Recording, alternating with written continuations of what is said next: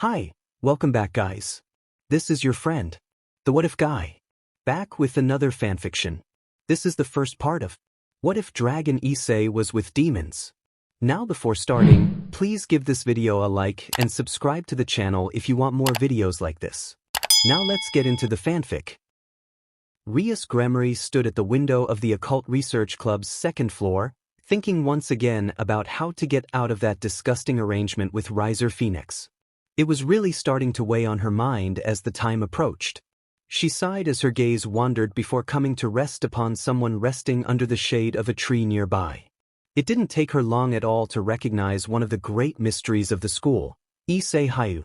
Rias lightly brushed a few strands of crimson hair from her face as she observed him, distracted from her brooding about Riser to ponder Issei and consider what she knew.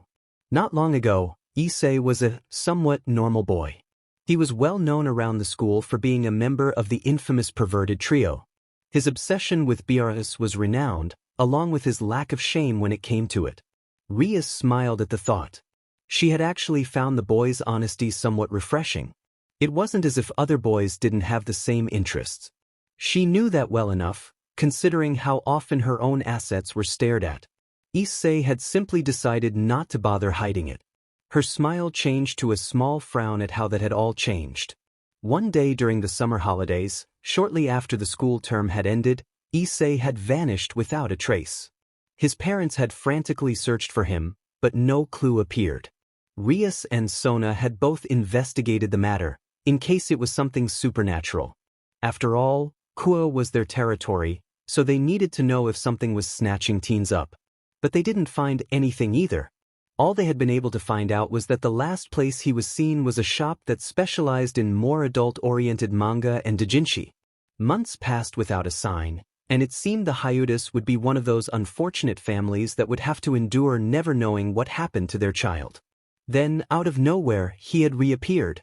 A 110 call led to him being found in an alley not far from school grounds. He was a real mess, with massive wounds all over his body, accompanied by older scarring as well, including on his face. In spite of this, however, Issei made a full recovery, much to his parents' joy, and returned home and to class once the new school term began. He was different though. The usually boisterous and excitable boy was replaced by a rather calm young man. He was still perverted and spent time with Motohama and Matsuda, but it was much more low-key, no longer joining them in peeping, much to the relief of the female portion of the student body. There were also the physical changes. Besides the extensive scarring that covered his body, which caused him to begin wearing a shirt when he had to go swimming, he was in obviously better shape. Gym uniforms exposed toned arms and legs, corded with lean muscle. His upper body was similarly well built, making his friends rather envious. Aika Kiryu had actually put it rather well when she compared him to one of those American action stars. Of course, she had said it in more colorful terms at the time. But none of that was what attracted the most attention of the devils currently attending Kuoh Academy. The thing that intrigued them was Issei's sheer presence. Rias bit her lip and shivered slightly. Even from here she could feel it, now that she was looking for it. Power, the likes she had only felt from her brother. The fact that it was comparable to a Mao at rest was incredible. And Issei wasn't even trying to project it. She remembered approaching him outside the school on the first day of class, wishing to let him know that she was relieved he was all right and that she was willing to help if he needed it. But then she was stopped in her tracks by the feeling of Issei's strength bearing down on her. It had been surprisingly sudden. She had felt some slight stirring of power earlier, but put it out of her mind. However, once she got within a certain distance of him, it practically slammed into her. The impact of it on her senses almost sent her to her knees, in more ways than one. Devils such as herself were creatures ruled by power.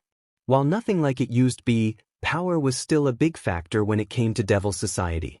Devils sought strong beings to add to their peerages to increase their own power. Only the strongest, such as Surzex or Serafal, could lead, because devil society would never follow somebody without the power to back it up. And power was definitely an enormous part when it came to attraction. Rias knew she and several others held strength, or at least the potential for it, as the most attractive part of somebody. It was, of course, not absolute. Riser was without a doubt powerful, and Ria still wanted to rip his ball off and feed them to him more often than not, but it was still a factor. So when she suddenly felt Issei's power, which so easily outclassed her own, forcing itself on her, she almost kneeled in an instinctive reaction toward one who was so far above her. She managed to avoid it, if barely, though she was acutely aware of a sudden dampness between her legs. This wasn't helped by Akino, who had been right beside her, breathing softly in sudden longing. She was hardly surprised to catch her masturbating in the clubhouse's bathroom later. Rias had spoken to Sona afterwards to find that she had experienced the same thing. Everything seemed relatively normal, and then, suddenly, that feeling of gargantuan power pressing down on her once she got within a certain distance of the boy. Sona had had to return to him later, once she was more prepared, to do what Rias had been intending to do. It was as though his power was extended outwards like a bubble with a definite boundary from which he couldn't be sensed casually. Rias sighed, wondering what had caused a relatively normal human to become a being that could make multiple high-class devils feel so incredibly small in comparison. She frowned once again. There was also the matter of what Kaneko had told her happened a few days ago. Kaneko was walking home from a sweet shop she had decided to visit after her last request. It was getting late, and she wanted to get home to enjoy her purchases. "Well, hello there, cutie," a rough voice said from the alley she was passing by. The lowly glanced over to see about a dozen punks leering at her. "What is an adorable girl like you doing out here all alone? Maybe we should keep you company." The white-haired girl turned away and kept walking, ignoring them. "Why? Don't just ignore us like that." 3 of the delinquents moved to block her way, one of them grabbing her. The corners of her mouth turned down in irritation as she was dragged into the alley, not putting up much of a fight yet. "Maybe we ought to teach you some respect." One of them pulled out a switchblade and held it threateningly in front of her face, much to her annoyance. It was when one of the ones behind her moved to grope her but that she finally had enough. She was about to teach those idiots some manners when a sudden wave of power made her gasp. The punk with the knife smirked, thinking she did so out of fear. "That's right, be a good girl and maybe you won't get hurt." He laughed before being interrupted by a voice from the entrance to the alley. "What the hell do you assholes think you're doing to my kohai?" The voice growled out. Everybody turned to see Issei Hyoudou standing there, glaring. Kaneko looked at him, blushing slightly as both her devil and Nekashir instincts reacted to his power. He was standing with his arms crossed, his scarred face intimidating in the fading light, especially with the dark glare he was giving the delinquents holding her. "Who the hell are you?" the apparent leader said, glaring. "Beat it before something bad happens to you." Issei seemed to consider it. "You're right. I should probably leave before something bad happens." The gang members smirked while Kaneko frowned. "Having to wash your blood off my clothes would be such a pain after all." Smirks instantly turned into scowls. Another punk pulled out a switchblade. "Someone needs to teach you a lesson." He advanced and swung his knife at Issei's face, aiming to add another scar to his collection. Issei easily reached up and caught his assailant's wrist, stopping him cold. He looked him in the eye and gave a dark smirk. "I'd love to see you try." He suddenly kicked out, catching the delinquent in the knee, which gave out with a loud crack. He instantly dropped, howling in pain. The other gang members stared at Issei's casual brutality, looking more unsure now. "Next," he announced blandly. The punks looked at each other before 3 moved to attack, one grabbing a large, heavy pipe. The first came in with a wide punch, which Issei easily dodged and retaliated with a quick uppercut to his opponent's chin. The punk's teeth clacked together loudly as he dropped, unconscious before he hit the ground. The second tried for a side kick, which was caught. Issei used the leg as leverage to swing the delinquent into the alley wall. He then ducked to dodge the swing of the pipe by the third one, who ended up hitting the gasping for breath second one, most likely cracking a rib. He dropped too. Issei quickly stood with his back to his enemy and elbowed him in the solar plexus, causing him to drop the pipe as he tried to get his breath back. He was swiftly knocked out as Issei whirled, hitting the thug's temple with the back of his fist. He turned back to the rest of the group, eyeing them darkly as they looked back, visibly unsure of themselves now. The one holding Kaneko let her go to turn towards Issei fully, allowing her to move back towards the alley wall, getting out of the way. She was observing everything carefully, knowing her king would want to know what happened, especially as it involved the school's mystery powerhouse. The delinquent leader liked his lips nervously. Issei had after all just taken out 4 of his men with almost contemptuous ease, and looked more than ready to keep going. The hand holding his switchblade shook slightly. "We can still beat him," he blustered. "He can't take us all on after all." Issei's response was to crack his neck, a bored look on his face. The next thug, the biggest and most muscled, roared and charged, aiming for a rugby tackle. Issei actually rolled his eyes before side-stepping at the last moment and sticking his foot out, tripping the charging ruffian, who fell to the ground like a sack of rocks. Kaneko blinked at the action, which was like something out of a cartoon. Quickly and efficiently, Issei knelt down and punched the back of the thug's head in a single motion, knocking him out as well. Another 2 approached now. Once held a battered plank of wood in his hands, the other had put on some brass knuckles. Wood plank approached first, swinging his weapon at Issei's head. Issei swiftly put his arm up to block the blow, stopping it in its tracks. Before he could do anything else, however, brass knuckle darted in, aiming to strike Issei's stomach. Before he could land the hit, Issei lashed out with another kick. Knuckle unfortunately tried to dodge. Unfortunately, because it caused the kick that would have landed on his upper leg to strike his crotch. Knuckle immediately dropped with a high-pitched cry and curled up protectively. Everybody there winced, Issei and Kaneko included. "Oh shit, sorry, did not mean to do that," Issei said sheepishly. "I was just going to kick your butt, maybe break a bone or 2. He then seemed to realize that he still had a plank of wood against his raised arm, held there by a now rather distracted thug. Issei quickly grabbed the plank, jerking it out of his hands, and slammed it into his assailant's head. The board, not very sturdy in the first place, turned into a cloud of splinters on impact, and wood plank dropped, miming slightly. "So, how long are you going to keep this up? 'Cause I kinda have things to do, and I'm sure she does too," said Issei, gesturing to Kaneko to emphasize his point.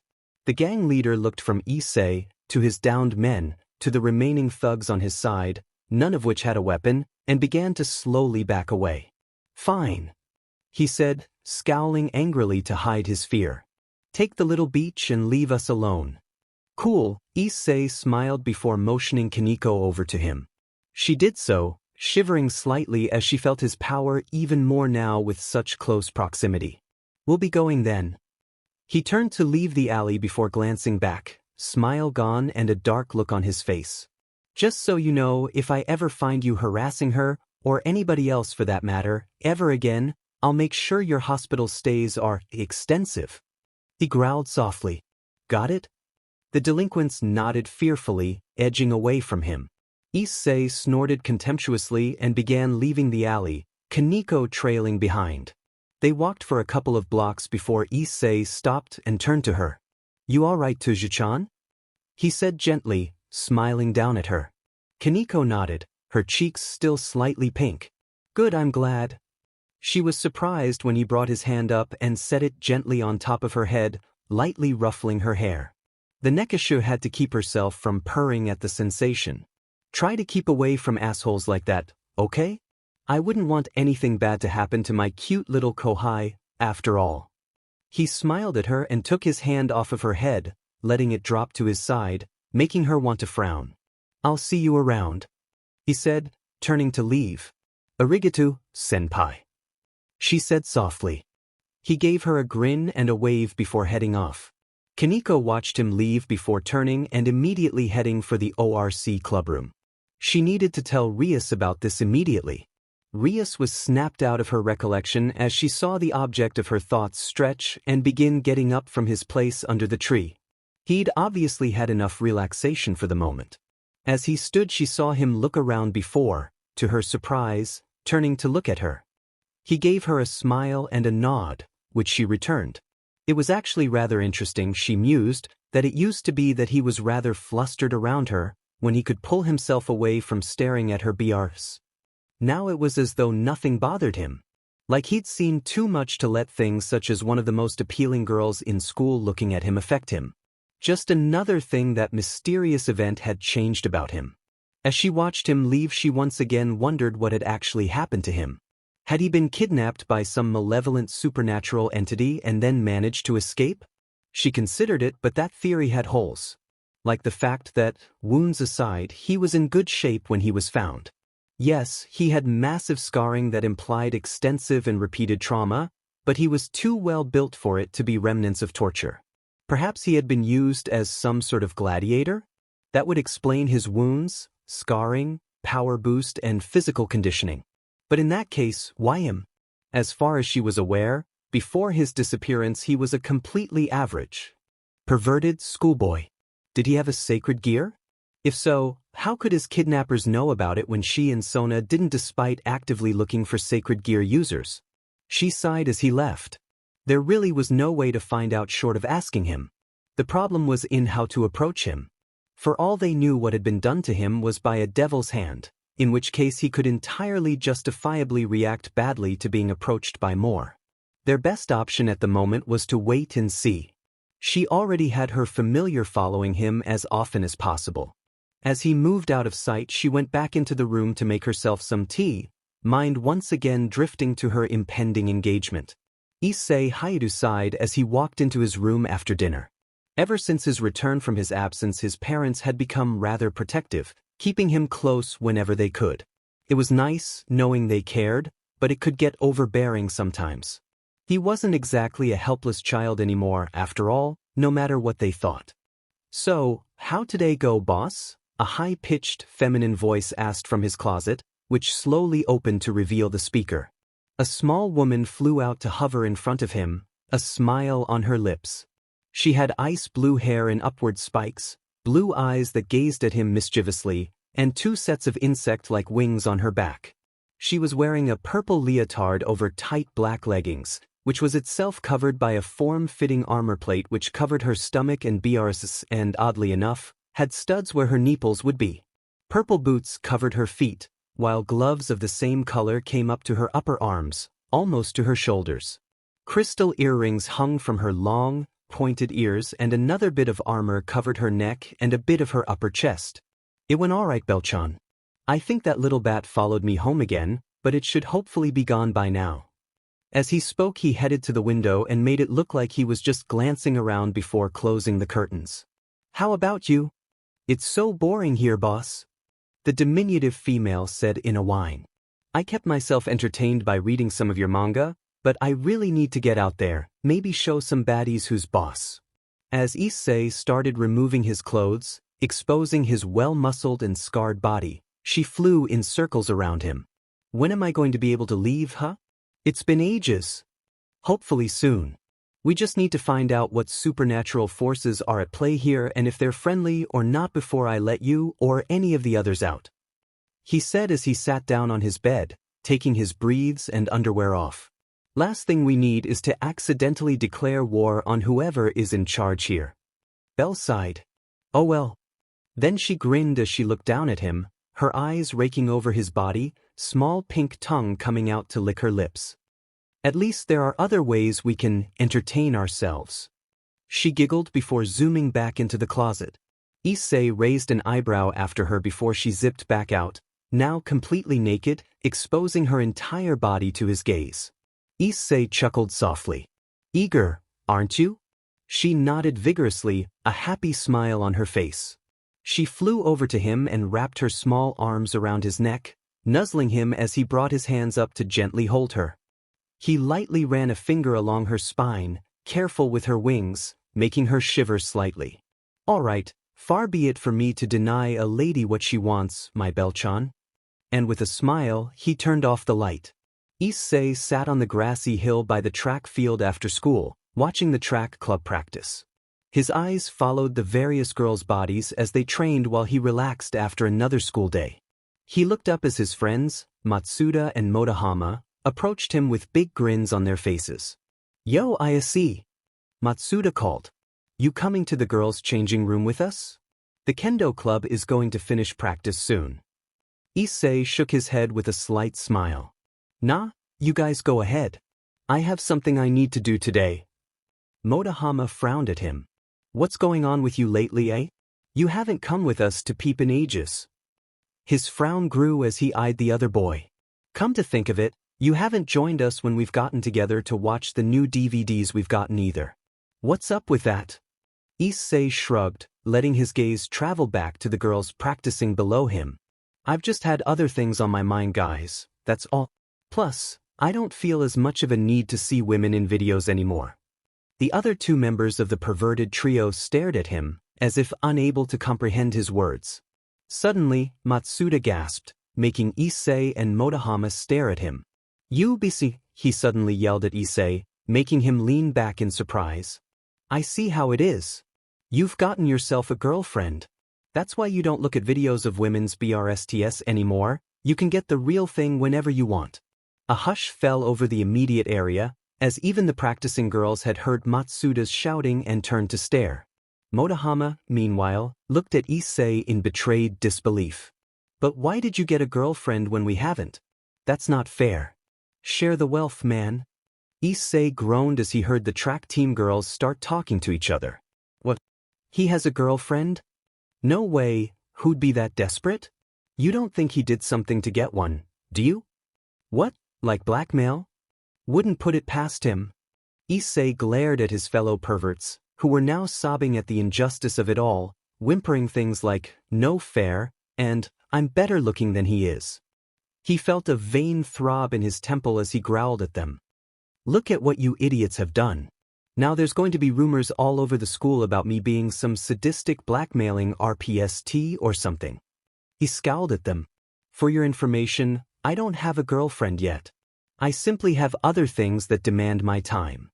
He got up and started walking away, irritated, leaving the two perverts kneeling on the ground, weeping at the unfairness of the universe. The next day, Issei was sitting at his desk during lunch, annoyed as the other perverts had continued harassing him about apparently having a girlfriend all day, making the girls in class stare. He grumbled as he remembered complaining to Belle last night about what they did, only to have her laugh about it.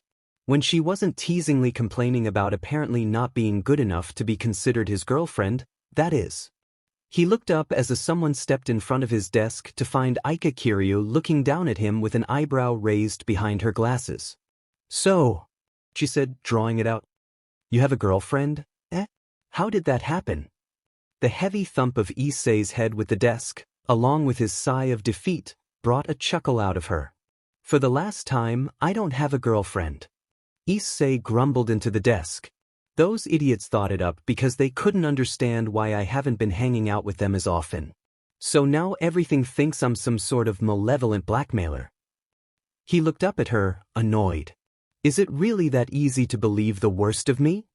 Aika sat on the opposing desk, looking down at him. Well, you didn't have the best reputation before, what with, being an unrepentant perv.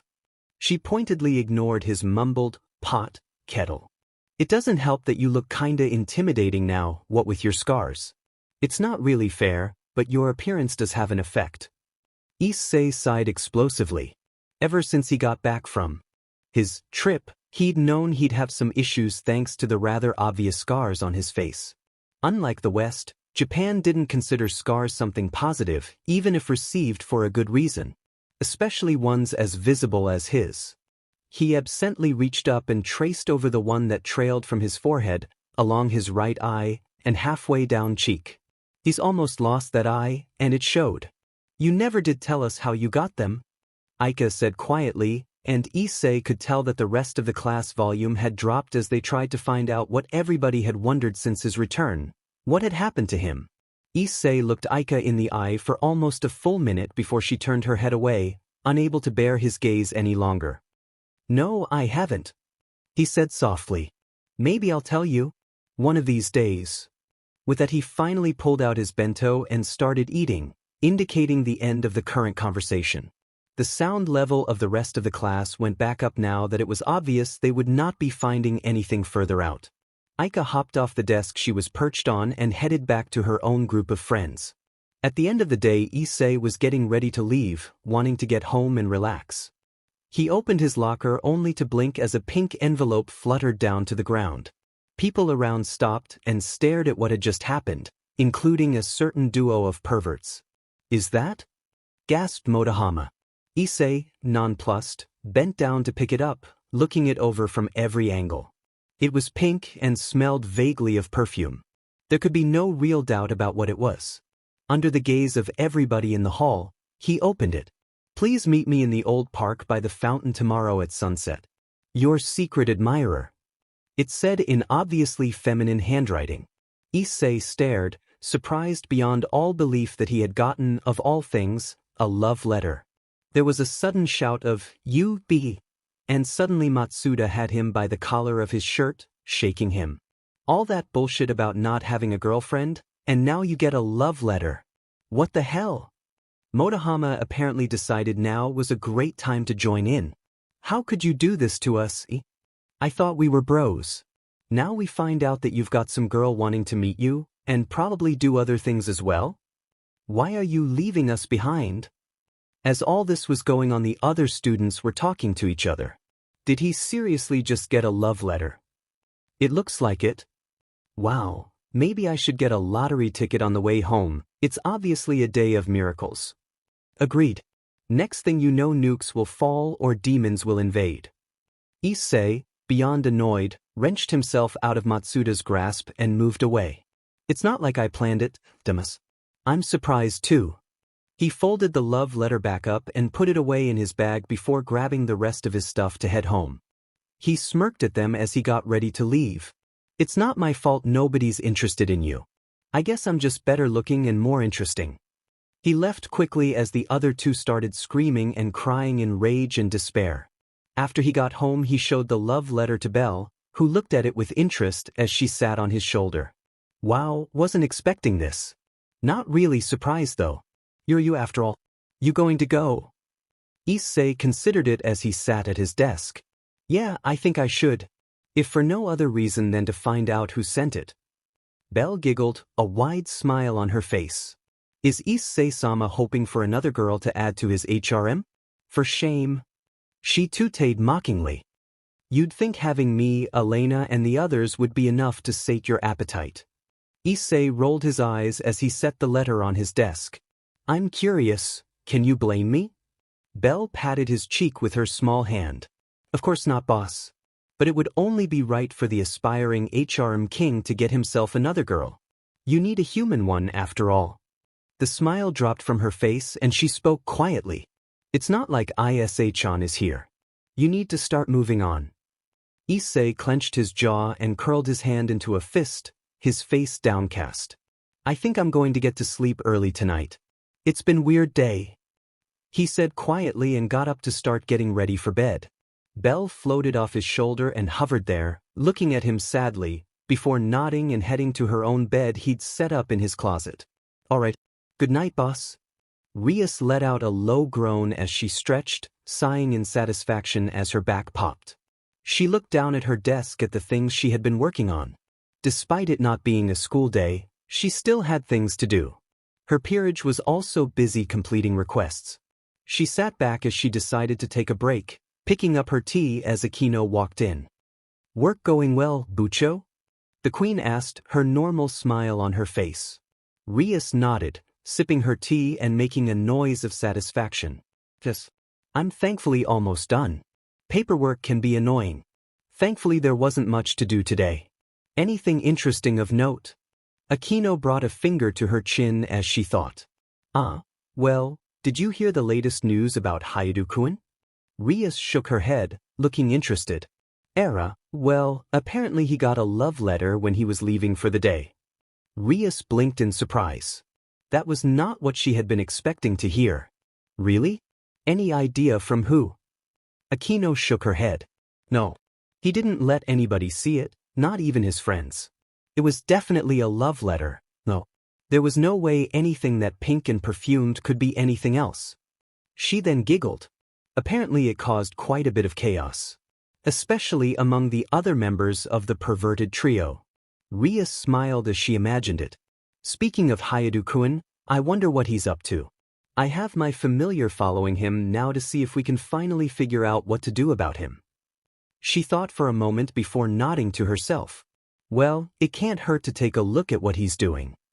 As Akino watched Rias relaxed and focused on her familiar, currently in its bat form, connecting to it to see through its eyes. This wasn't something she did often.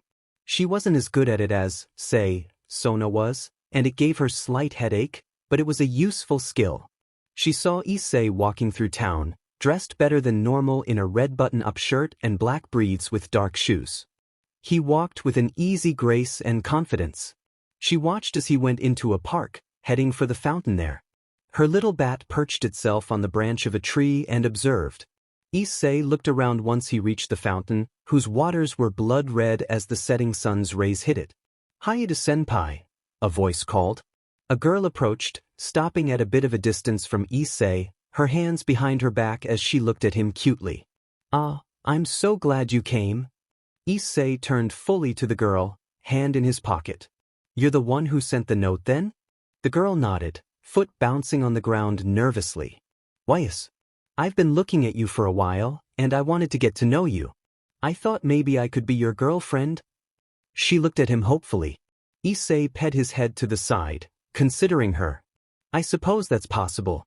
I'd like to talk to you a bit more first though." The girl nodded before looking away shyly. "Ano, could I ask you to do something for me first?" When Issei indicated for her to continue, she gave him a smile. "Could you please die for me?" As Issei blinked and let out a flat "w," the girl suddenly shifted. Instead of a slim, youthful body, she suddenly had a much more mature and voluptuous body whose private areas were only barely hidden by black strips of cloth, in place of the modest blouse and shirt she had sported before. A spear made of light appeared in her hand. "If you must blame anybody for this, blame God for giving you that sacred gear.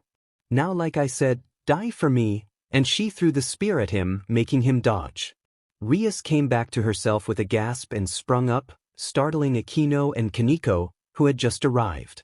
Before they could say a word, she called out, "Hyoudou is being attacked by a fallen angel," and immediately headed for the seal on the floor to teleport to his location.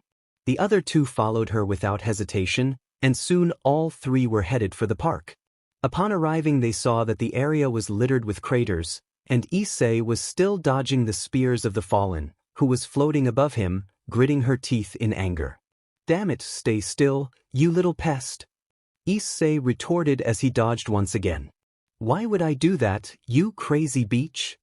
At this, Rias sprung forward, launching a small bolt of power to get the fallen's attention. Both Issei and the floating woman stopped, turning to stare at Rias, Akino, and Kaneko. Rias drew herself up and glared at the fallen. "Who are you, and what do you think you're doing, attacking somebody in my territory?" The fallen woman made an annoyed sound and glared. Great, now the little devils decided to get involved. She turned her glare back to Issei, who was looking between her and Rias warily. "You got lucky this time, you little bastard. I'll get you soon enough." And without another word, she disappeared in a flash of light. The three devils stood down from their aggressive posture after the fallen left.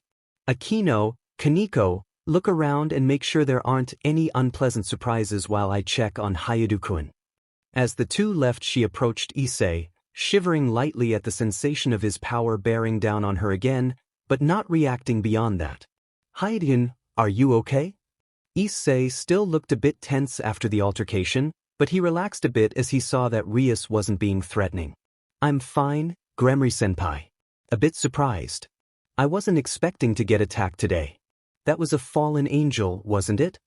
At her look of surprise, he smiled slightly. "I am vaguely aware of the supernatural side of things, though I don't know details. I've never encountered any of the three powers before today. Not the best introduction, to be honest." Rias crossed her arms under her biers and nodded in understanding. "It could have gone better, yes. I'm glad you weren't hurt though." She smiled as she saw an opportunity.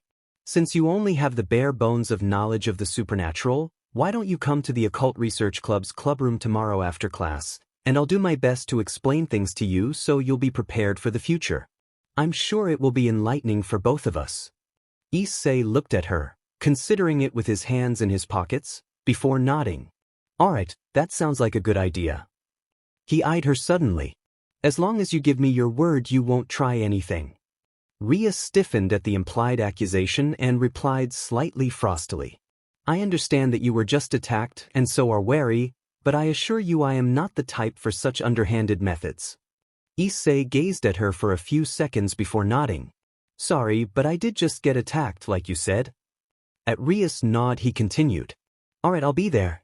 Do you mind if I bring somebody along? They are already aware of the supernatural as well, and I promise they won't be, too much of a bother. Rias thought about it for a few seconds before nodding. Alright, I can see how it would be helpful for you to have somebody with you. I'll send a member of my peerage to pick you up tomorrow after class and bring you over. Is that acceptable? At his nod she smiled. Great, I'll see you then. She turned as Akino and Kaneko returned from inspecting the area to see if they found anything as Issei nodded and began to leave. All the while she was thinking about what she'd need to do for their meeting. She should probably inform Sona of what had transpired too. What? Belle cried out once Issei got home that night and told her what happened. That beach sent you that love letter just to attack you? The small woman was seething. Let me at her. I'll shove a Zyodine up her effing butt. She looked like she was about to charge out of the house to hunt his attacker down, so Issei quickly took hold of her and held her soothingly. Calm down, Belle-chan. I'm fine. She didn't hurt me. And thanks to this, we got a way to talk to the people in charge of this area. Belle crossed her arms and scowled. At least tell me you kicked that slot's butt from here to the moon. Issei shook his head. I was being watched by that bat again, so I didn't want to give anything away for now. I just dodged till she was forced to leave, so she probably doesn't consider me much of a threat. He stroked her back soothingly. At least now we know who that bat likely belongs to. Gremory-senpai did show up pretty quickly after all. Belle gave a sniff. Fine, but I'm going with you to this meeting you arranged. Issei nodded in agreement. I already told her I'd be bringing somebody along, so it won't be a problem. The tiny girl nodded before turning to him and planting a kiss on his lip. Good. Now let's focus on other things. She gave him a naughty grin, which made him chuckle. The next day after class Issei was putting his things away when he heard the girls in class start whispering to each other. He looked up to find the so-called prince of the school, Issei Hyoudou, enter the room. He looked around before spotting Issei and moving toward him, causing his fans to start making sounds of distress, begging Kiba not to let Issei corrupt him. Issei straightened up and looked at Kiba with a raised eyebrow. Hello Hyoudou-san. I'm here because Riasbucho asked me to bring you to our clubhouse for the meeting. Could you please follow me? Kiba smiled at Issei, waiting for him patiently as he nodded and finished carefully packing his things.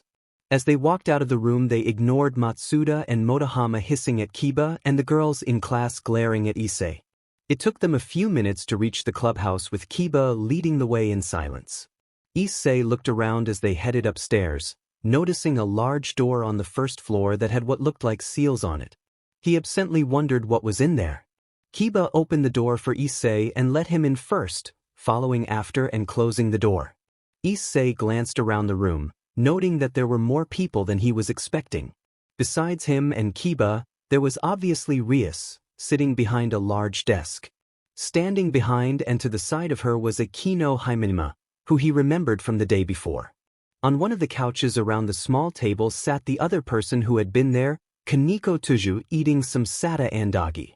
What surprised Issei was that the student council president, Sona Shirtarai, was there as well, standing beside Rias' desk, along with the vice president, Tsubaki Shinra.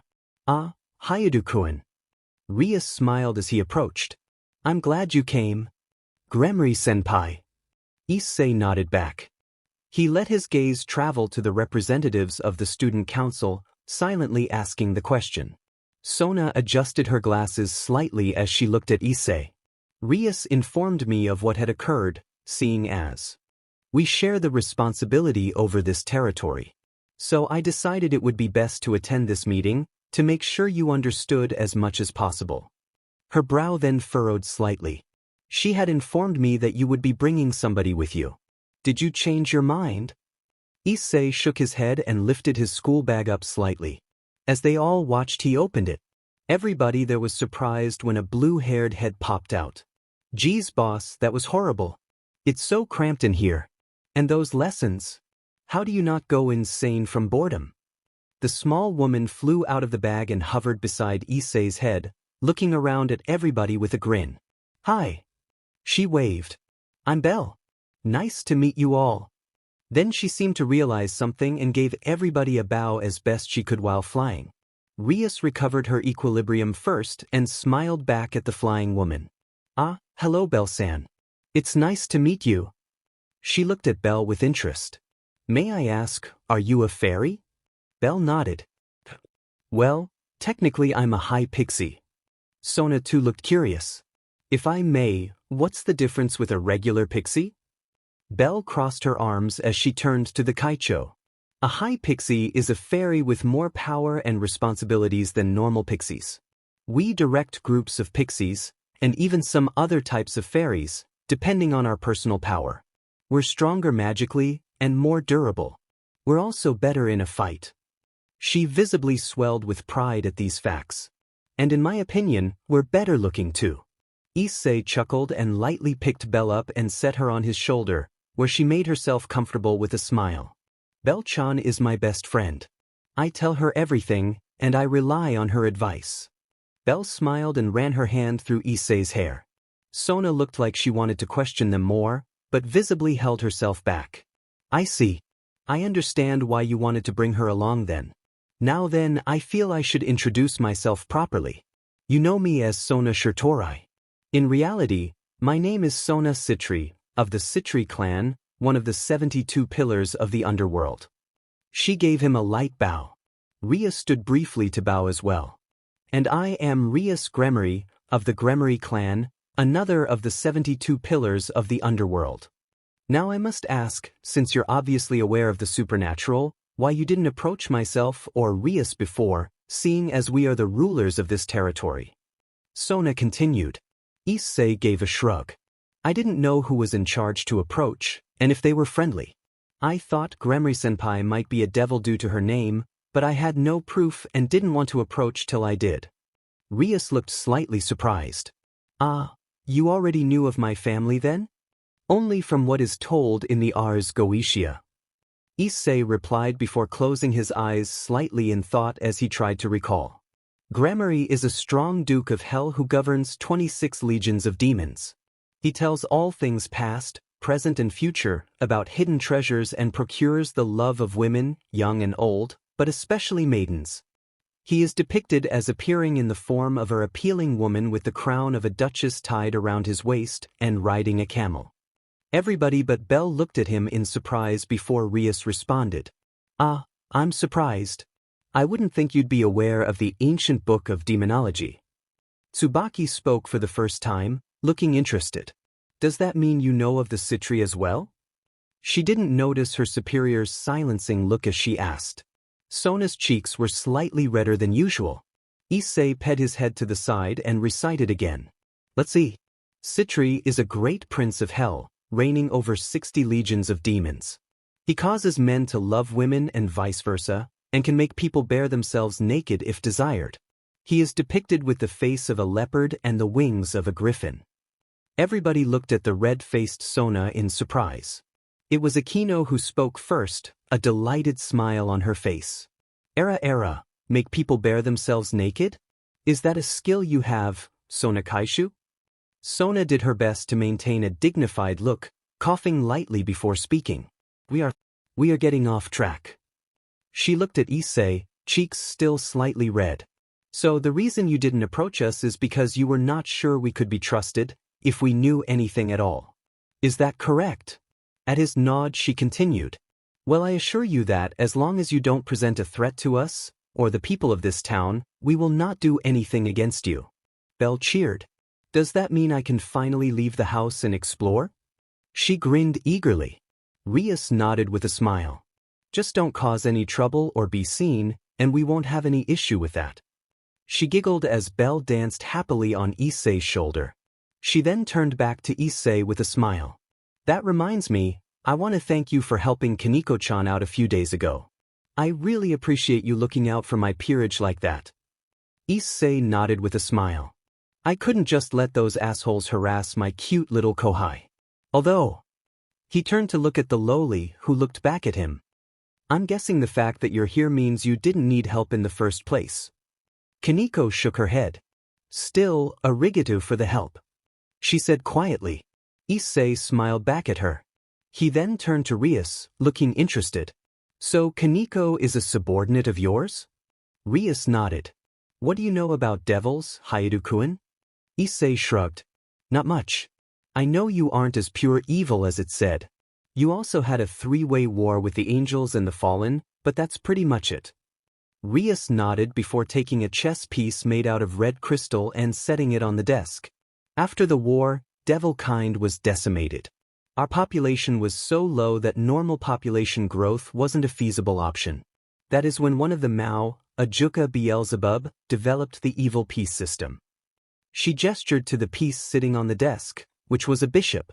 Bell flew off Issei's shoulder to land on the table and inspect the piece closely as she continued. With the evil piece system, a devil is able to reincarnate another being into a devil. This allows us to increase the devil population while simultaneously increasing the resurrecting devils, or kings, personal power by giving them a powerful subordinate. Issei's eyes narrowed at this. And the people being resurrected are okay with this? Sona stepped forward. I understand your misgivings, and I won't lie and say that nobody takes advantage of people with this system, but I assure you that such cases are rare, and neither I nor Rias would ever do this against somebody's will.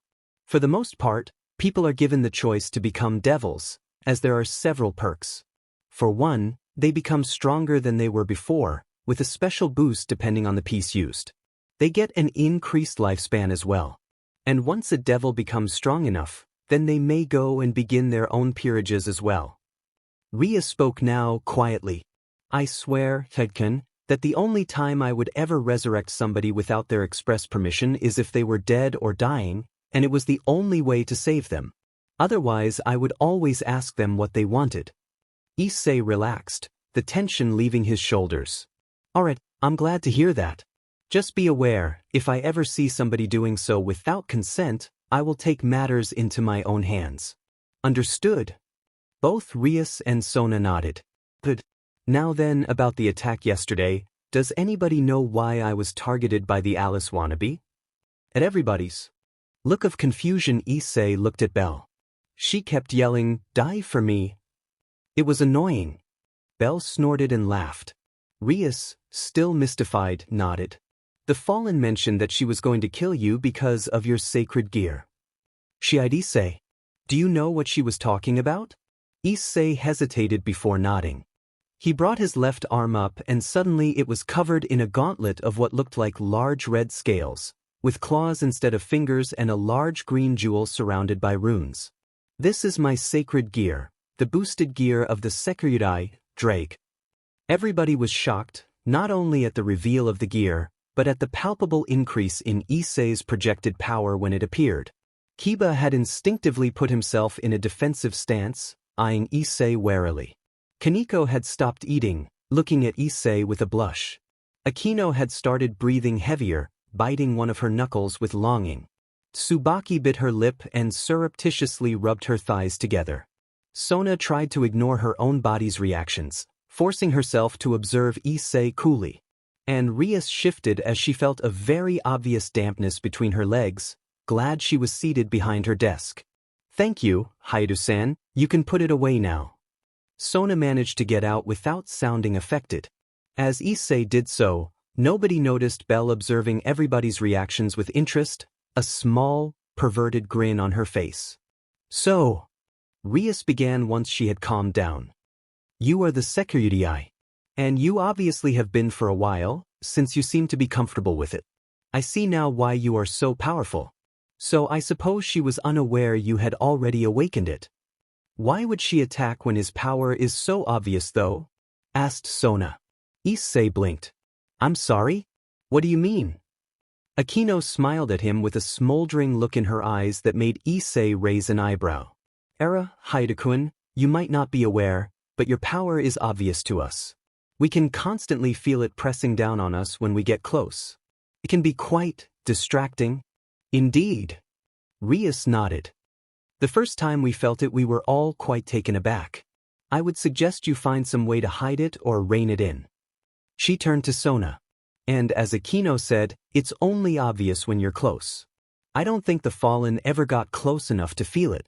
She wasn't near him when she left the fake love letter, and she kept her distance at the park. So as far as she was aware, he is just a regular human. Sona nodded thoughtfully in agreement. Issei crossed his arms. I didn't notice I was putting out any sort of aura or anything. He looked at Belle. How about you?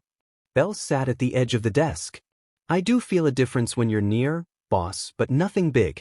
Then again, I'm used to you, so I may not be a reliable indicator. She grinned mischievously.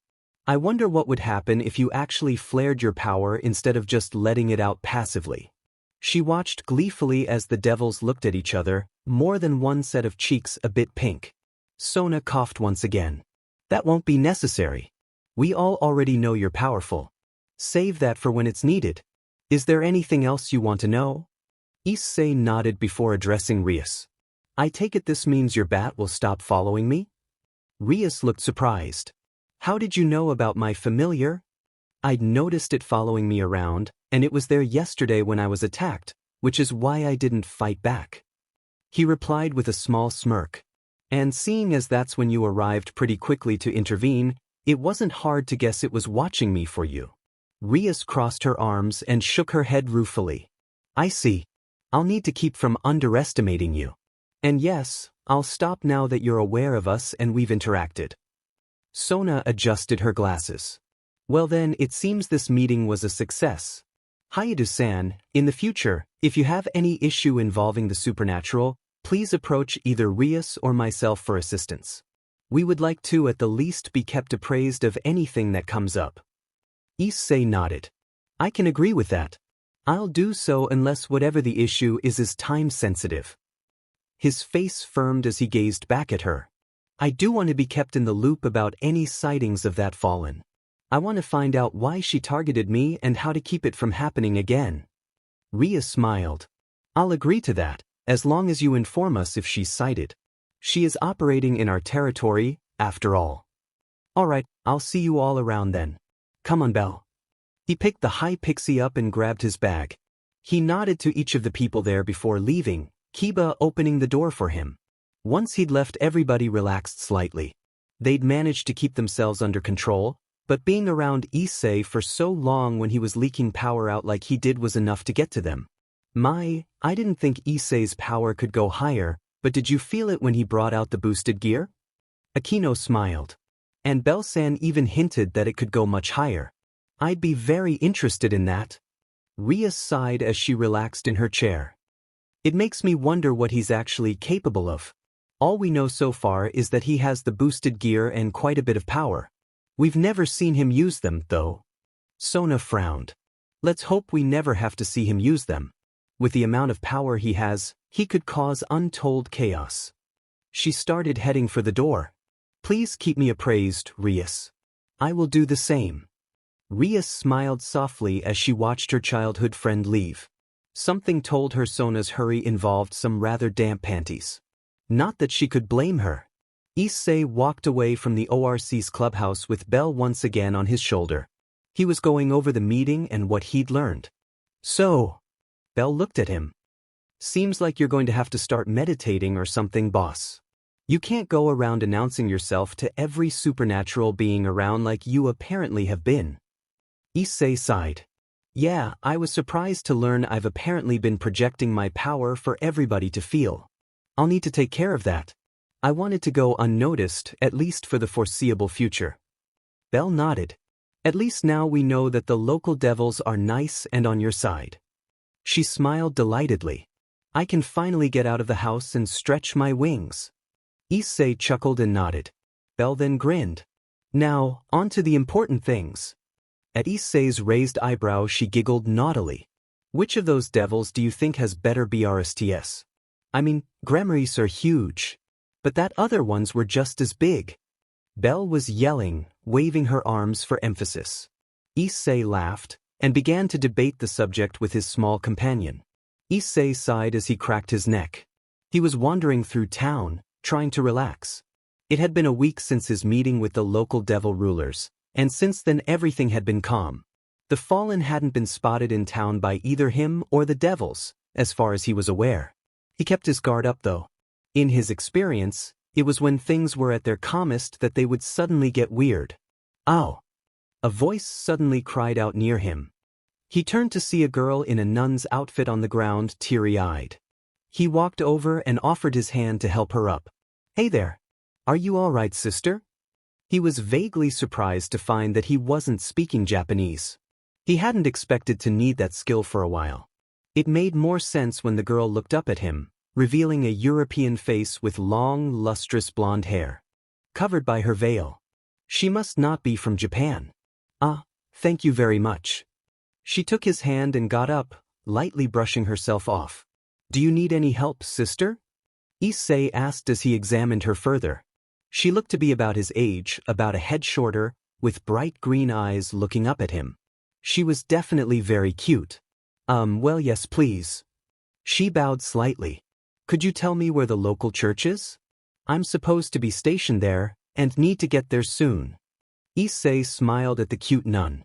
"I'll do better than that and lead you there myself." "How's that?" "Oh, would you? Thank you very much. I've been having trouble because I'm not from around here and can't speak Japanese very well." Abruptly she put her hands together, head bowed slightly. "Oh Lord, thank you for guiding me to this kind man who is willing to help a stranger he just met like me." She then looked up at him with a smile. "My name is Asia. Asia Argento." Issei gestured for her to follow him, still smiling.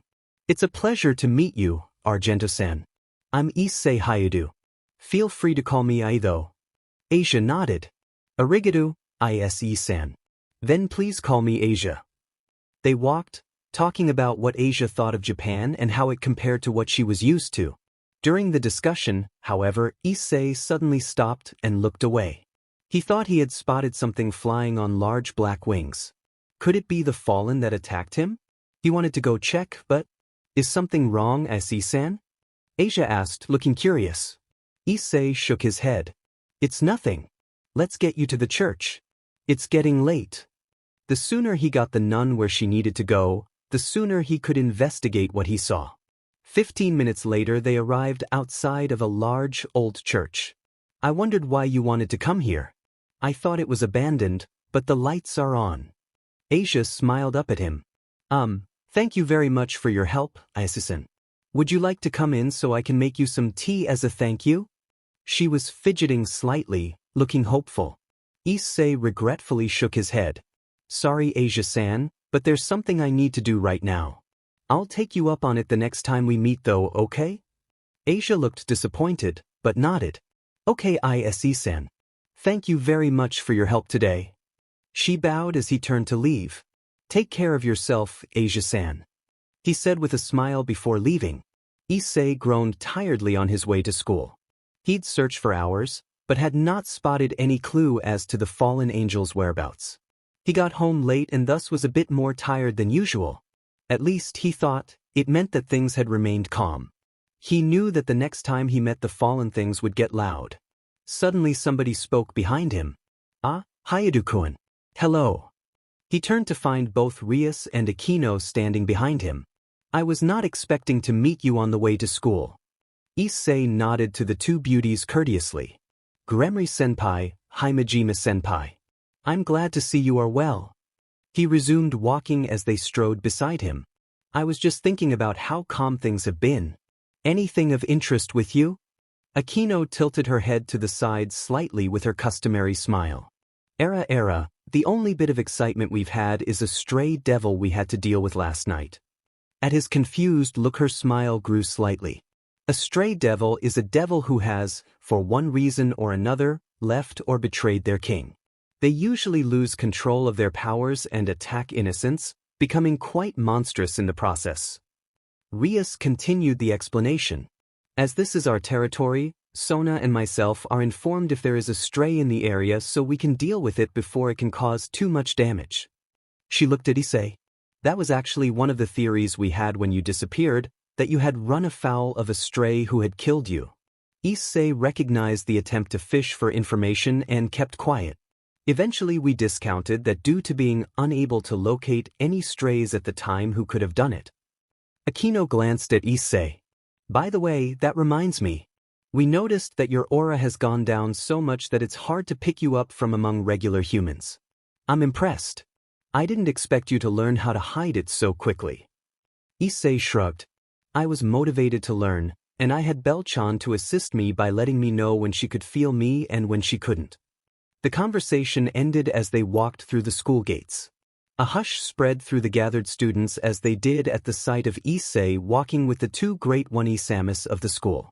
Soon cries of shock and dismay rang out throughout the yard. Noah, what is happening? Ryosonisama, get away from that scum. How dare he sully them with his presence? Why, you don't think he did something to them, do you? If he did, I'll kill him.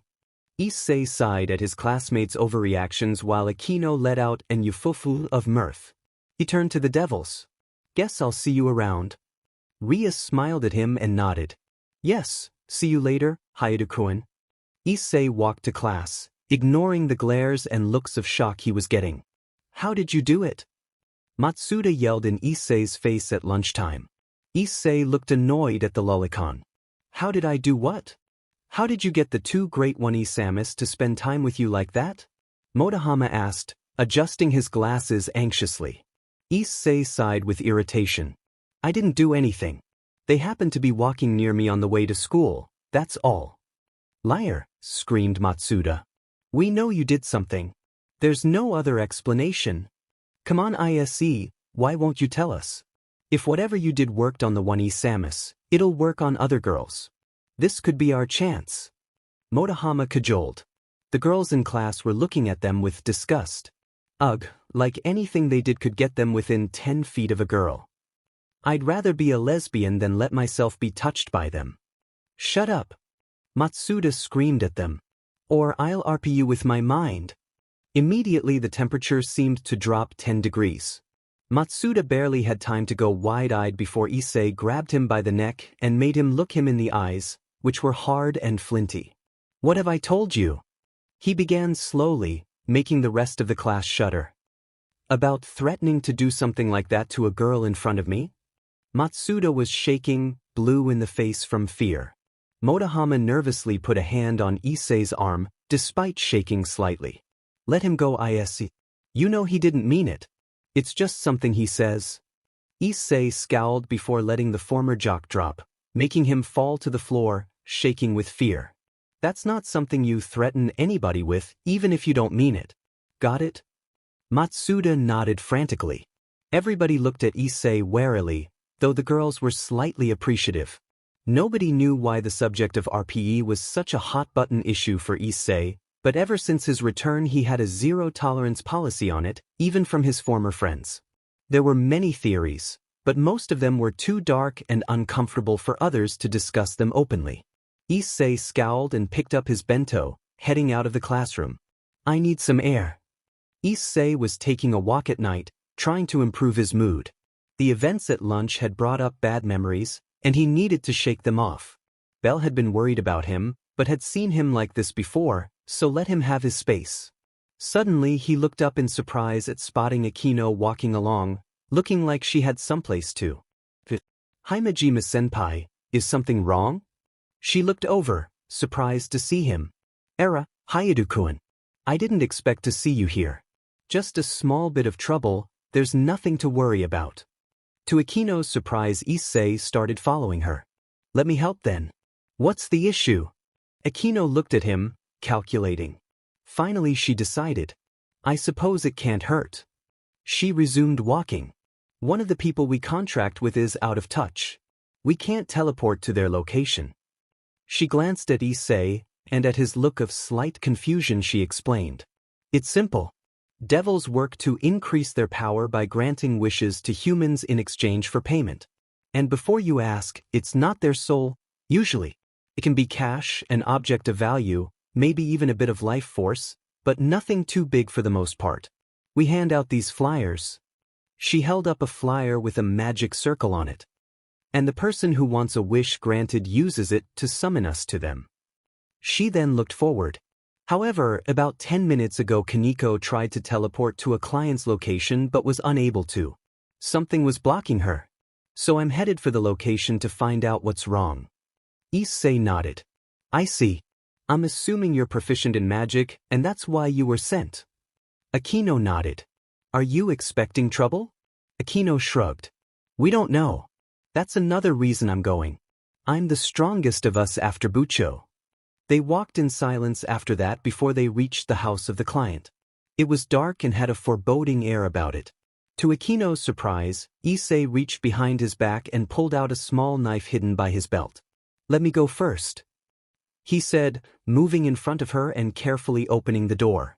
They gazed around the darkened house, moving cautiously till they reached what looked to be the living room, and they both came to a stop, grimacing. A corpse was nailed to the wall upside down, in a mockery of a crucifixion. The body was covered in slash marks. Blood was pooled on the ground, still fresh, showing this couldn't have happened long ago.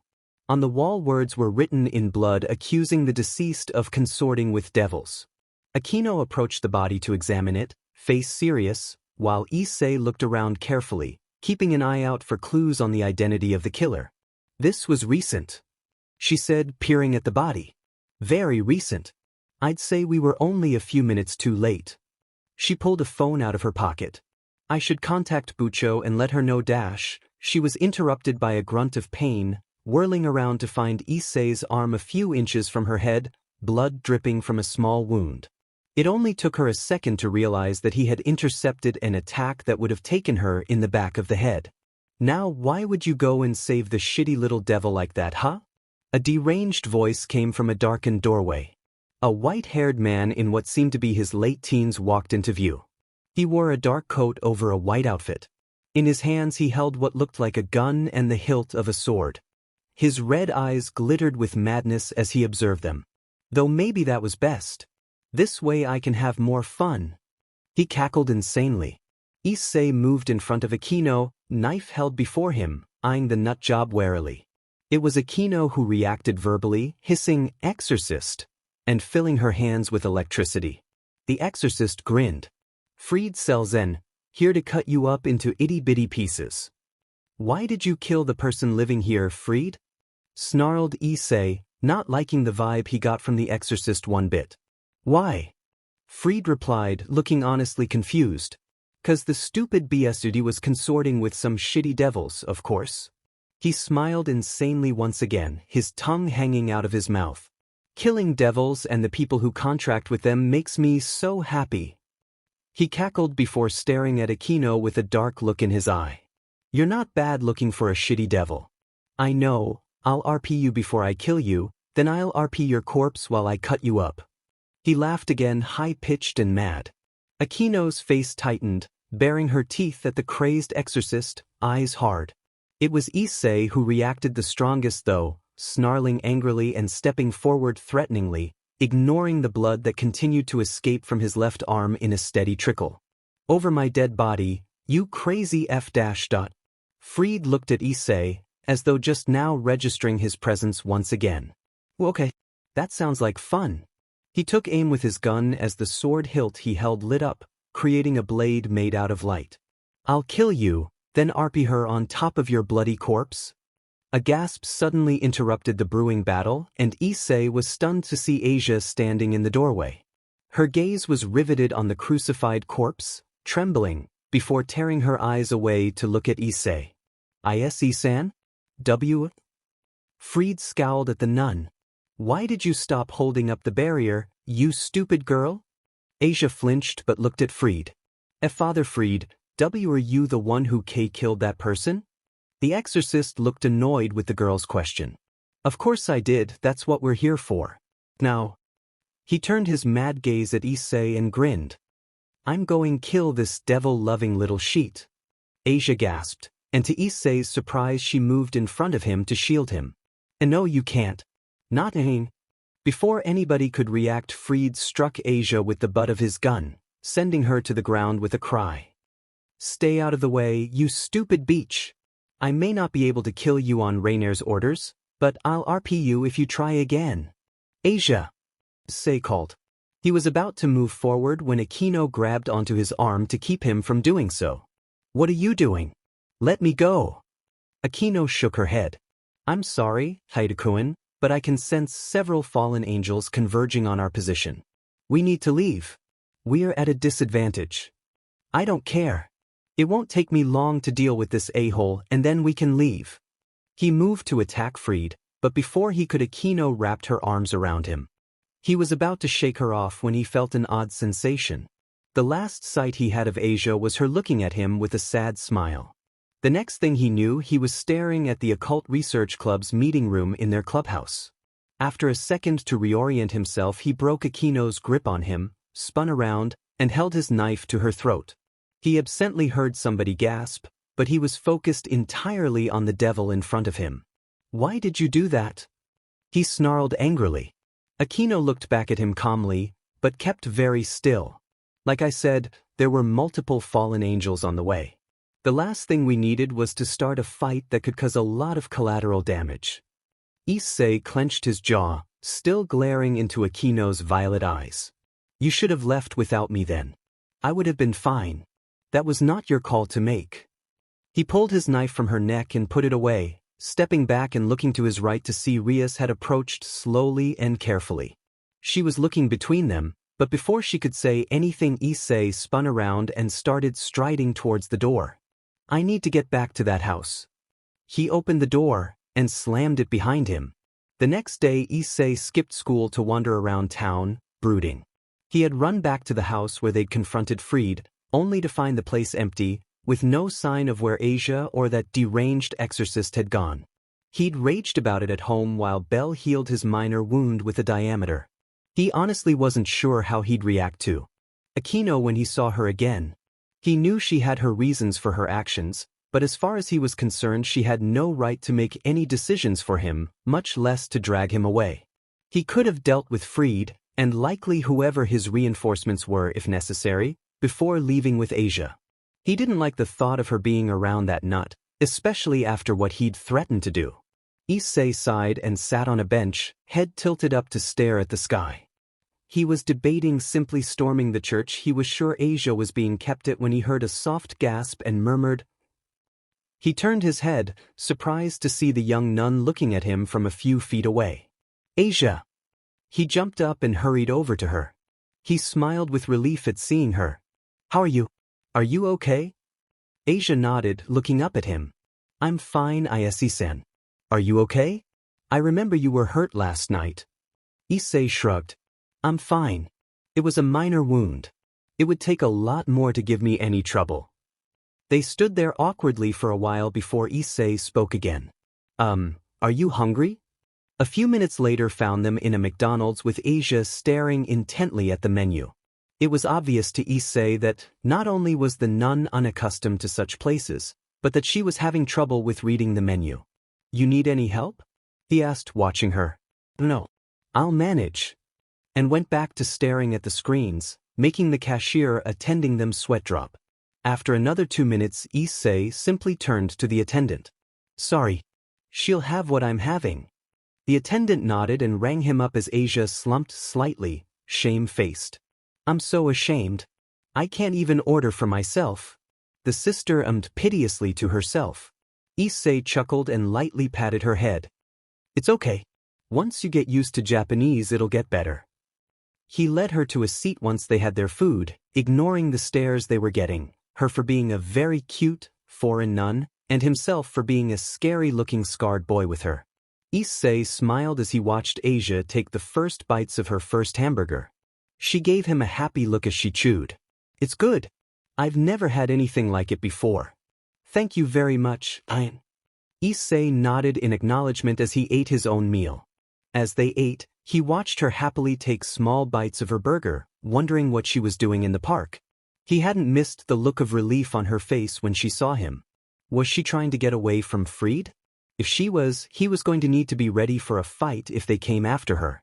For now though, he focused on showing her a good time. After they ate, he led her to an arcade and they played games non-stop, from racing games to adventure games, rhythm games and fighting games. Eventually Issei noticed Asia gazing into one of the many crane games along the wall. "See something you want, Asia?" Asia jerked slightly and looked away. "No. It's nothing." Issei raised an eyebrow and looked into the game, seeing several dolls of the popular mascot Raccoon. "Do you want a Raccoon doll, Asia?" The nun looked away, red-faced, but gave a hesitant nod.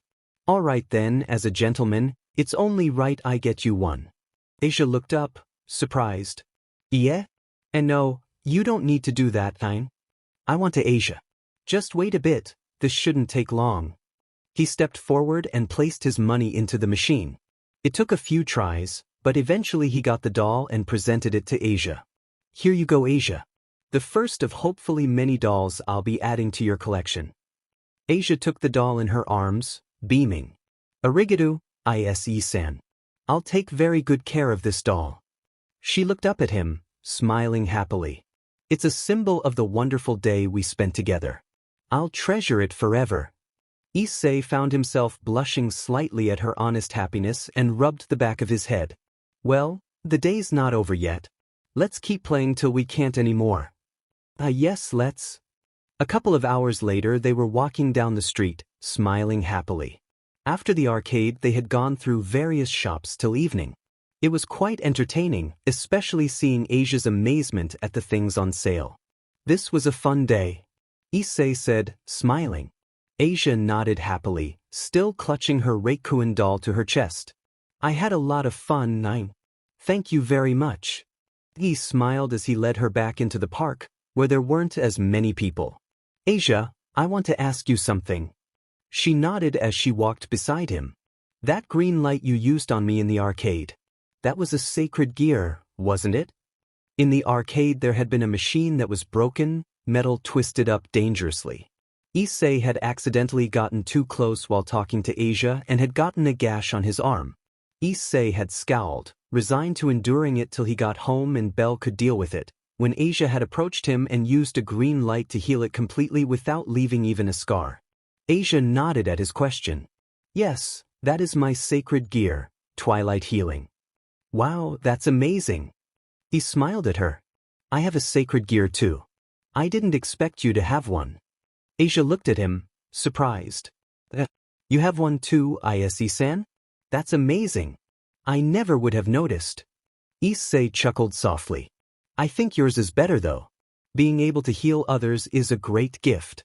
Does it work on anybody, human or otherwise?" She nodded. "Wow, that's amazing."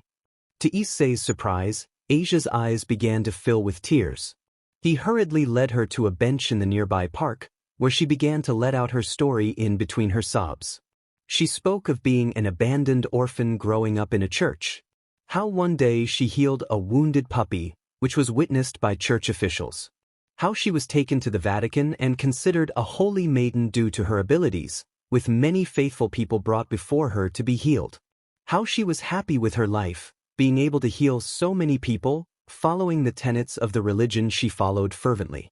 How one day she healed an injured man without realizing he was a devil, and was summarily turned against, everybody saying her powers couldn't be from God if they could heal devils too.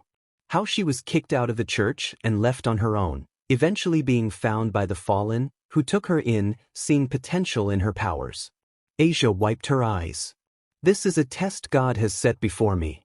He didn't help me because I need to endure it, but I know my faith will be rewarded." She laughed to herself softly, once again hugging her doll. "I have a dream. I want a friend.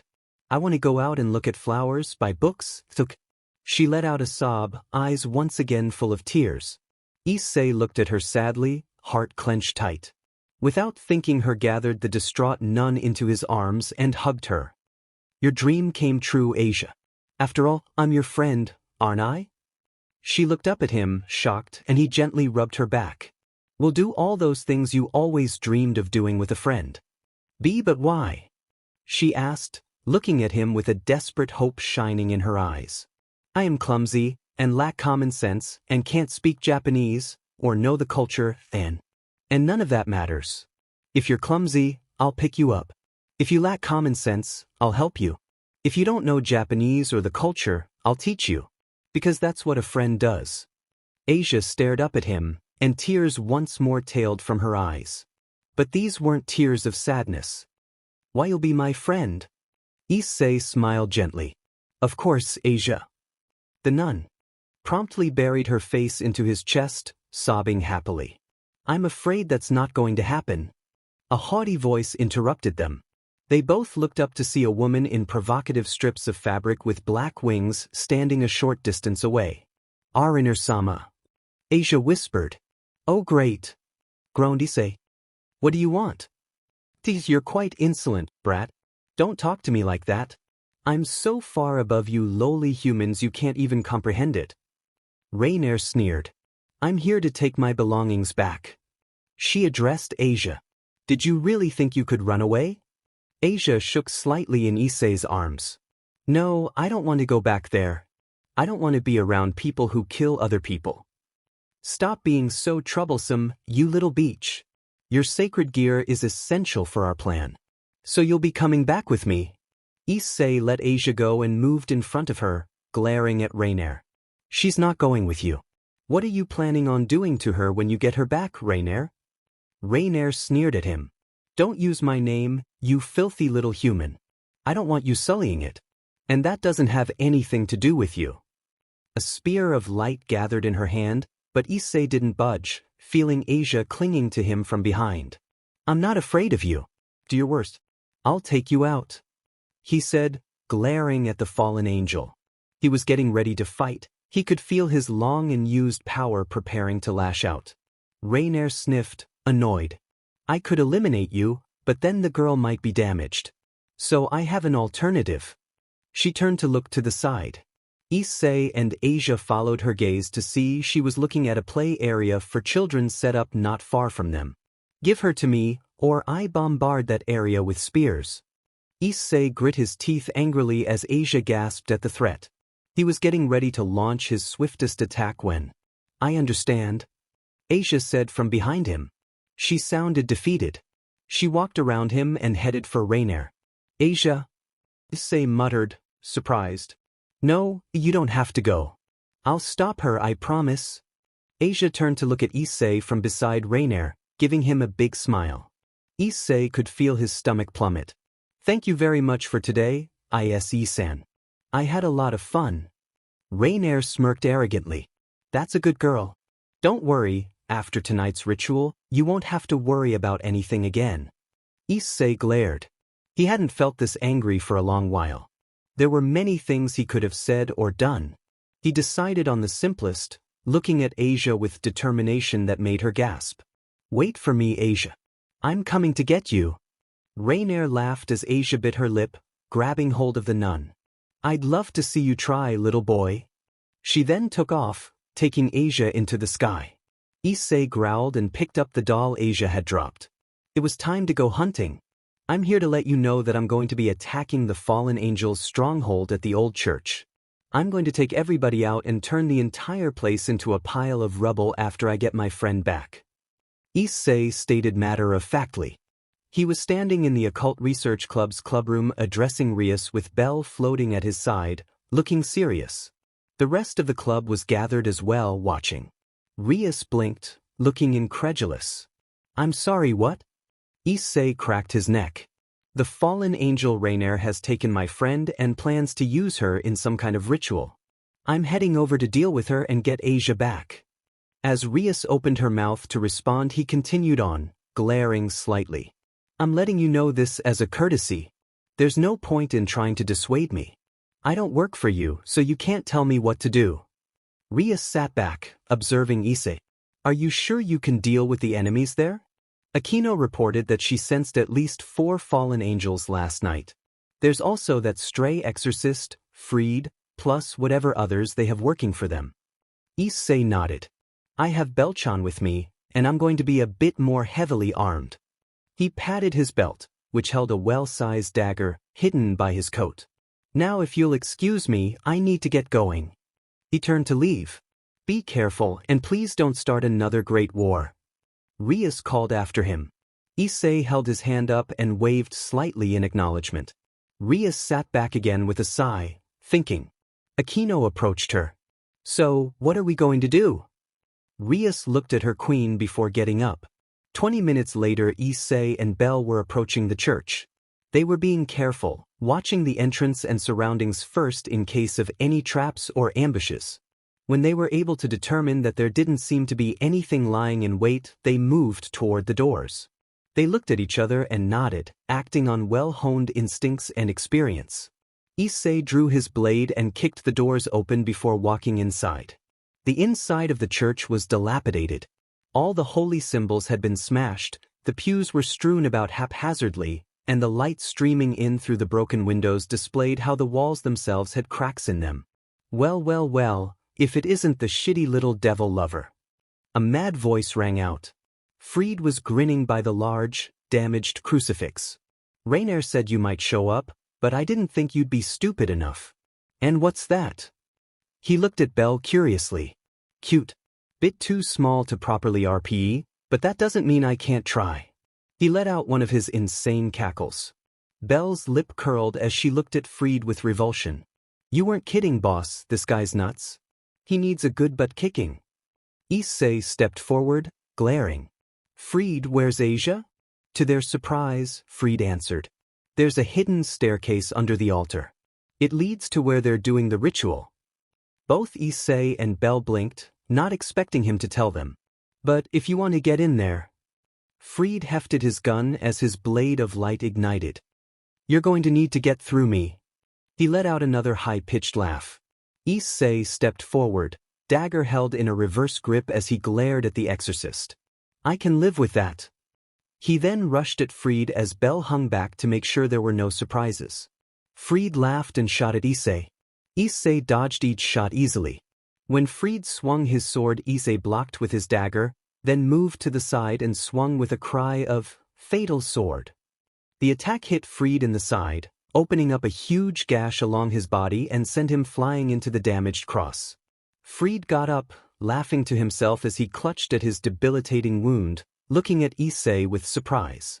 Seems Devil Lover Kuin is hiding his strength. I wasn't expecting to get almost taken out with one hit. He got up unsteadily and swayed slightly. Ooh, dying here is a no-no. I guess I have to let you go. I'll get you next time though. And he suddenly rushed towards one of the windows and jumped out, getting away with the last of his strength. Issei scowled, annoyed that he got away, but having other things to focus on. He moved toward the altar. With a heave he forced the altar to move, revealing the staircase right where Fried said it would be. Belle moved beside him. We must really be in a hurry. Normally you hold back more. Issei shrugged. Like you said, we're in a hurry. With that he moved down the staircase, blade at the ready. When they reached the bottom they found a well-lit room filled with people in outfits similar to Fried's.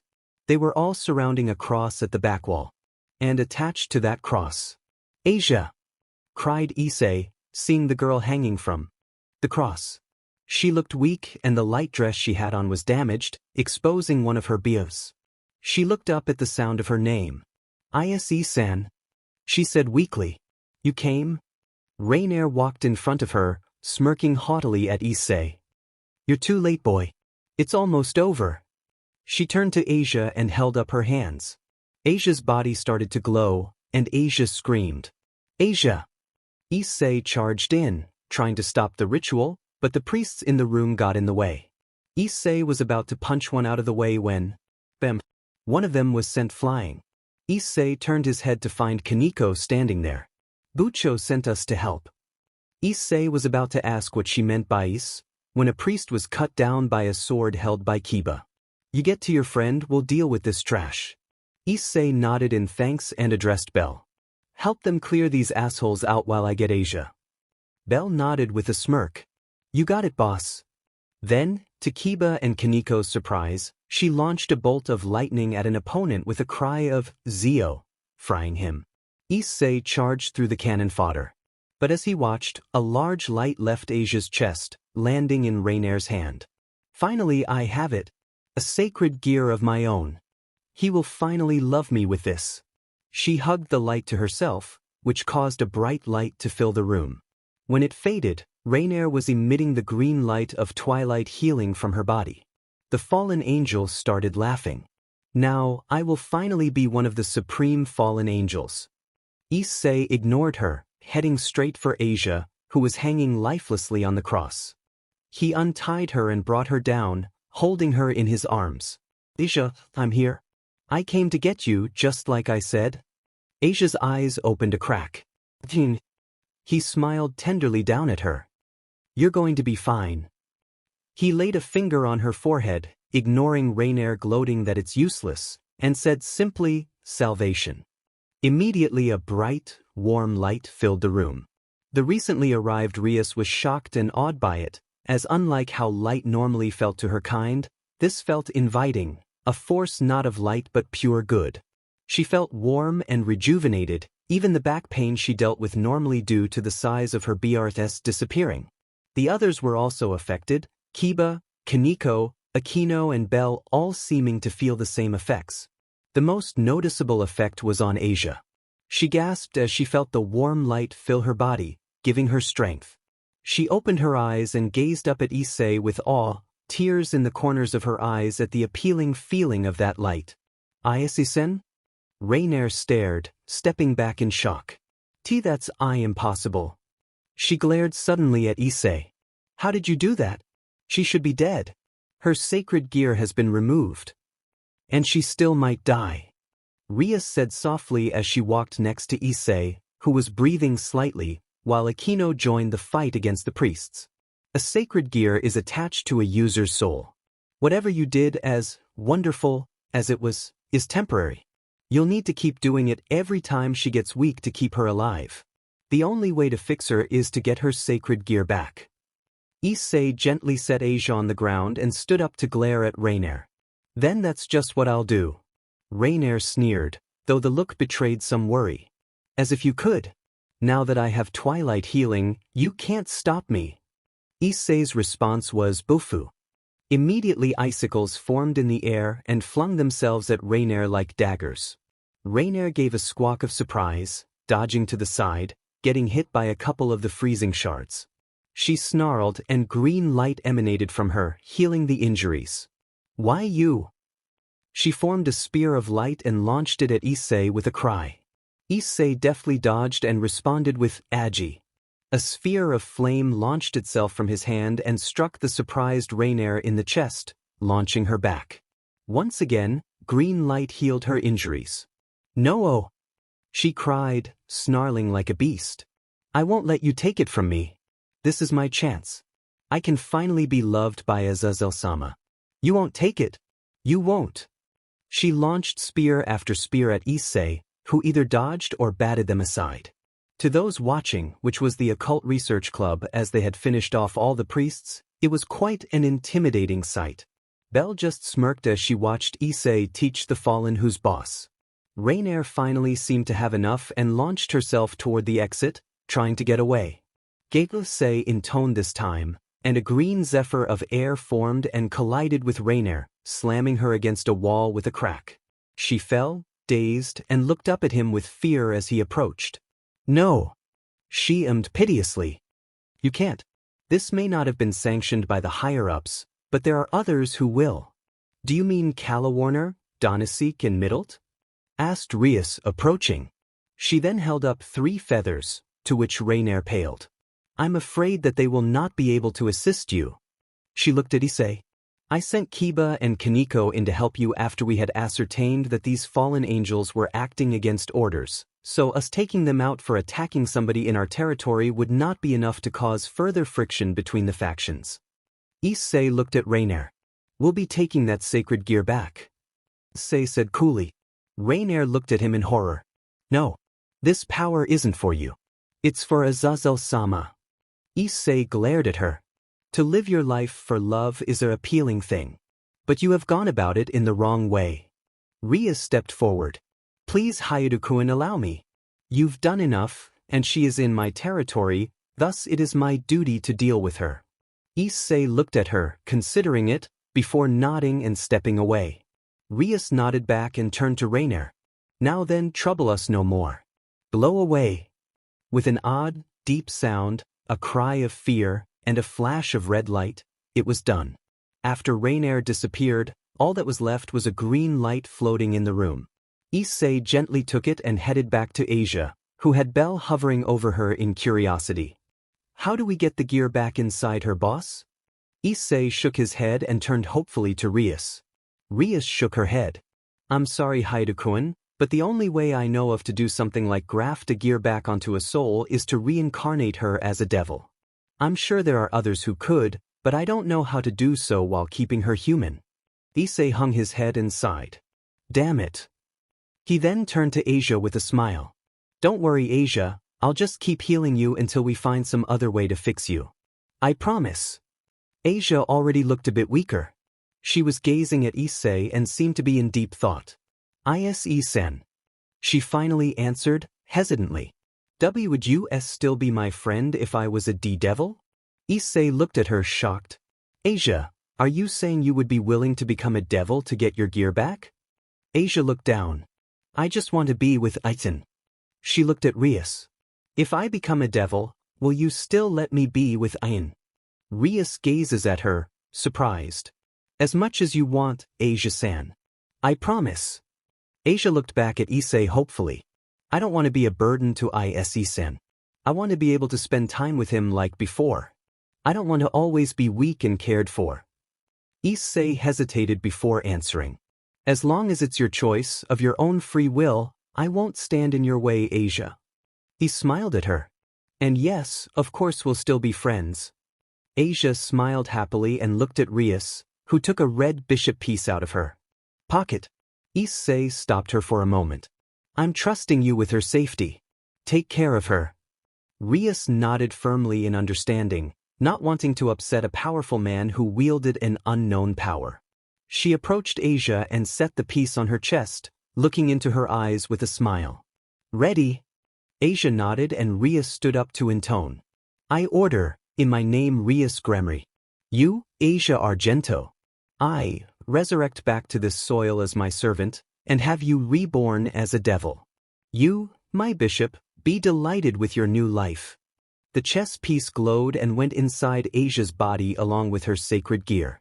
Asia gasped at the sensation as her body changed to that of a devil. Once it was done, Issei smiled and knelt down to hug Asia. Welcome to your new life, Asia. The now former nun wrapped her arms around him, happy tears in her eyes. The others smiled as they watched. We should take her home, Hyoudou-kun. Rias said. I see. Issei replied. At Rias' look of confusion, he smiled at them. You all can call me Issei. Rias smiled. Very well, Issei-kun. Let's go home. It was nighttime, and in the Hyoudou house Issei was sitting on his bed reading a Dragon Ball manga, waiting for Belle to get home. A month had passed since the rescue of Asia. Said former nun was now working diligently as a devil under Rias. However, having become very protective of her, Issei was uneasy about letting her out by herself, so he had asked Belle to accompany her. The High Pixie didn't have any problems with it, stating she wanted to get to know the girl who'd had such an effect on her boss. Asia herself had been very enthusiastic about it as well, being interested in the fairy. And since Rias had no issues with that, the two had begun working together. Nothing had really happened during that month besides Rias inviting Issei along to hunt a stray devil, wanting him to know what it was like if it was needed. He primarily stood back with Asia as the others fought, Rias giving an explanation of their skills along with what each of the evil pieces did. It had been quite informative. Issei looked up as Belle flew in through the open window, taking a seat on the bed. So, how did it go tonight? Asked Issei, setting his manga down. Belle stretched and yawned slightly. Pretty dull at first.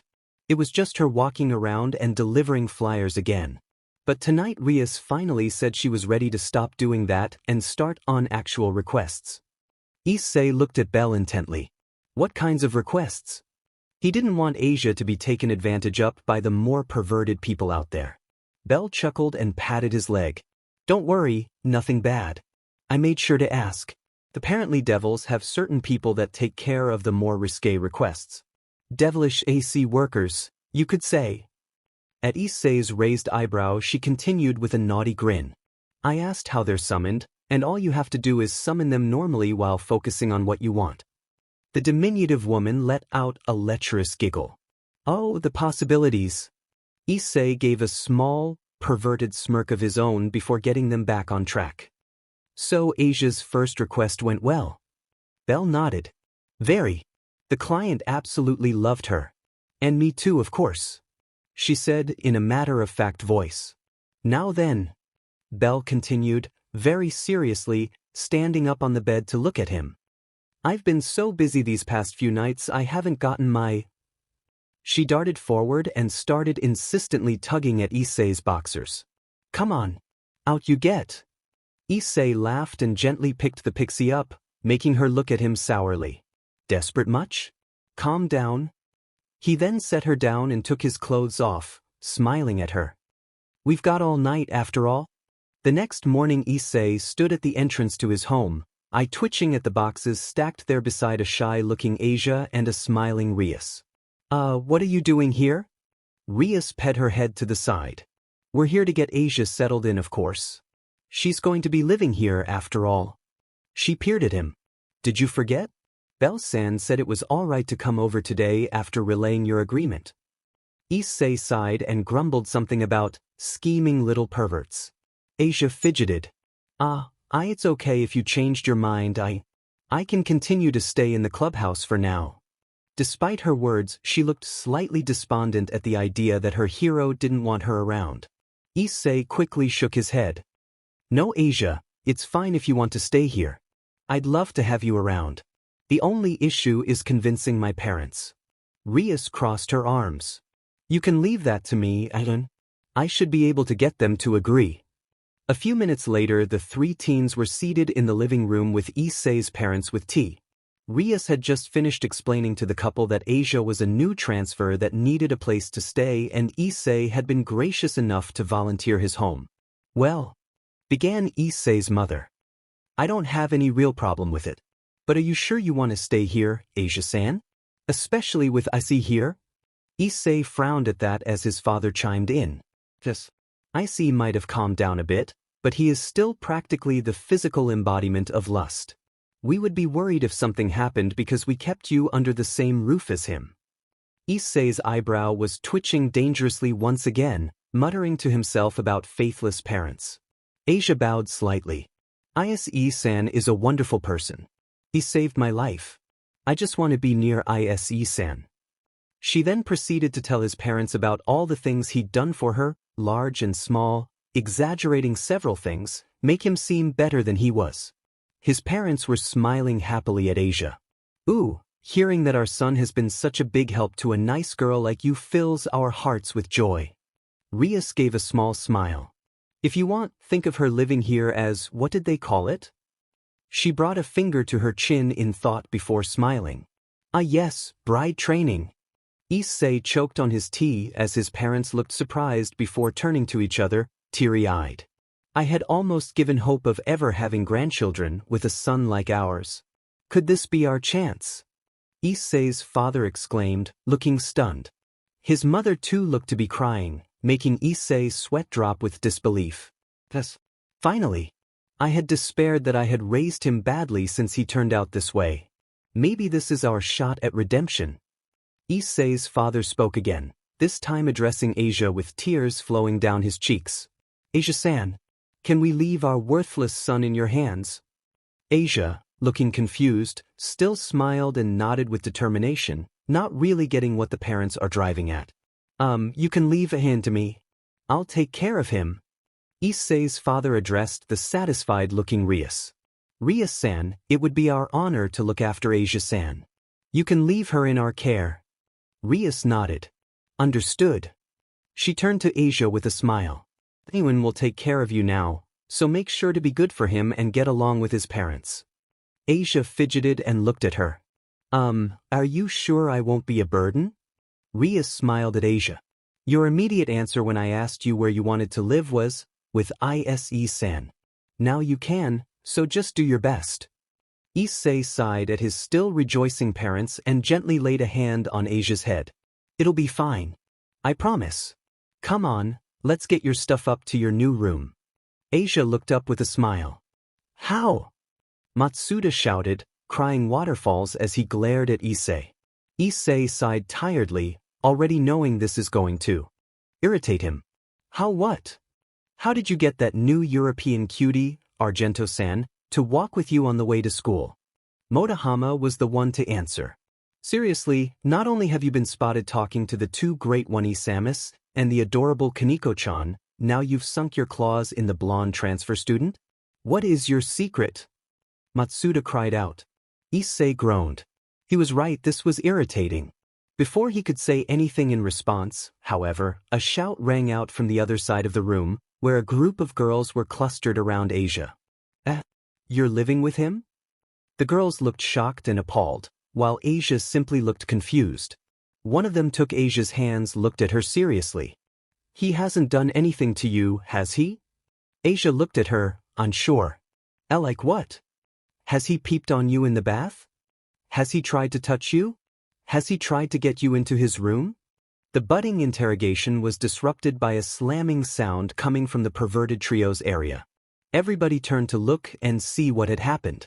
Hearing that Issei was living with the cute foreign girl was finally too much for Matsuda and Motohama. Matsuda had thrown a punch at Issei's face, while Motohama tried to clothesline his throat. Nobody saw exactly what happened, but the end result was that the two perverts were laying on the ground, groaning, while Issei scowled down at them. Dedemin you BBSE. They muttered. That's what you get for attacking me, morons. Issei said, irritated. Asia just blinked in confusion. A few days later, Issei was laying on his bed in his boxers. Asia and Belle had just gotten home from another night at work and were both in the bath. Issei had initially been apprehensive about the fairy being around Asia so much, despite it being his idea, worried that the perverted pixie would corrupt the innocent young devil. So far, however, things seemed to be going well. Suddenly a crimson light began to fill the room as a red magic circle appeared on the ground. Issei immediately went on guard in case it was an attack, eyes narrowed at the circle. To his surprise, Rias appeared from it, looking serious. I need your help.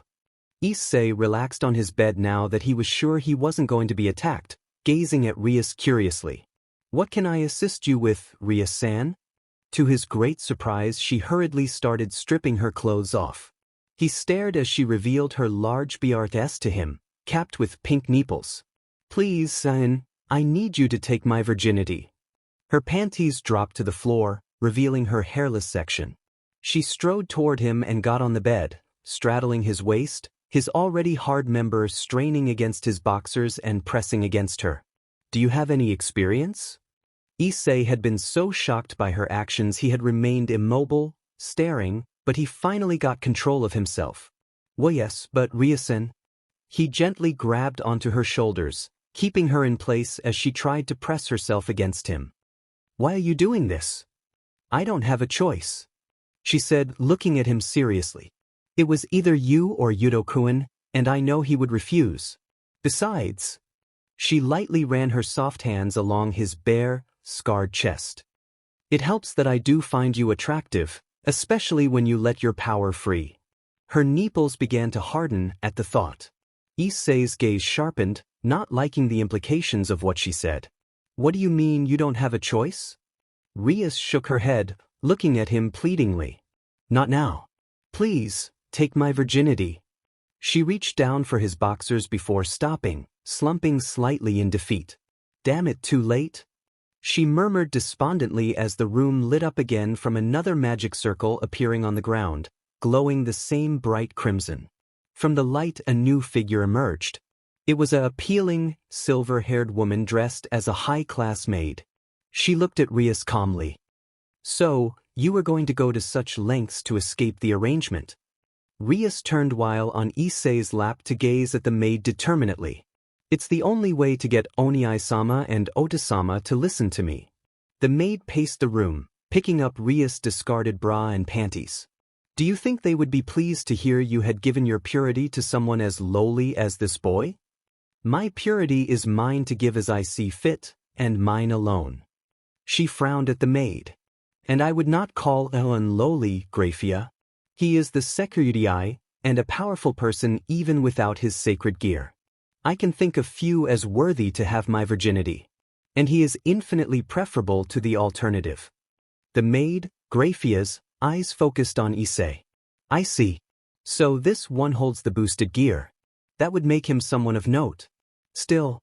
She held out Ria's bra and panties to her. You are the heiress of the House of Gremory. You should not be bearing yourself so lightly. Get dressed and we will leave. Rias glared lightly before sighing in defeat, getting off of Issei, who had sat on the bed, observing the proceedings, and began to dress. I'm sorry for the trouble, Lycan. Please put this entire event out of your memory. I will see you at school. Once she had finished dressing, she stood by Graphia and they both disappeared. Half a minute later Belle entered the room, hair damp and a washcloth around her body as a towel. Ah, that was a nice bath, she said with a smile. She stopped and looked at Issei, who was still sitting on the bed, slightly stunned by everything that had just happened. What's up? The next day after school, Asia came into Issei's room, where he was doing homework, with Belle, both looking troubled, Asia more than Belle. Ah, it's awful. At his look of confusion, she continued. I found out why Riasbucho has been so distant lately. Belle chimed in. It's probably also the reason for last night's event. She ignored Asia's curious look and continued. Apparently, Rias is in an arranged marriage to some a-hole named Riser Phoenix, and she's really not happy about it. He came to the clubhouse today. I made sure to keep out of sight though. She assured Issei before her lip curled. Guy's a real piece of work. He treats Rias like an object, and it doesn't seem she's the only one.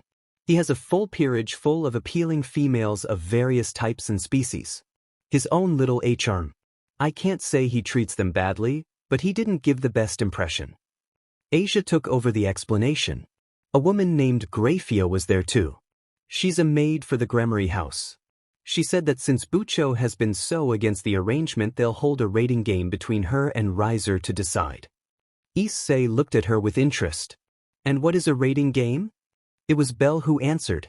A rating game is a competition between devils and their peerages. Think of it as a war game. The two teams face off and, like in chess, whichever king gets taken out first loses. Asia was frowning though. Bucho is at a disadvantage though. Not only has she never competed in a rating game, she doesn't have even half as many pieces as Riser-san. Because of that, she was given 10 days to train and prepare. Asia put on a determined face, looking like a kitten faced with some particularly tenacious string. I have to train hard to make sure we can win. I don't want Bucho to have to marry someone she doesn't want to. Belle patted the girl's head. I'm sure you'll do great, Asia-chan. Me and boss will help. Right, boss? Issei nodded with a smile. Right. You'll get better in no time, promise. Asia smiled up at them. The next day, however, they were woken at the crack of dawn by knocking on the front door. They opened it to find Rias standing there, with her arms crossed. I'm here to pick Asia-chan up.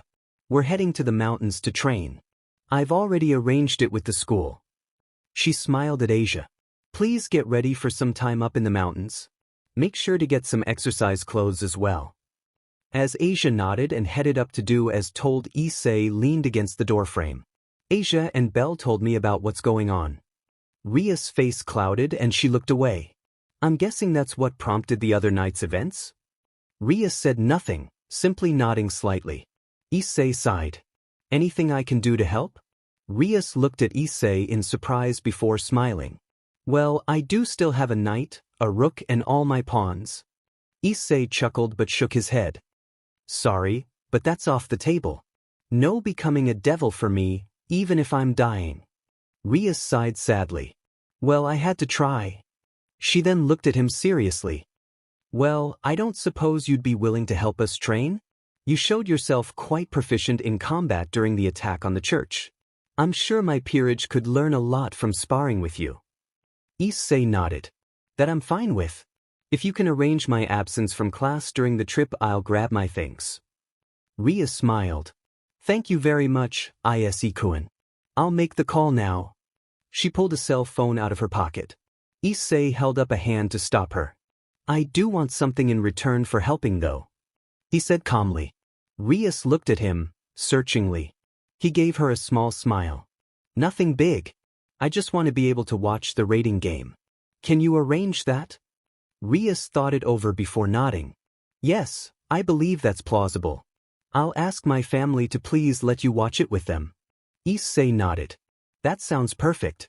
Alright, go ahead and make the call. He then headed up to get his own things packed and let his parents know where he was going. A couple of hours later, Issei, Belle and the Occult Research Club arrived at a large wooden mansion in the mountains set up for the Gremory family.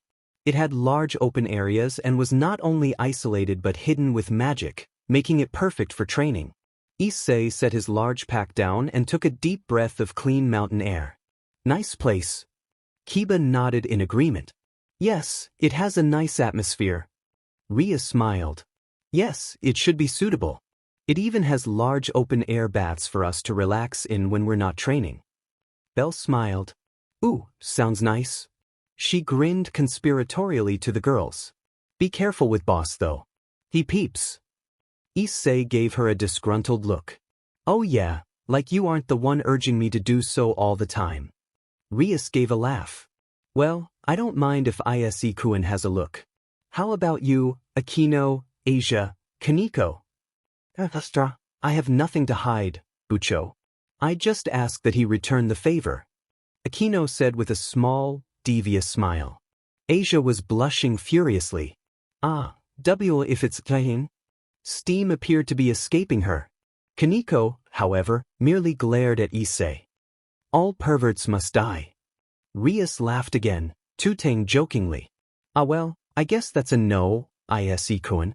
Sorry. Much as he tried to hide it, Issei couldn't help but let a bit of disappointment appear on his face. Kiba was the one to put everybody back on track. We should put our things away and begin getting ready to train, right Bucho? At Rias' nod, everybody went in to get their things put away before meeting back outside to plan out what they were going to be doing. Rias turned to Issei once they were all back together. Well then, I asked you along for your assistance with our training. Do you have any ideas? Issei nodded. I do, but it depends on one thing. He turned to Asia. Asia, I need to ask you exactly how Twilight healing works. Does it work by undoing the damage caused? Or does it instead increase the body's natural healing? Asia looked surprised at the question before thinking about it. Oh no, I think it can be either. Usually I just undo the damage, but if I need to I can just make it heal quicker. Why? Kiba spoke before Issei could. I think I see what you're thinking. Building muscle is the process of the muscle breaking down due to exercise and then repairing it stronger than before. If we make that process quicker, then we can get better results in a shorter time. Issei nodded in agreement. Right. It would also help Asia's stamina with her powers if she has to use them constantly. Rias considered it. That would work for the purely physical aspects of the training, yes. Good thinking, Issei-kun, Yuto-kun. What else? Issei shrugged. Well, I may be wrong, but from what I've seen so far, Kaneko-chan relies primarily on her strength and durability, rarely bothering to dodge. We could work on that for her, as well as improving her fighting technique. As for Kiba-sen, he turned to the other boy. He has a bit of the opposite problem. He isn't as strong and durable as he could be, though his style is good. I would like to spar to see what could be improved though. Primarily though, he should focus on physical, strength-building exercises with Asia backing him up to increase the effectiveness. How does that sound? Both Kaneko and Kiba nodded in agreement to the plan. Rias crossed her arms and smiled. Era, I see it was a good idea to bring you along. That should be helpful. How about myself and Akino? Issei considered the two beauties for a minute. Well, you both rely more on your demonic abilities than your physical ones. While I would suggest you work on that, you should focus on power and stamina, making sure you can attack with more strength for longer PRDS of time. Akino-san, Belle-chan can help you out. She specializes in electrical attacks like you do. Akino looked at the high pixie, who was smiling at her. Ria-san, you simply focus on forming your biggest attacks and using them as fast and as often as possible. Rias nodded, face determined. Issei smiled. Alright, let's get to work. Training then began in earnest. Kiba trained by sprinting at his fastest speed while weighted down with a large number of weights all over his body. Asia stayed nearby to heal him when it got to be too much, after which he would get up and keep going after a short rest. Akino and Belle worked on her lightning abilities. The fairy was demonstrating how to focus more electricity in a smaller area to increase the potency of the strikes aimed at single targets. Afterwards, they would work on making sure power was consistent in more area of effect attacks. Rias did as Issei said and focused on her abilities with her power of destruction. She added some difficulty to it by making her targets small, thus also working on her accuracy.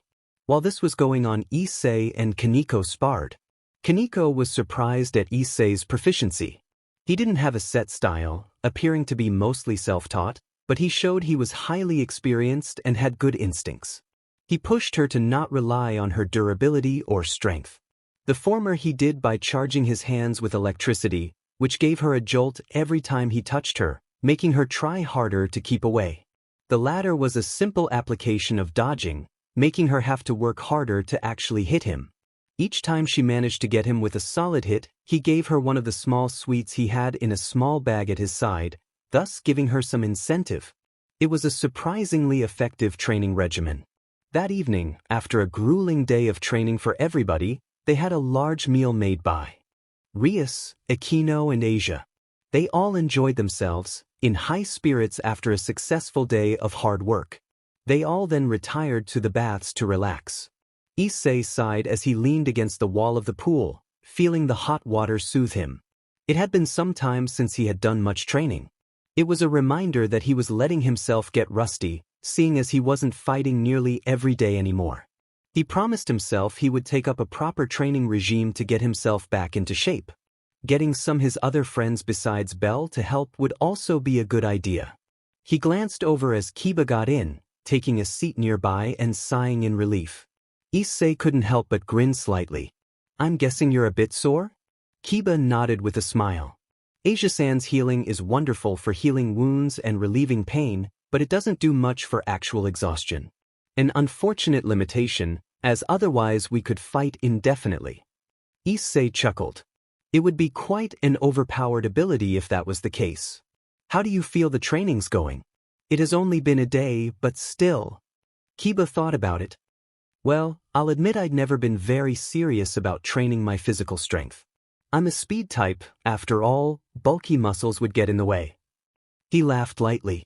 On the other hand, neglecting it entirely doesn't sound like a good idea either. I think I'll focus on weightlifting and such tomorrow. Does that sound good to you? Issei nodded.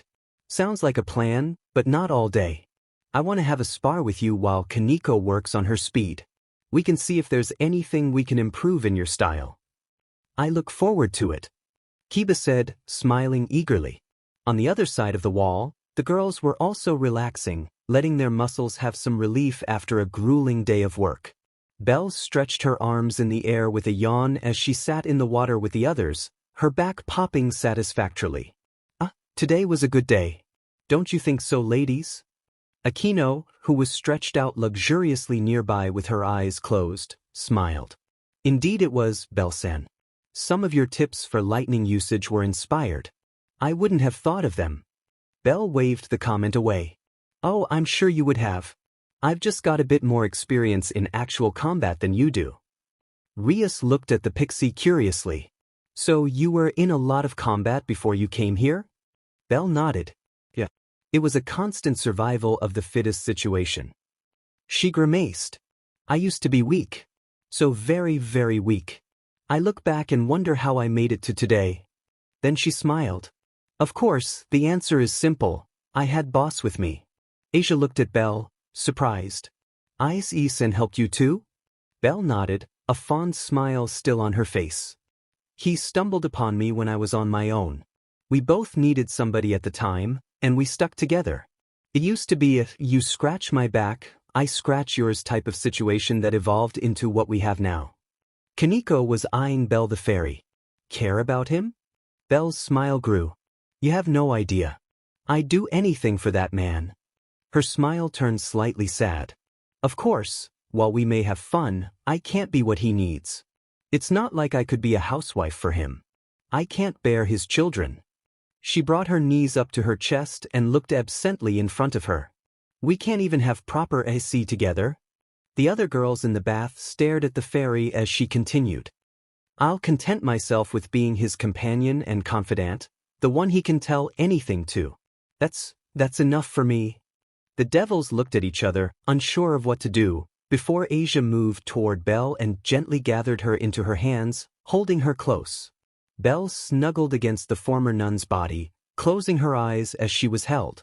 Then she moved back, smiling gratefully at the blonde. Anyway, enough gloomy, mushy stuff.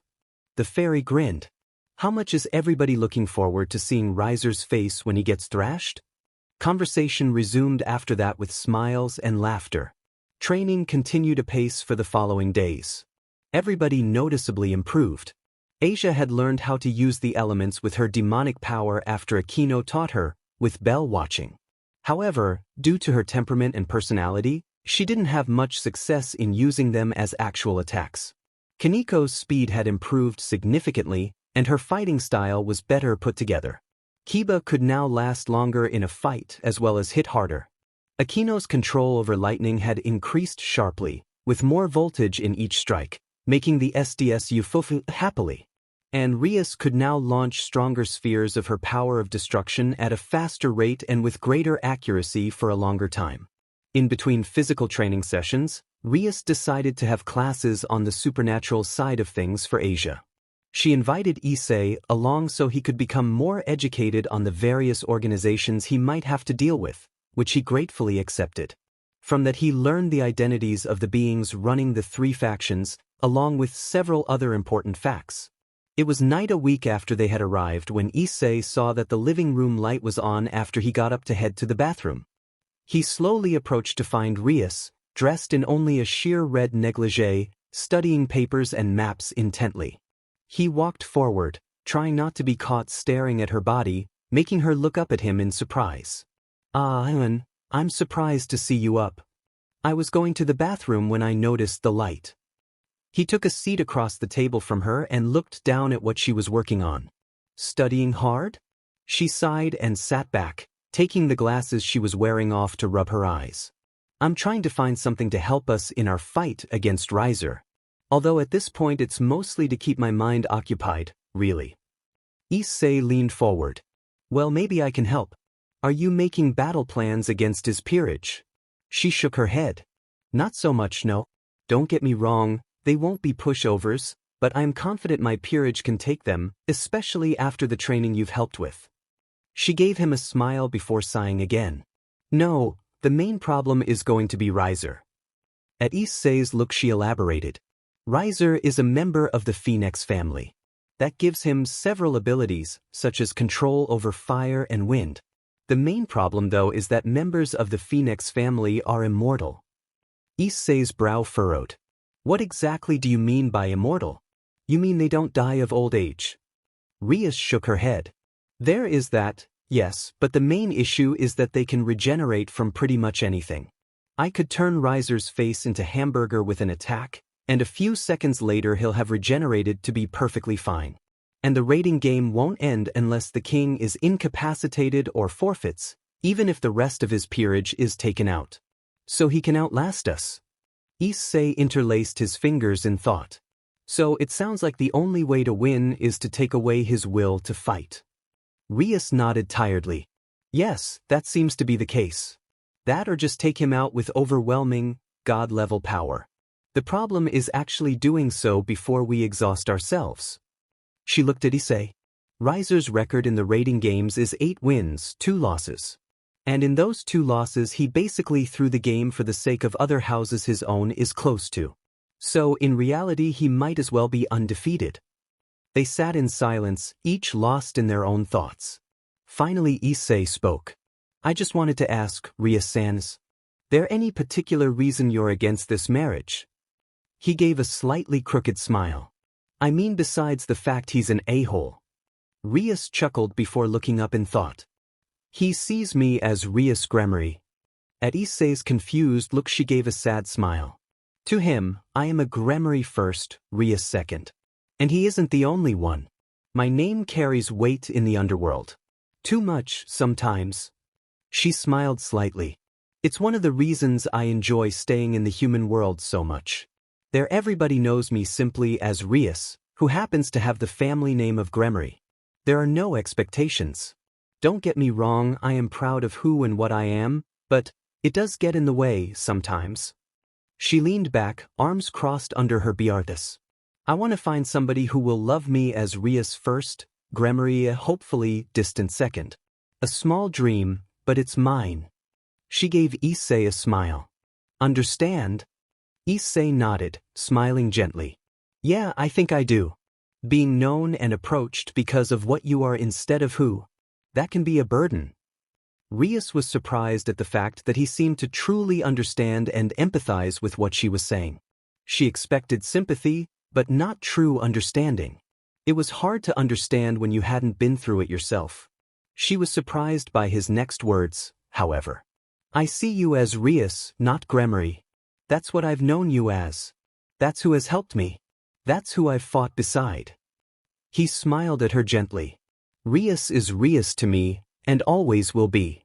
Rias felt her cheeks heat up as she stared at him. He was being totally sincere, she could tell. It made her heart speed up. Issei turned towards the papers on the table. Want some help with your planning? Rias got herself under control and nodded with a smile. That would be great, thanks. They proceeded to work well into the night.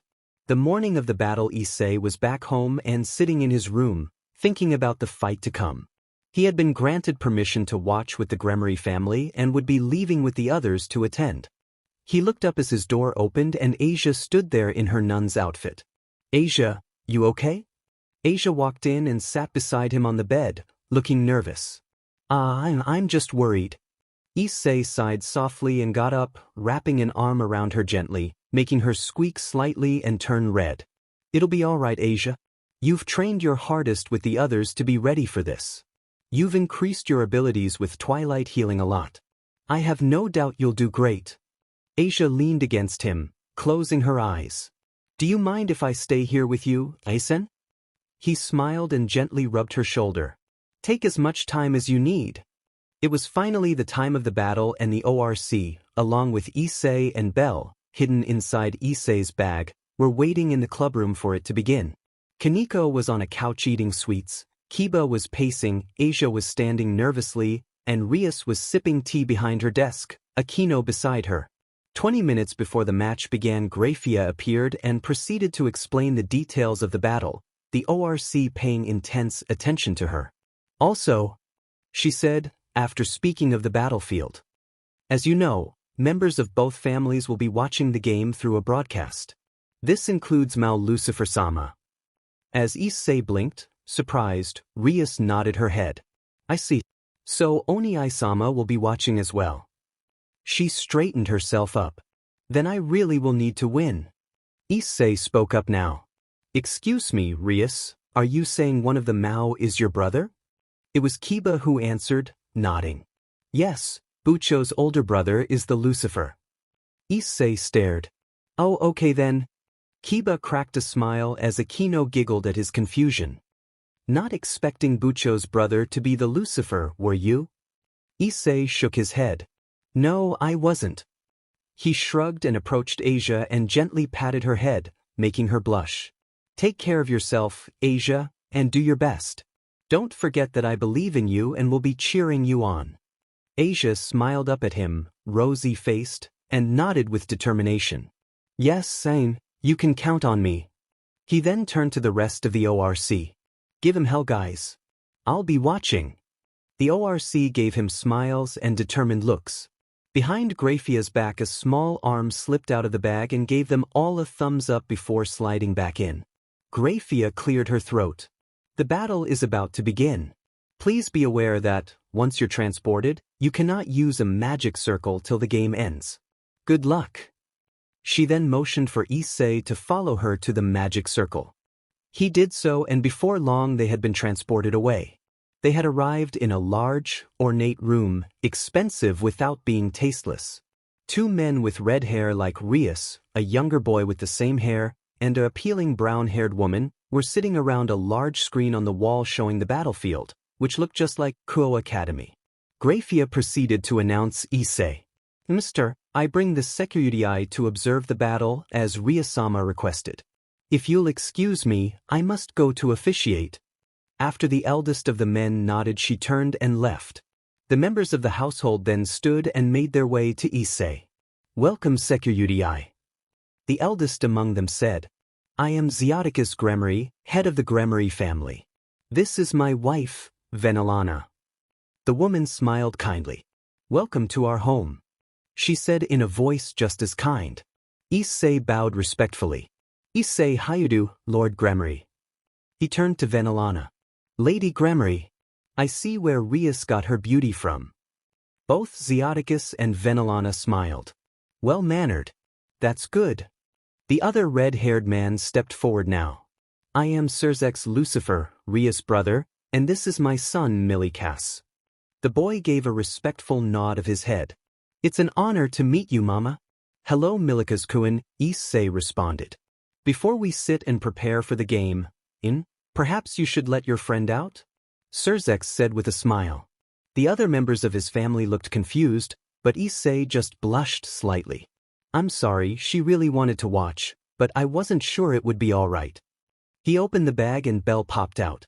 She flew out of the bag and bowed to the Gremorys with an embarrassed giggle. I'm sorry, but I really wanted to see how Rias and the others would do. Milikas gasped, eyes wide as he stared at Belle. Are you a fairy? Belle nodded to the boy with a smile. A high pixie actually. Name's Belle. Nice to meet you. Surzex chuckled. Rias told me about the fairy that you're never without. When I didn't see her with you, I assumed you snuck her in. Issei scratched the back of his head in embarrassment as he looked at Zioticus, who looked amused. I'm sorry. Zioticus waved it off. While I'm not sanguine of the fact that you snuck somebody else in, she seems harmless enough, and what's done is done. Just make sure to ask for permission next time. He moved back towards his seat. Now then, we should get ready. It should be starting any second now. Everybody followed him to their seats, Issei sitting between Surzex and Zioticus, while Belle opted to spend time with Milikas. The household maids came by with refreshments, and the adults were surprised when not only did Issei select a glass of bourbon, he drank it like somebody experienced with alcohol. Soon, however, the game began, and they all watched, making commentary when they saw a particularly bad or well-thought-out move. Issei was pleased to see that his training with them had been productive. Kaneko was a force of nature, taking out multiple pawns and a fellow rook in a single battle. Kiba was quicker than before, leading his assailants on a merry chase, leading them into a trap where Akino vaporized a building. Her lightning was noticeably more potent than before. I'm impressed, stated Zioticus, sipping from his brandy. I knew Rias' peerage was strong, but this is much better than I expected. Surzex nodded. Yes, I agree. He glanced at Issei. I understand you had a hand in their growth? Issei shook his head. They put in all the effort and determination, not willing to quit. All I did was help them direct it. Still, thank you, Venelana said with a smile. Issei simply nodded. Rias didn't have it all her own way, of course. Kiba was taken out due to a sneak attack by Riser's queen. Akino promptly engaged the bomb queen, launching spider webs of lighting across the sky. Issei and Belle were amused to hear that she was shouting, Zio, as she did so. Kaneko dealt with Riser's remaining knight and pawns, along with one of his bishops before being taken out by the last bishop, who Issei was told was Ravel Phoenix, Riser's sister. As this had happened, Rias had launched herself to battle Riser personally, Asia at her side. Reddish-black orbs of power met scorching flames as they battled on the roof of the school building. Belle cheered as Akino brought Yubaluna to her knees. She was about to finish her off when Riser's queen quickly gulped something in a bottle down and dodged to the side, barely avoiding one of Akino's lightning bolts. She then stood up and started spamming her explosions, rejuvenated. The heck was that? Belle shouted, affronted that her student had had victories snatched from her. Millikas addressed her even as his eyes remained riveted on the screen. Those were Phoenix tears, Belle-san. They can heal any wound. They're restricted in rating games to only being used twice, because they're so powerful. But now Yubaluna-san is practically fresh, while Akino-san is tired. Indeed, the situation had changed drastically. Akino was flying through the air, launching lightning storms to try and take out the opposing queen before she lost.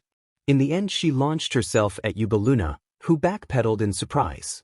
She slammed into her, plowing the other woman into the ground, and launched her biggest bolt ever right at her face.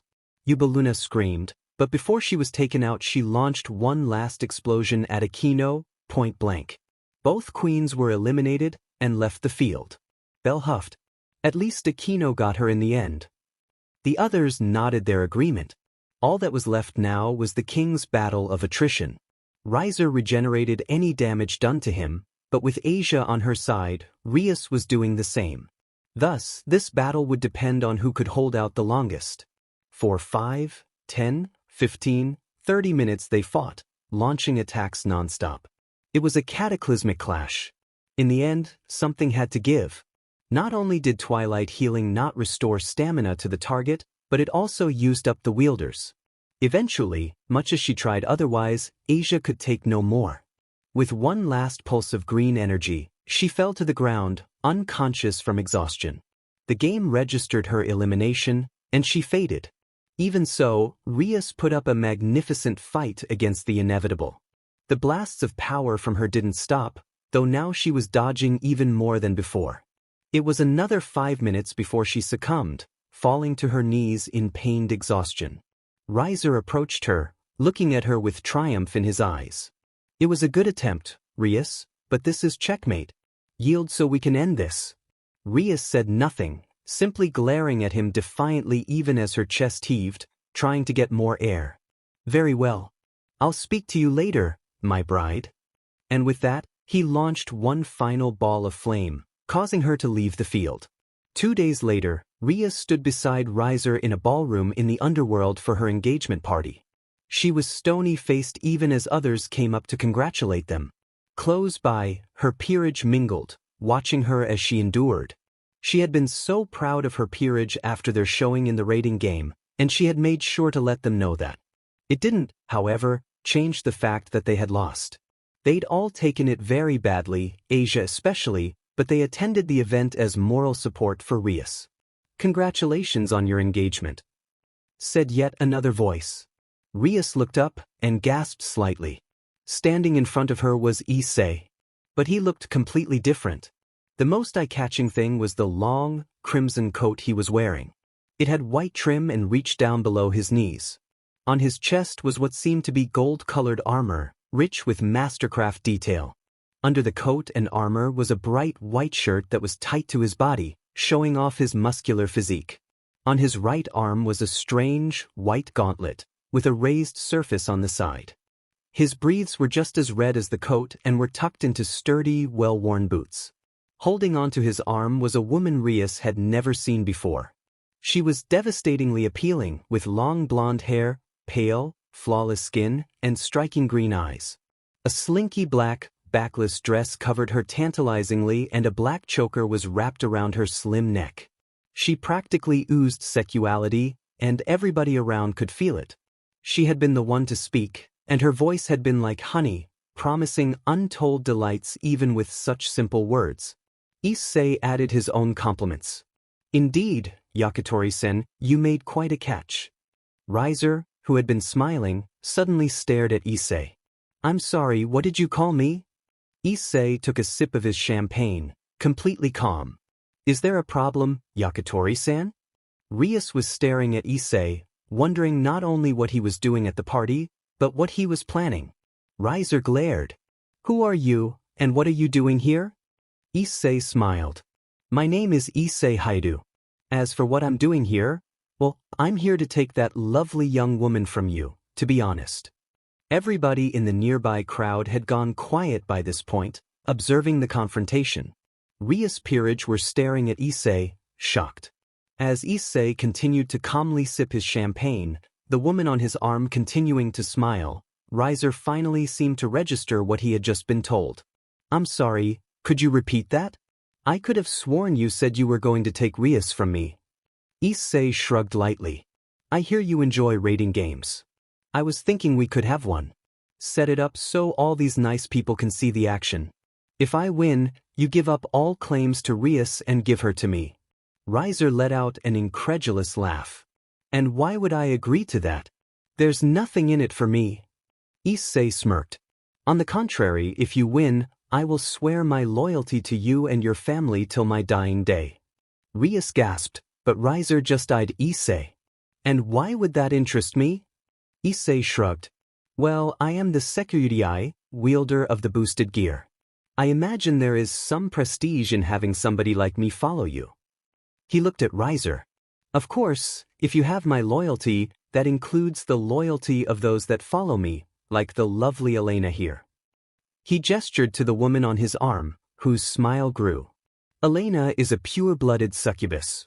There was a sudden flurry of whispering at this declaration as Elena revealed a pair of bat wings, different from those of a devil, and a long tail ending in an arrowhead. Rias' eyes widened at what she was seeing. Succubi were rare. Incredibly so, and highly sought after. The fact that Issei had one following him was astounding. Issei wasn't done though. Of course, if that is still not enough for you, Yakitori-san.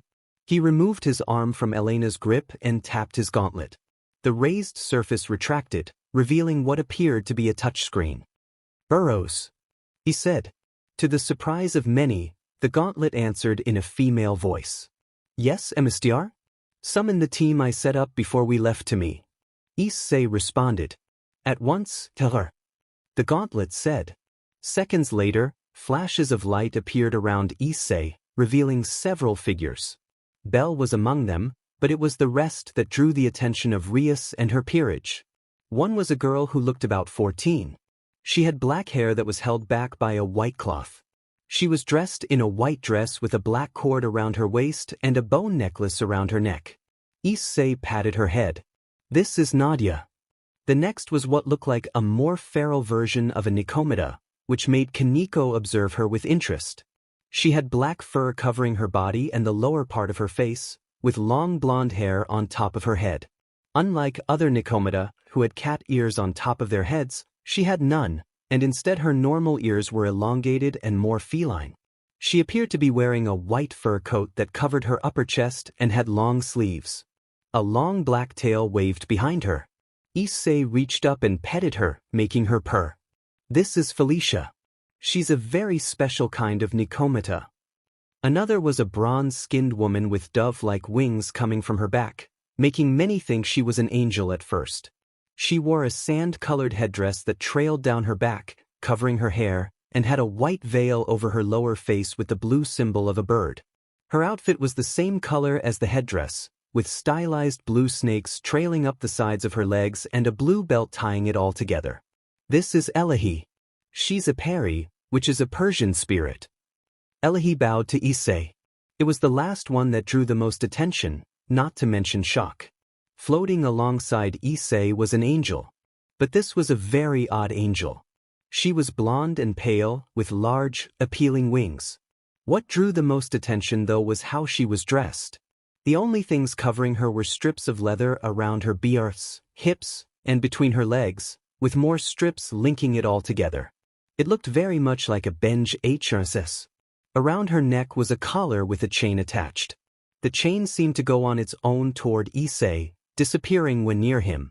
Her eyes were covered by a leather BLNDFLD, which was emblazoned with the symbol of an eye in silver. Angel-chan refuses to have a name, so we just call her Angel. Angel ran her fingers through Issei's hair lightly. And lastly, Issei let Belle take a seat on his palm. This is Belle. You can consider her my queen. Riser managed to pick his jaw up and stared at Issei. And they would follow you if you pledged your loyalty to my family, meaning that they would be de facto serving my family as well? Elahi responded. We would not necessarily be happy about it, but if it was what Lord Issei decided, then we would obey. Issei nodded. Not only them. I have others too I can call upon. I just thought it would be best to start small. Riser hesitated. He was obviously tempted, so Issei decided to add another incentive. I'll add in that not only do I promise to not carry any items like holy water or crosses with me, I'll even refrain from using the boosted gear. He smiled. You'll fight me as I am at my base stats. That had finally done it. Fine, I agree. Riser responded quickly. The greed was obvious in his eyes, though nobody at the party could really blame him. Rias cut in now, feeling horrified that Issei was risking his own freedom for this. Wait, how would this work? Issei-kun, you're human. This started off muttering by others who had not noticed that fact, having assumed he was a devil. Raiding games can only be done between devils. Riser looked sour at his chance escaping him when another voice chimed in from the crowd. I believe I can assist with that. Ajuka Beelzebub made his way forward followed by Surzex, the crowd parting respectfully for them. This is actually perfect. I've been wanting to test if these would work. Ajuka looked at Issei and held up a box. These are my newest invention, temporary pieces. He opened the box to reveal rings of metal, each with the symbol of a chess piece on them. You put them on, and you'll register as having an evil piece for the duration of time they're worn. The boost they give is lowered, however, by about 50%. Issei smiled. That's perfect. He reached into the box and pulled out the king ring, slipping it on. Is it working? Ajuka examined him before nodding with a smile. Excellent, yes, they are. Issei took more out for the rest of his team. Belle got the queen, Felicia a knight, Angel and Elahi getting bishops, and Nadia and Elena getting rooks. Excellent, said Ajuka, once he had determined everything was working. Then I'll set everything up and we should be able to have the raiding game in a half hour. He moved off to begin preparations. Riser left to gather his peerage and prepare, letting Rias and her own peerage approach Issei. Ise, what do you think you're doing? Rias hissed. You saw what happened during my game with him. Are you really going to risk yourself like this? Before Issei could say anything, Angel floated in front of Rias. Issei-sama is doing this for you, little devil. If he believes not only that you are worth it, but that he can triumph, then you should have faith in him. She said serenely. Asia bowed her head to the angel, looking slightly awed. Angel smiled at her. Issei-sama won't lose to some arrogant little prick like Yakitori. Felicia chimed in with complete belief in what she was saying. Rias sighed, unable to keep from worrying. Half an hour later everything was set. Both Issei and Riser's teams were prepared and waiting in their respective locations. The battlefield was modeled after a historical Japanese castle, with each team's areas being at opposite ends. Rias and her peerage watched with bated breath as the battle began. Issei's group spread out and moved forward, looking confident and ready for anything. Nadia was the first to encounter the enemy, finding herself against Isle and Nell, the two chainsaw-wielding pawns. They ran at her, brandishing their weapons, when Nadia blew them back with a zon. The two girls smashed into a wall with loud cracks before dropping to the ground like puppets with their strings cut, and the game retired them. Many of the devils watching murmured at the easy victory, wondering what the girl was. Rias bit her lip, still observing intently. Angel flew silently through the castle, searching for her opponents. She was quickly set upon by Cirrus, one of Riser's knights, and one of the bishops, Maihi. Maihi stood back and launched streams of water at Angel as Cirrus moved in close. Angel dodged the water but was unable to do the same for Cirrus' attack. Just when it seemed she was about to be cut down, she raised her arm to block with a cry of Rakukaja. To everybody's surprise, the blade was stopped by her arm without cutting her. Cirrus, shocked, stayed still too long. Angel's next shout was, "Myriad arrows," and dozens of arrows of light appeared around her. Cirrus was quickly overwhelmed by the attack due to her close proximity, and Maihi barely managed to avoid the bulk of the attack, still getting hit by one or two. Maihi then backpedaled, trying to avoid anything further, but a flurry of ice from a bufu got her, causing her to be retired as well. Felicia, on the other hand, wound up fighting the pawns Ni and Li, her fellow Nikomata, along with both rooks, Isabella and Shuon. All four tried to attack her in close, but the non-devil danced around their strikes with supreme ease, smiling. After minutes of simply dodging, Felicia struck back with Scratch Dance. Her claws seemed to gleam as she started her counterattack, clawing at the girls attacking her. The attack did enough damage to the pawns to cause them to be retired, while the rooks stood strong. However, now that their backup was gone, they had even less of a chance of hitting the nimble catgirl. They tried to fall back, but Felicia gave chase, scratching at them. When she realized her attacks weren't having as much of an effect as she would like, she upped the ante. She said, Tarakaja, followed by Axle Claw. And suddenly, to the rook's horror, she was striking much harder, causing deep wounds. The girls desperately tried to fight back or get away, but in the end succumbed to their injuries and were retired as well. Elahi and Elena were the next to see combat. They were confronted by the remaining pawns, Burant, Marian, Mira, and Shuria, and Knight, Carlin. Before they could attack, the parry launched a wave of fire with Maragi. Her opponents tried to avoid it, but they all received burns and Mira was eliminated outright. Carlamine rushed in and started swinging her blade at the winged woman, but was intercepted by the succubus. Elahi called out, Panic Voice, and Burant and Shuria suddenly became panicked, stopping their own advance to try and get away. Elahi flew up out of reach for the moment and launched two Agi-this, striking the pawns with fireballs and retiring them. All that was left was the knight and one pawn. The parry held her hands up, flames coating them, and stared dispassionately at her enemies as Elena moved to her side, a smirk on her appealing face. Riser's servants were unnerved but set it aside to attack. Marian moved behind Elahi to try to get her from her blind spot while Carlamine attacked both her and Elena. However, this time Elena called out, Sukunda, and her opponents suddenly felt themselves seemingly get heavier and slower. Elahi then flew up above them and started raining down Agi-ths. The girls desperately tried to avoid the attacks, but Marian finally wound up dodging into a fireball and being taken out. Carlamine, knowing she was beaten but unwilling to concede, jumped and flew up, aiming to get in at least one good slash on Elahi. In the end it was for naught, as just as she swung her blade, Elena appeared in front of her and launched a mighty punch at her midsection, launching her away. She'd faded away before she hit the ground. The observing crowd was amazed at the ease with which Issei's team took out their opponents. Ria's peerage was especially awed. They had never imagined their friend had such powerful beings at his command. It made them realize yet again just how little they knew about him. Everybody now focused on those remaining. Issei and Belle were traveling together, heading for Riser's base to confront him directly. On the way there they stopped and looked up to see Ubeluna floating above them, her magic gathering in her hands. Belle cheered. I've been looking forward to taking you out after what you did to Akino, you slut. Riser's queen glared down at Issei's. I'd like to see you try, you insect. Come and get me. Riser-sama can deal with the boy. Belle launched herself up towards the bomb queen, surrounded in a corona of electricity. Immediately they were in an intense aerial battle, fire and lightning crisscrossing the air. Before long Ubeluna was on the back foot, Belle, being a small target, making her difficult to hit, was also throwing about more power than Akino ever had. Each enormous bolt of lightning launched was accompanied by a cry of Zayanga.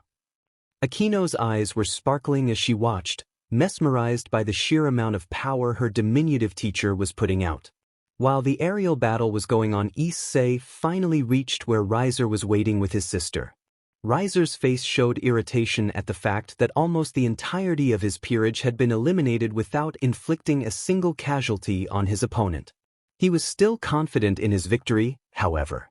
So, Sekirai, it seems your followers are no pushovers.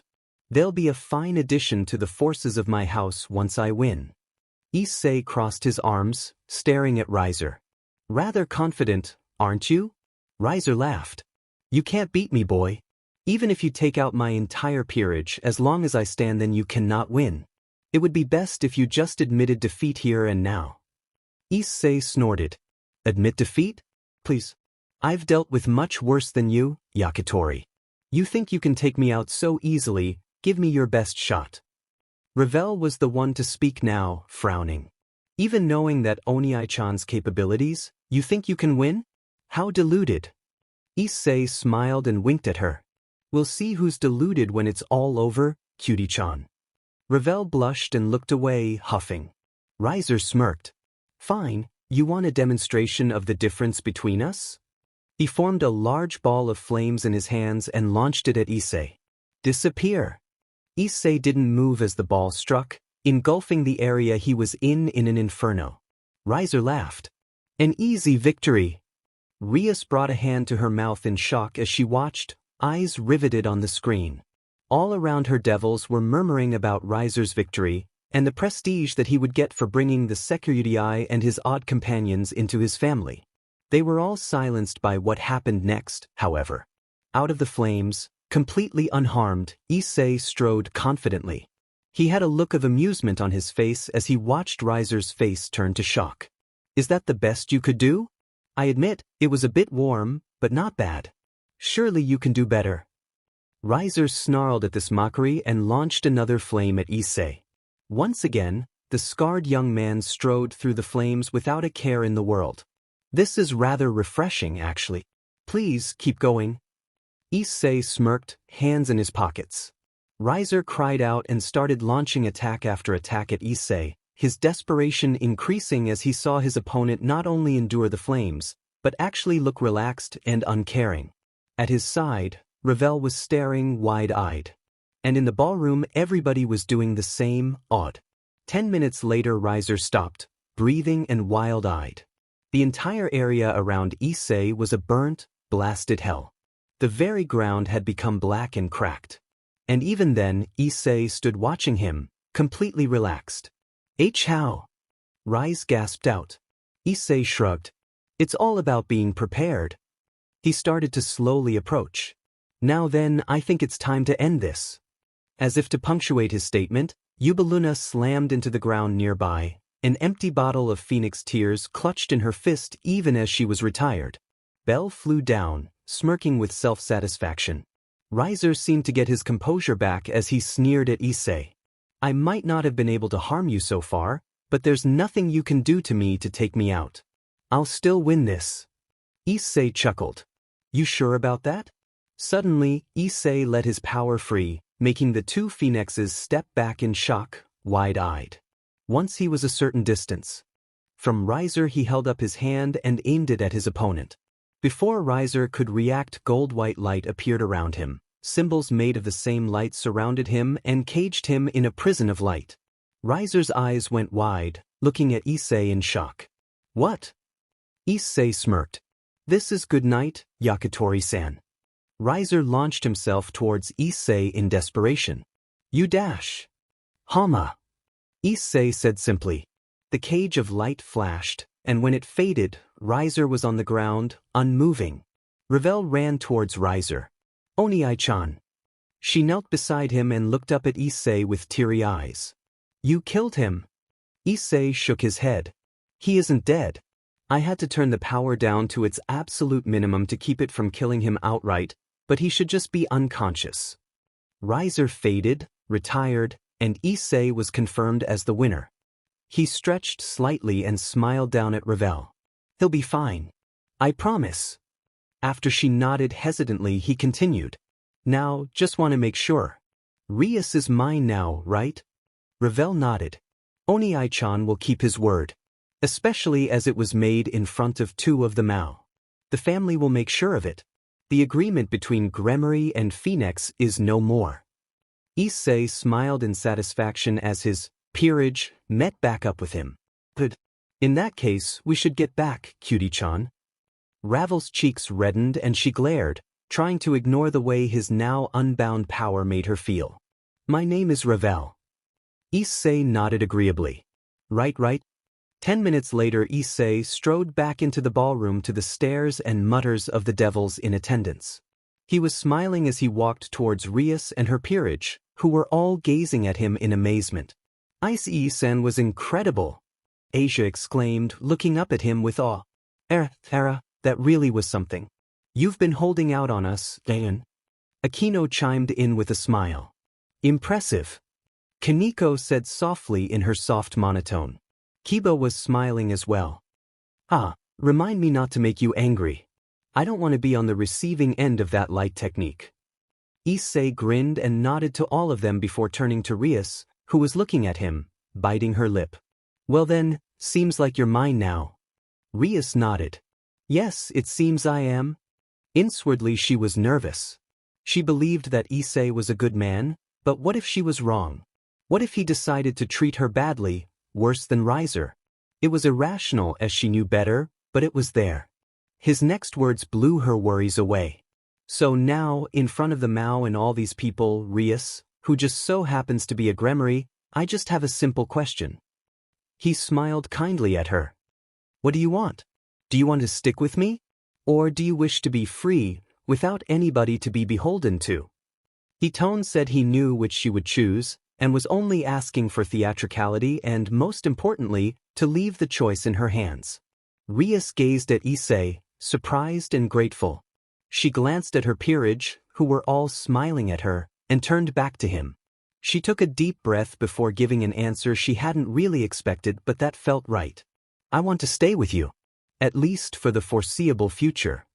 She smiled at his shocked look, his eyes wide. All that I ask is that the option to leave you be left open, just in case. Issei stared, the calm, cool persona he'd had all night shattered by her unexpected answer. Rias, are you sure? After she nodded, he sighed in defeat. Well, if that's what you want.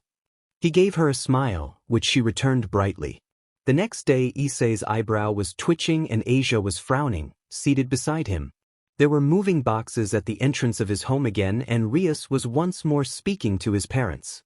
And that's why I will now be staying here, so please take care of me. Rias said, bowing slightly. So first Asia-san, now Rias-san? I don't know how you did it ISE, but... So now it seems I'll be having 2 daughters. Oh, happy day. His parents seemed to be taking it well, smiling at each other as though they'd just won the lottery. Issei sighed. Well, it didn't look like they objected. Hin, would you mind helping take my things upstairs? Rias asked with a smile. Issei shrugged and nodded, getting up to do so. I'll help. Asia said, following him. They each took a box and headed up. Asia was crying to herself quietly.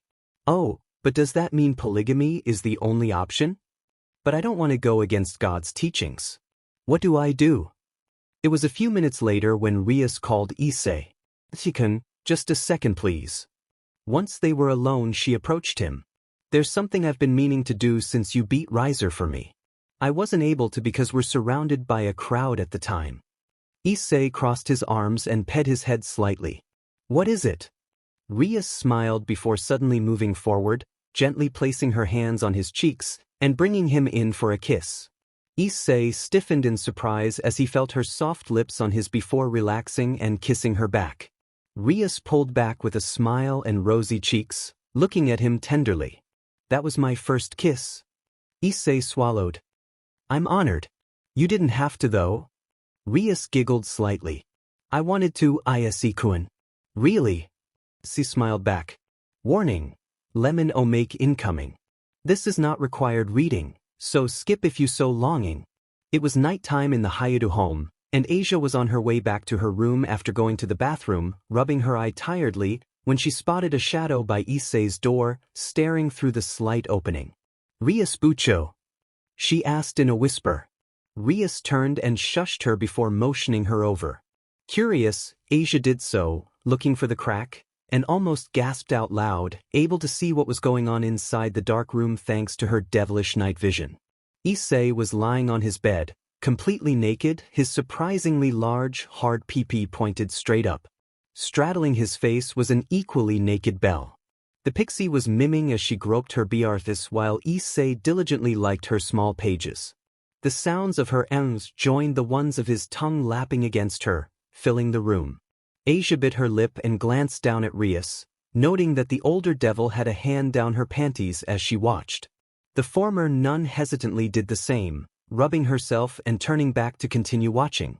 Before long, Belle's miming began to get louder and more insistent, indicating her impending orgasm.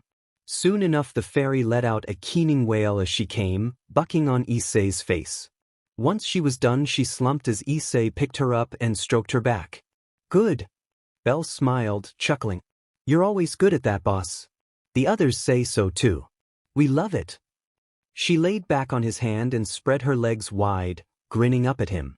Issei grinned back and rubbed her small slit with his pinky finger before very slowly and carefully forcing it inside. Belle groaned, back arching as she was filled. It might not be your PP, but I guess it's a decent substitute. Issei then began to F the diminutive woman with his finger, making her squeal and buck. F dash, F dash, F dash. She chanted, plainly wild with lust. By this point Asia was as red as it was possible to be, one of her small fingers slipping inside her own little PP as she continued to take in the sight of the man she was in love with and one of her friends having see as best they could. This went on for several long minutes, the fairy becoming wilder and more vocal as the Vies watched, pleasuring themselves. Soon enough Belle came again with a cry, shaking and bucking on Issei's hand. She breathed in the afterglow, slick with sweat. He pulled his finger out and patted her head. After she caught her breath, the fairy got up. Your turn now, boss. Fair is fair. She moved to Issei's still rock-hard PP and began to rub her body against it. Belle showed her audience that she was experienced in doing this, sitting above his PP so her PP was grinding against him, rubbing her well-proportioned BRSDS against his. She spit and drooled on the head for lubrication, liking his most sensitive areas. She worked diligently for what seemed like an eternity before Issei grunted. I'm about to come, Belle-chun. The pixie worked harder at that, and soon got her reward. Asia almost gasped as Issei orgsmed, large and thick shots of sun shooting out to land on an eager Belle, who had her mouth open and her eyes closed. Somehow Belle managed it so every shot hit her, covering her head to toe with her MSDR's seed and making her look like the aftermath of a 100-man BKK. She smiled, liking her lips, and looked right at the door, staring at the two devils. Quickly yet quietly Rias closed the door and stood up. Her face was bright red and she was breathing heavily. She looked at Asia, who looked back, and both immediately and without a word headed back to their rooms. Neither got much sleep that night. Asia hesitated outside of the door to the main meeting room of the Occult Research Club. She could hear voices, slightly raised, through it. She hesitantly opened the door and entered. Inside, the rest of the club besides Kiba was gathered, along with the Kaicho and Fukukaishu. They were watching Sona, who was standing in front of Ria's desk and talking to her. You know that nothing can happen, right? It doesn't matter what he's done, the only thing that will matter is what he is. Sona said calmly, gazing at Rias.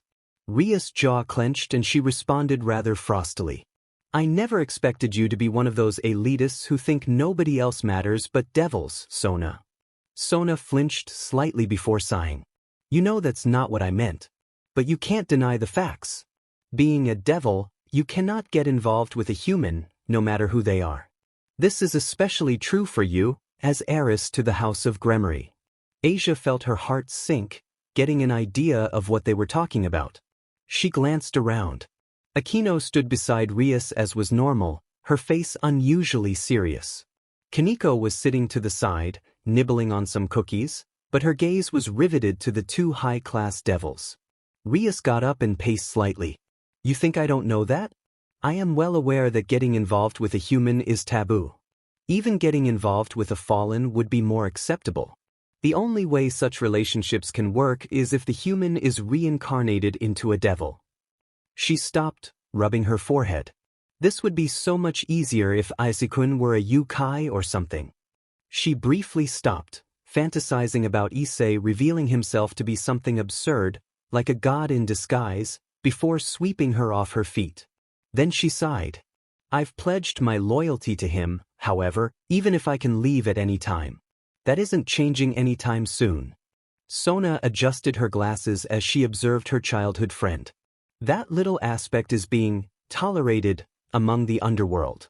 He has shown that, human or not, he is powerful and dangerous, considering not only his apparent control over holy powers, but the beings he has at his command.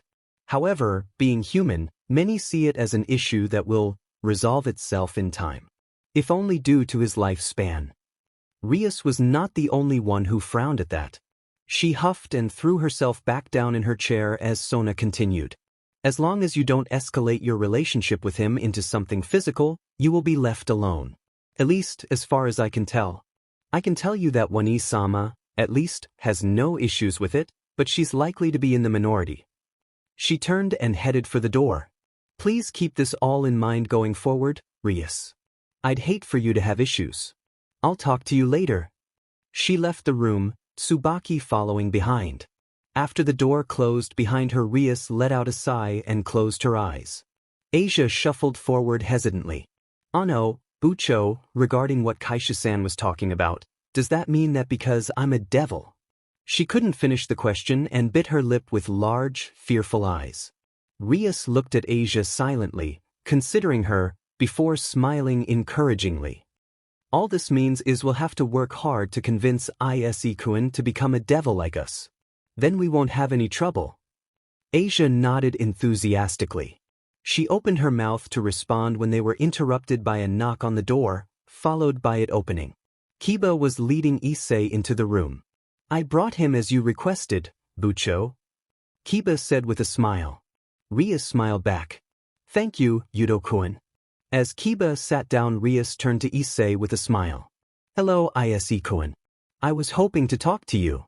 Issei crossed his arms as he stood in front of her, a small smile on his face. What do you need, Rias? Rias interlaced her fingers as she looked at him. Seeing as you are now my boss, I believe that makes you part of the team. Because of that, I decided it would be a good idea to make you part of the Occult Research Club. I already checked, and you are not registered as part of any clubs at this time, so it wouldn't interfere with anything. This would allow you to not only spend time with your new comrades, but also keep you informed of whatever comes up. What do you think? Issei looked surprised at the idea. I thought the club was only for devils in your peerage, like the student council is for kaishus. Rias shrugged. That is the way it's worked out, but it's not necessary. Besides, in some ways, you are part of the team. You just hold a different position. Issei opened his mouth to answer but stopped, considering it. Well, I suppose it wouldn't hurt anything. I can't exactly do club activities though, like going out to do devil work. I'm sure that between us we can come up with something for you to do. I was thinking we could continue your education in aspects of the supernatural world you might find useful. Rias replied with a smile. Issei nodded. That could be useful, yes. He thought about it some more before nodded. What the hell? Far be it for me to refuse to join the club containing the most appealing girls in school. I'm in. Ria's smile widened with satisfaction even as Asia blushed at being referred to as appealing by Issei. Excellent. It's great timing too. The ball tournament is coming soon, and this way we have another member to help us win it. Issei chuckled. Already looking for ways to take advantage of me, eh? Rias shrugged with a smirk. You can't blame me, can you? Issei shook his head, still smiling. Guess not. Anyway, I've got plans for today, but I'll start participating in the club tomorrow. Sound okay? At Rias' nod he turned to leave. All right, see you tomorrow. After Issei left, his footsteps trailing off, Kaneko held up a victory sign to Rias, her face still blank as always. First stage, success. She said, Ufofu. Akino laughed softly. Well played, Bucho. That should make it easier to convince him to reincarnate. Rias shrugged, still smirking with satisfaction, as Asia looked at her in surprise. Bucho-san is devious, Asia said in awe. Rias sipped her tea, satisfied the first step had gone well. Issei woke slowly to an odd sensation. He didn't feel anything threatening, otherwise he would have jumped out of bed ready to fight. Instead this felt soft. Issei pried his eyes open and glanced to the side to find Rias holding him tightly, nuzzling against him as she breathed softly. Her bare body was pressed tightly against his boxer-clad one. Her beard is squished against his side and one of his legs sandwiched between hers, his morning wood rubbing against her. Issei blinked, not expecting this. He glanced around to find Belle sitting on his desk, a perverted smirk on her face. Morning, boss. She said quietly. Sleep well. How long has she been here? Issei asked just as quietly. The pixie shrugged. Dunno. She came in sometime during the night to use you as a body pillow and has been here since. Are you really complaining? Issei snorted. Of course not. Only an idiot would. I'm glad you think so, came Ria's voice. She got up, propping herself up on her elbow beside Issei, gazing at him with a smile, not even trying to hide her assets. I was having issues sleeping last night, so I decided that sleeping beside you might help. It was quite comfortable, thank you. Her smile widened when she noticed his gaze had dropped to her ears for a moment before moving back to her face. To his credit, he didn't blush or react with embarrassment, simply smiling back appreciatively. I'm glad I was useful as an oversized teddy bear. Feel free to do it in the future. There was a knock on the door. Are you up yet? It was Rias that responded before Issei could. We're up, Vision. Just give us a minute to get ourselves ready, please. There was silence behind the door before it was opened suddenly, Asia standing there, looking displeased. Issei felt Rias press herself against his side, smiling at the former nun. Almost quicker than Issei could follow, Asia's clothes were on the ground and she had launched herself onto the bed. I won't be left behind. She quickly grabbed hold of Issei's other arm and tugged him closer. Issei simply enjoyed himself as both appealing girls tugged on him while Belle laughed. That morning the denizens of the Hyoudou residence were sitting and eating food prepared by Rias. Issei's parents were full of nothing but praise for the young devil's abilities in the kitchen. Rias simply smiled, thanking them. Issei-kun, I just remembered. The clubhouse is going to be undergoing cleaning today, so I thought it would be a good idea to have our usual club meeting here. Rias said with a smile. She turned towards Issei's parents and bowed slightly. I hope it's not too much of an imposition. Issei's mother laughed and waved it away. Not at all. It'll be nice to have someone visit other than Matsuda and Motohama.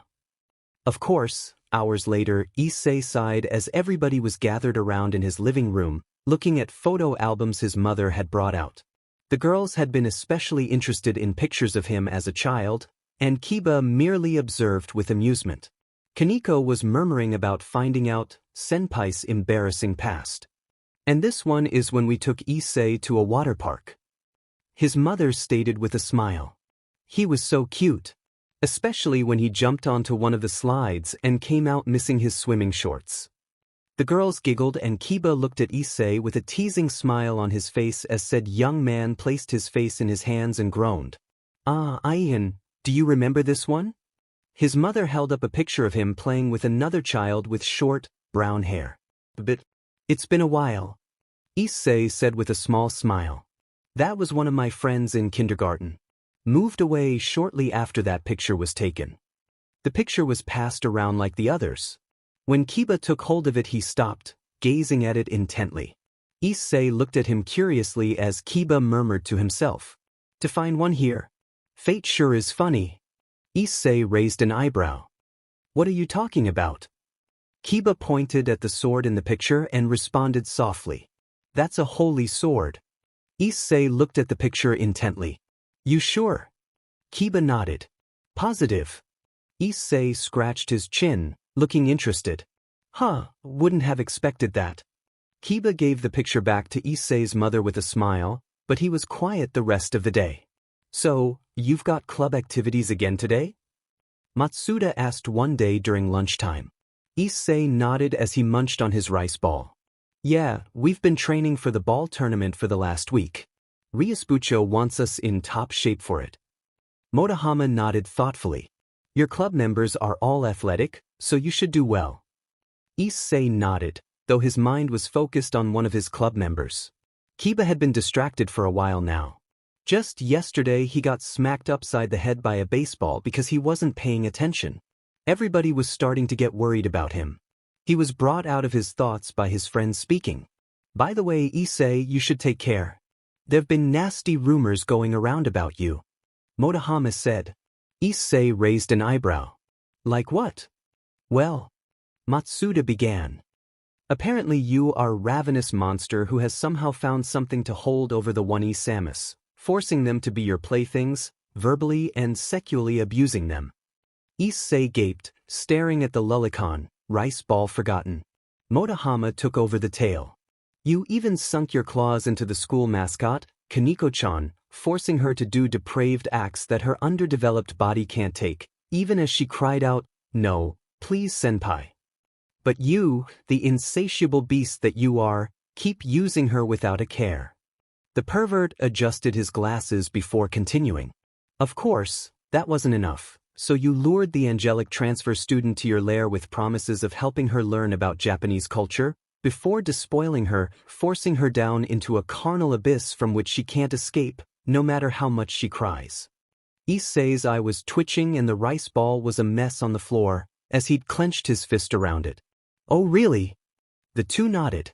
There's even a new one, about how not even the appealing girls of the occult research club were enough for you, so you even sank your fangs in the school prince, forcing him to be on the receiving end as you enjoy yourself. Everybody in the room stopped what they were doing when Issei slammed his fist on his desk and stood up, glaring. And who exactly has been spreading these rumors about me? The perverted duo started to sweat slightly as Issei's eyes bored into them. W that eye is. Aika Kiryu stood up and looked at the glowering Issei with interest. You talking about the rumors about you being some SEC fiend that went after everybody in the occult research club? At his nod she smirked. Isn't it obvious? Matsuda and Motohama started shaking their heads at her frantically. They were deftly ignored. Those idiots started the rumors out of jealousy. Issei's glare turned terrifying, and everybody watching expected things to erupt into violence, considering the aura surrounding the scarred boy. Then he spoke, voice softly menacing. You won't know when. You won't know how. When you least expect it though, I'll pay you back for this. He gave them an absolutely chilling smile, making the perverts turn blue with fear, knees shaking. Count on it. He cleaned his desk up and moved towards Asia. Come on Asia, we need to head to the club room now. Asia nodded mutely and gathered her things, following Issei out of the silent classroom. Rias yawned as everybody got ready to leave for the night. It was well after midnight, but Sona had come in to discuss some things as everybody bar Issei, who had headed home not too long after school since he had nothing to do while everybody did devil work, had been getting ready to leave. She'd already been there to introduce Saji, but had come back regarding the fact that a larger than usual amount of priests had been spotted in the area. That discussion had segued into other topics, resulting in everybody leaving for home much later than usual. Rias was looking forward to getting home and cuddling with Issei. It really was very relaxing. She glanced to the side to look at Asia. She was sure the younger girl would most likely insist on joining in, not wanting to let Rias get ahead of her. Rias had already decided not to fight it. If anything, having another appealing devil lay with him would help her tempt Issei into devilhood more easily. Soon enough, Rias and Asia had teleported into Rias' room in the Hyoudou home. The both moved towards Issei's room, eager to lay down and relax. However, when Rias quietly opened the door to his room they both froze in shock. Issei was asleep in his bed, but that wasn't what drew the two girls' attention. That would be the gorgeous blonde that was standing there, stretching. Said blonde was very, very naked, revealing the fact that she didn't have a single strand of hair below her neck. As Rias watched, a drop of white liquid flowed down the blonde's thigh from her section. She knew what that was, but her mind didn't seem to want to process it. She looked into the woman's face. It took her a few seconds to register who this woman was, but her name finally made it through Ria's surprise. Elena-san. She said softly so as to not wake Issei. I was not expecting to see you. Rias wasn't an idiot. She'd known the moment Issei revealed Elena at the party where he won her from Riser that the two had Issei, most likely regularly. It was an obvious outcome when you had SEC demon and a teenage boy. She just hadn't expected to be confronted by it so suddenly. The succubus smiled at them sensually. Hello, Gremory-san, Argento-san. I was just taking care of my MSTR. It's been some time since I last saw to his needs. She said just as quietly. She walked towards them silently, hips swaying provocatively. Were you two here to do the same? Rias shook her head, absently noting that Asia was staring at the succubus, looking a bit intimidated and sad. Not at this time. We simply hoped to sleep by his side. Elena nodded. I see. Yes, he is quite comfortable. He always makes me feel safe. She looked at Asia, her smile turning kind while somehow retaining its sensuality. What is the matter, young one? Asia fidgeted a bit, looking down. You and I… How can… She fell silent, unable to voice her fears. Elena pet her head to the side as she looked at the former nun. I see. You think because he has me to satisfy him, he won't want or need you. Am I right? Asia looked down, slightly teary-eyed. Rias tried to hide her own, similar doubts. Do you know what my MSDR's goal was not that long ago? Rias smiled slightly even as Asia looked up curiously. I remember. He used to state it quite loudly and proudly. He said he wanted to be a HRM king, who had many different women willing to be with him. Elena nodded. As a succubus, I find it quite an admirable goal. And while he has matured since then, I can assure you that he still wants that, in some ways more than before. And he already has a good start on it. You don't think I'm the only one at his command with this type of relationship with him, do you? Asia looked curious now. Like the ones he summoned at the party to fight Riser-san? Elena smiled. Not all of them, but a couple, yes. I won't spoil it though. You should figure it out for yourselves. Rias crossed her arms. If I had to guess, Elahi-san is a definite. I looked Paris up after that night, and she seemed devoted enough. Asia nodded before adding her own thoughts on it. Definitely Belle-san. They're too close for anything else. Elena's eyes danced merrily. So you see, the fact that he has me if he feels urged to satisfy himself shouldn't stop you from pursuing him. You still have a great chance with him. I promise. Asia nodded, looking determined, and Rias smiled herself. Now then. Elena continued. You should get in bed with Mr. before we wake him. Rias tilted her head curiously. And where will you be going? Elena waved her hand. I'll just get Burroughs to summon me back. Good night. She walked to the closet as they watched. There was a flash of light, and she was gone. Rias looked at Asia and shrugged before stripping and getting into bed with Issei, the former nun following. Asia was blushing bright red, because Issei was for once fully ND instead of in just his boxers. That didn't stop the girls from snuggling against him and falling asleep as his arms encircled them in his sleep. Slept. The sound rang out in the old school building over the hammering of the rain. Kiba stood silently in front of his angry king. It was the day of the ball tournament, and it had been hectic. They'd competed in multiple sports, winning all of them. The most intense moment of the day had been the tennis match between Rias and Sona, where they showed their rivalry.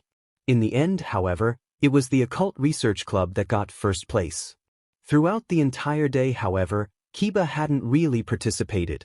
He'd been at the events, but he'd stared into the distance, not reacting, nearly costing them the match several times. He seemed to be completely lost in thought, to the point that Issei though he could launch a nuke in front of him and he wouldn't have noticed. Did that finally wake you up, Hyoudou?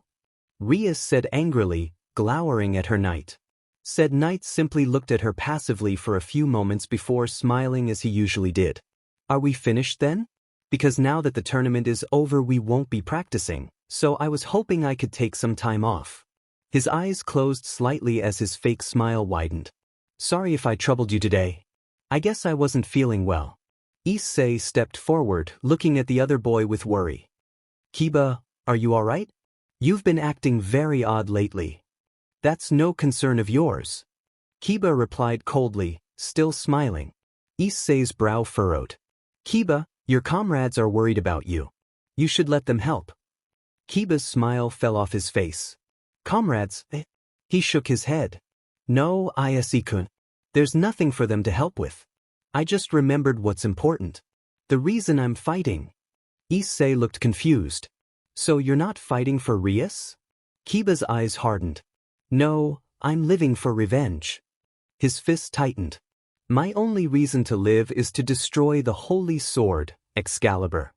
That night, Issei lay awake in bed, deep in thought. Both Rias and Asia were sleeping with him, their bare bodies pressed tightly against his, but even that enjoyable state of affairs couldn't distract him from his thoughts. The Holy Sword Project. The project Kiba had been a part of when he was young, which had ultimately killed him. He wouldn't have had any real issue with them trying to work out how to increase the likelihood of people being able to wield holy swords, if it wasn't for what they did at the end, killing a group of children because they were deemed failures. Seems even here, God's an a-hole. Issei muttered to himself softly. Belle flew over and sat on his chest, smiling at him. Still having issues? She asked quietly. Issei simply nodded. Apparently hoping the forces of heaven weren't complete BSTRDS was still in vain. He responded, remembering how Asia cried when she heard about what happened to Kiba. Belle lightly traced one of the numerous scars on Issei's chest. To be fair, we don't know the whole story. Could have been a rogue element. Issei conceded the point. Knowing our luck, how likely do you think that really is? The pixie's grimace was all the answer he needed. Let's just hope Kiba gets his head back on straight. We'll need to keep an eye on him. Belle nodded in agreement. She then leaned forward and gave his bottom lip a kiss. Get some sleep, boss. Issei nodded, yawned, and fell asleep, the fairy curling up on top of him and doing the same. Issei and Asia were walking home a few days after the ball tournament. Rias had stayed behind doing some work that had come up. Bucho-san has been busy lately. Asia commented as they approached the house. Issei nodded. Can't be helped. She's in charge of this territory. I'm sure there are things that entails that we don't know about. As they entered the Hyoudou home, Asia suddenly grabbed onto Issei's hand with her own shaking ones, a scared look on her face. Issei turned to her in concern. Asia bit her lip, trembling. Hearing voices from the living room, Issei carefully led the devil there. Two unfamiliar girls were seated on the couch with his mother. Once again, she had a photo album out and was showing it to the visitors. And this is a picture of Issei in primary school. He used to make such messes. Look at him, completely covered in dirt. His mother was saying, a light laugh in her voice. Ka-san? Issei asked, checking on her. She looked up at Issei with a smile. Welcome back. Come and we have guests. Are you all right, Asia-chan? You look pale. Asia slumped but sat in one of the chairs, looking relieved to see everything was fine. Issei stepped forward, relaxing slightly, but remaining ready for anything. He gazed at the two new girls in the room, studying them. The chestnut-haired one was smiling at him while the blue-haired one with the strip of green studied him back, eyes sharp. Beside the blue-haired girl was a weapon, covered in cloth. Now that he was looking for it, he could sense holy energy radiating from it. It was mostly likely what had affected Asia. Hi, Hyoudou Issei-kun. The brunette said, smiling and waving. Issei smiled back, nodding. Nice to meet you. He was surprised when the girl looked confused. Don't you remember me? Issei blinked, shaking his head slightly, but his mother held up a picture. It was the one of him as a child with another kid that had caused Kiba to become preoccupied. This is her. Shidu Irina-chan. Even I was surprised, she used to look so much like a boy. It's quite a difference. Issei stared blankly, gazing from the picture to the cute girl sitting in front of him with a smile on her face. What? Irina giggled slightly. I guess it can't be helped. I used to be such a tomboy after all. We've both changed though. You really can't tell how time will affect things. She stood up and gave Issei a light hug before stepping back and staring at his face. Issei gave a slight smile. That's true. Things can come at you suddenly. The girl in the white cloak nodded before biting her lips slightly. May I ask what happened? At his confused look she gestured to his face. The scars. She gave a small, suspicious look at Asia, who was sitting and watching, still looking uneasy. Issei hesitated, but he wasn't the one to respond. He won't say. His mother said, and he wasn't surprised at the fact that she sounded a bit bitter. Nobody has managed to get it out of him. He disappeared for a long time, and when he reappeared he was injured and scarred. Issei ducked his head apologetically. Sorry. He didn't say anything further, however. Irina and the blue-haired girl stared at Issei speculatively, before Irina smiled. Well, as long as you're okay. Issei smiled back and nodded. I'm so glad you're safe. Rias said, hugging both Asia and Issei about a half hour after Irina and her friend, Zenobia, had left. They didn't try anything, did they? Ayan and I are fine, Bucho-san. Asia said with a smile. Rias gave them an even tighter hug. I'm glad. Sona was telling me about people from the church in town. Apparently they have a powerful holy sword on them. I thought they might have tried using it on you. Issei shook his head. They were perfectly polite, though I could tell they weren't exactly comfortable with Asia around. They could tell she's a devil. Rias crossed her arms. Well, Sona told me that apparently they want to meet and negotiate something with us. I don't know what it is at this point. It might be involved in the fact that the priests that come to this town keep getting killed. They'll be at the clubroom tomorrow. I'd like everybody to be there. Yourself included, Issei-kun.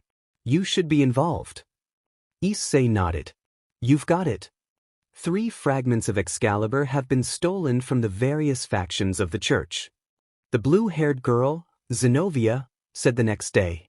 The ORC was in their clubroom along with their 2 guests. Rias and Aquino sat on the couch sat across from the church representatives, while everybody else stood around the room. Issei kept close to Kiba in order to keep him under control, as he looked like he might attack the 2 girls at any moment. Now, however, he stepped forward in surprise. I'm sorry, what do you mean, fragments? Issei asked, confused. Originally, the girls had been against Issei joining in on the meeting. He was, as far as they could tell, a normal human after all. However, Rias had revealed that she technically worked for him, and so would tell him everything that happened anyway, in which case it was pointless to keep him out. The church agents had been surprised by this, but relented. Though it was obvious they were wondering exactly what happened to make Issei, a human, have command of a peerage of devils. Excalibur was broken a long time ago, during the war. Irina responded. The fragments were forged using alchemy into 7 new blades. Blades like this. Zenobia said, removing the cloth from her weapon, revealing it to them all. It was long and thick, ending in 3 points, with what seemed to be axe heads in place of handguards. While the devils tensed or otherwise reacted badly, with Kiba especially looking at the blade with a dark hunger, Issei leaned in for a closer look. Interesting. This fragment is Excalibur Destruction, from the Catholic Church. Its offensive power is high, able to break pretty much anything it is set against. Zenobia stated stoically before rewrapping it in the cloth it had been in. Suddenly Irina grabbed something that looked like a rope. Issei raised an eyebrow as the rope twisted and contorted, becoming a katana. This is Excalibur Mimic. Irina said with more than a bit of pride. Its shape can be changed any way I want, so it's very easy to carry around. This one is with the Protestant Church. Issei glanced at Kiba.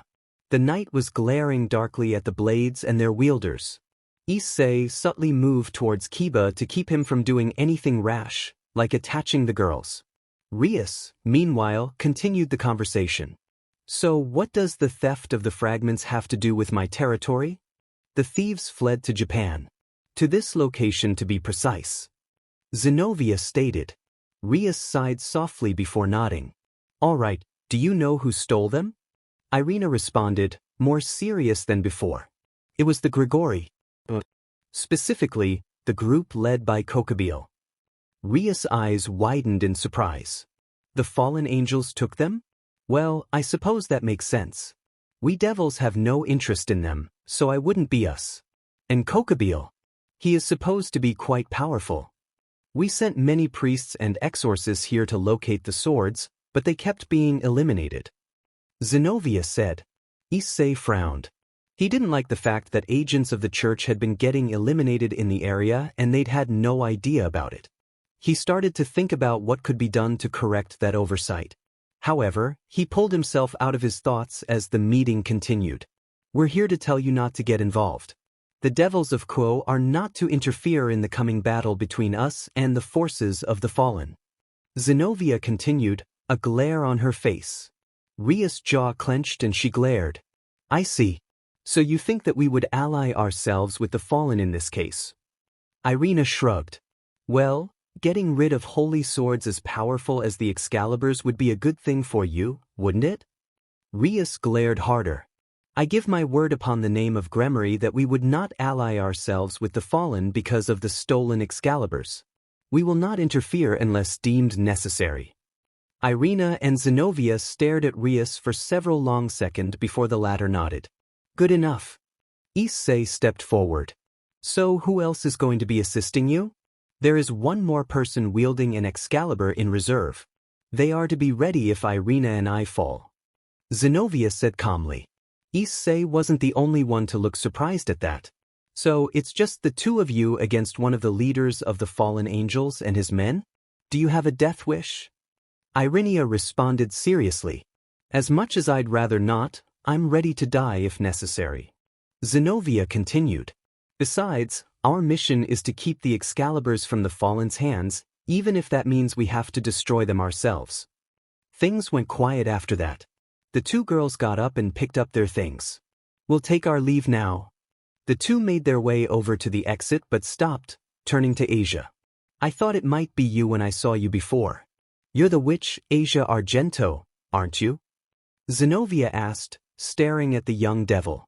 Irina stared at Asia in curiosity. You're the witch? The former holy maiden? I heard you disappeared. Didn't expect you to become a devil though. Asia fidgeted. Zenobia spoke. To think that the former holy maiden became a devil. You really did fall as low as it was possible to go. Do you even believe in God anymore? Zenobia, you know that she doesn't. She wouldn't be a devil if she did.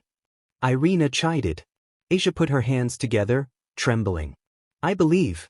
I can't just set aside everything I lived for. I still try to pray, even though it hurts. Irina looked amazed while Zenobia drew her blade from its cloth. In that case, you should allow me to cut you down. In spite of what you've done, God will forgive you. She pointed the sword at Asia and took a step forward. Before any of the others could react, Issei stepped forward and grabbed the Excalibur by the blade, keeping it from moving closer even as drops of his blood traveled down its length. You keep that ugly thing away from Asia, he said softly and dangerously. Zenobia gazed at him in surprise.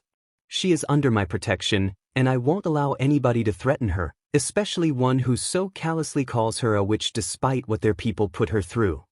I call her a witch because that is what she is. Zenobia responded.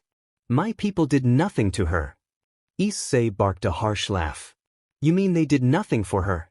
They tossed her aside when she was inconvenient, and not a single person helped her, betraying the teachings they claimed to follow. Teachings she still follows, even today. I consider those who denied her the hand of friendship she so desperately needed the lowest of the low. Asia whispered, gazing up at him. Zenobia looked irritated. A holy maiden doesn't need friends. What's important is working for others. God's love should have been enough for her. It was when she selfishly looked for more that she stopped being worthy of being a holy maiden. Selfish. Issei breathed incredulously. That's rich, when she didn't ask to be a so-called holy maiden. It was the church that selfishly made her one for their own ends. Then they dropped her when she revealed herself better than them. He laughed again, and everybody was struck by the bitter, cynical sound of it. God's love. What a laugh. Like that ever did anything for anybody. Zenobia appeared calm again, however. If his love didn't protect her, then it just means her belief in him was fake or insufficient. That's like blaming a RPE victim for being raped. Issei snarled, his grip on Excalibur Destruction's blade tightening, making more blood run down its length. Let me make myself abundantly clear. If you, or the church, the angels, the fallen, even the Mao, act against those I consider family, you. His voice was dead serious. Zenovia's eyes sharpened even as Irina stared, with the others, transfixed. You are threatening not only us but the entire church? I think you need to be taught a lesson. Ria stood and opened her mouth to try to get everybody to calm down when Kiba stepped forward. That sounds like a challenge. I will step in and be your opponent. Zenobia turned toward Kiba, pulling her sword away once Issei finally let it go. And who would you be? Kiba smirked. I am your senpai. Though I am considered a failure, apparently. Still smirking, a countless number of demonic swords appeared in the room.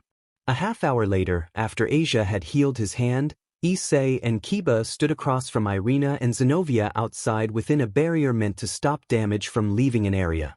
After the confrontation in the clubroom, Zenobia stated she wouldn't mind testing their strength, especially as one claimed to be her senpai. As long as it wasn't a life-and-death battle, it wouldn't be reported to the church. Thus they stood ready to have a fight. Kiba, give me a sword. Nothing special, just a basic sword. That's all I need. Kiba nodded and per Issei's request created a simple longsword for his use. The church agents threw their cloaks off, making Issei's eyebrows shoot up as his eyes roamed along their forms. This was unsurprising, seeing as they were wearing what seemed to be S-type of skin-tight leather that left very little to the imagination. Issei was sure he could even make out the bumps of their nipples. The girls then prepared their blades for the coming conflict. Kiba, to the surprise of many, started to laugh as demonic swords formed around him. It was a mirthless laugh, coupled with a cold smile. "Why are you laughing?" Zenobia asked, confused. "I'm laughing because I'm happy. The thing I've been determined to destroy is now finally in front of me. I never dreamed I'd have this chance so soon." He grabbed one of his blades, which promptly burst into flame. "That sacred gear you possess. That's sword beard, isn't it?" Zenobia asked Kiba. "I had heard there was a subject who avoided being disposed of by the Holy Sword Project. That was you, was it not?" Kiba simply grit his teeth and glared. "Hyoudou Issei-kun." Irina's voice came, drawing Issei's attention to her. "I was shocked when I saw you again. The boy I remembered playing with had become a scarred man that hung out with devils." Irina clapped her hands together. "To think that my old friend had become an enemy. Truly this must be a test by God. But I will not falter in my devotion." She held her katana in a ready position. "I'm ready to show you the error of your ways." Issei merely raised an eyebrow at her as he held his blade in a relaxed one-handed grip. "We'll see." There was a sudden clang of steel on steel as Kiba launched himself at Zenobia, eyes burning fiercely. "My power is fueled by my comrades' hatred. The hatred of those killed for no reason while filled with regret. With this power, I will destroy the Excalibur which caused their suffering." Their battle was heated as Kiba did everything in his power to best the swordswoman. "Pay attention, Issei no, Issei-kun." Irina cried as she launched herself at Issei. She was surprised when he easily brought his blade up in a block, stopping her cold. She pulled back and came in for a slash from the side, only to find the sword waiting for her there as well. This continued for several more exchanges, all of Irina's attacks being blocked by Issei. How are you doing that?" "You assumed I was just a regular, untrained human, Irina-san. Not only are you mistaken, but you aren't using your blade to its full potential." Issei responded. Irina stopped, confused. "What do you mean?" Issei sighed, letting his sword point down. "Your Excalibur can change its form at a moment's notice, but you aren't using that ability. For example, go for an overhead swing with the blade as a katana, then at the apex change it suddenly into a claymore so the weight adds to the force of the swing. Or when you move, suddenly extend the blade to catch your opponent by surprise. There are many ways to take advantage of your sword's abilities." As Irina looked at her weapon speculatively, the others around sweat dropped. Even Kiba and Zenobia had stopped to stare. I don't think you're supposed to be helping her, Ein," Rias said with a sigh, while Akino laughed softly to herself and Kiba did the same as his sighing. Irina experimentally brought her sword up above her head and swung. As Issei had recommended, the sword suddenly became enormous, the weight adding to the force of the swing considerably and so suddenly that Irina almost lost her grip on it. The Excalibur smashed into the ground heavily, biting deep into the ground. "Oh, that really does work. Thanks, Hin." Issei nodded, still standing ready to defend himself as Irina turned her sword back into a katana. "Anyway," Kiba said slowly, before another blade appeared in his offhand. "Back to what we were doing. Burn and freeze to my flare brand and freeze mist." He attacked in a whirl of ice and flames, his night speed boosting him to a blur. However, Zenobia kept evading. Speed and 2 demonic blades aren't enough to handle me, she cried, swinging her large blade. The sword slammed into both of Kiba's and annihilated them, making him gape. As I said before, my Excalibur is destruction. There is nothing I cannot destroy if needed. To demonstrate, she moved it into the ground. With a deep noise, the ground began to rumble and clouds of dust flew into the air, making the others shield their eyes. When the dust cleared, everybody saw a large crater had appeared in the location Zenobia had moved it. Irina spat dirt out of her mouth.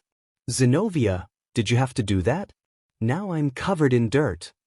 Zenobia simply shouldered her weapon, observing Kiba and waiting for his next attack.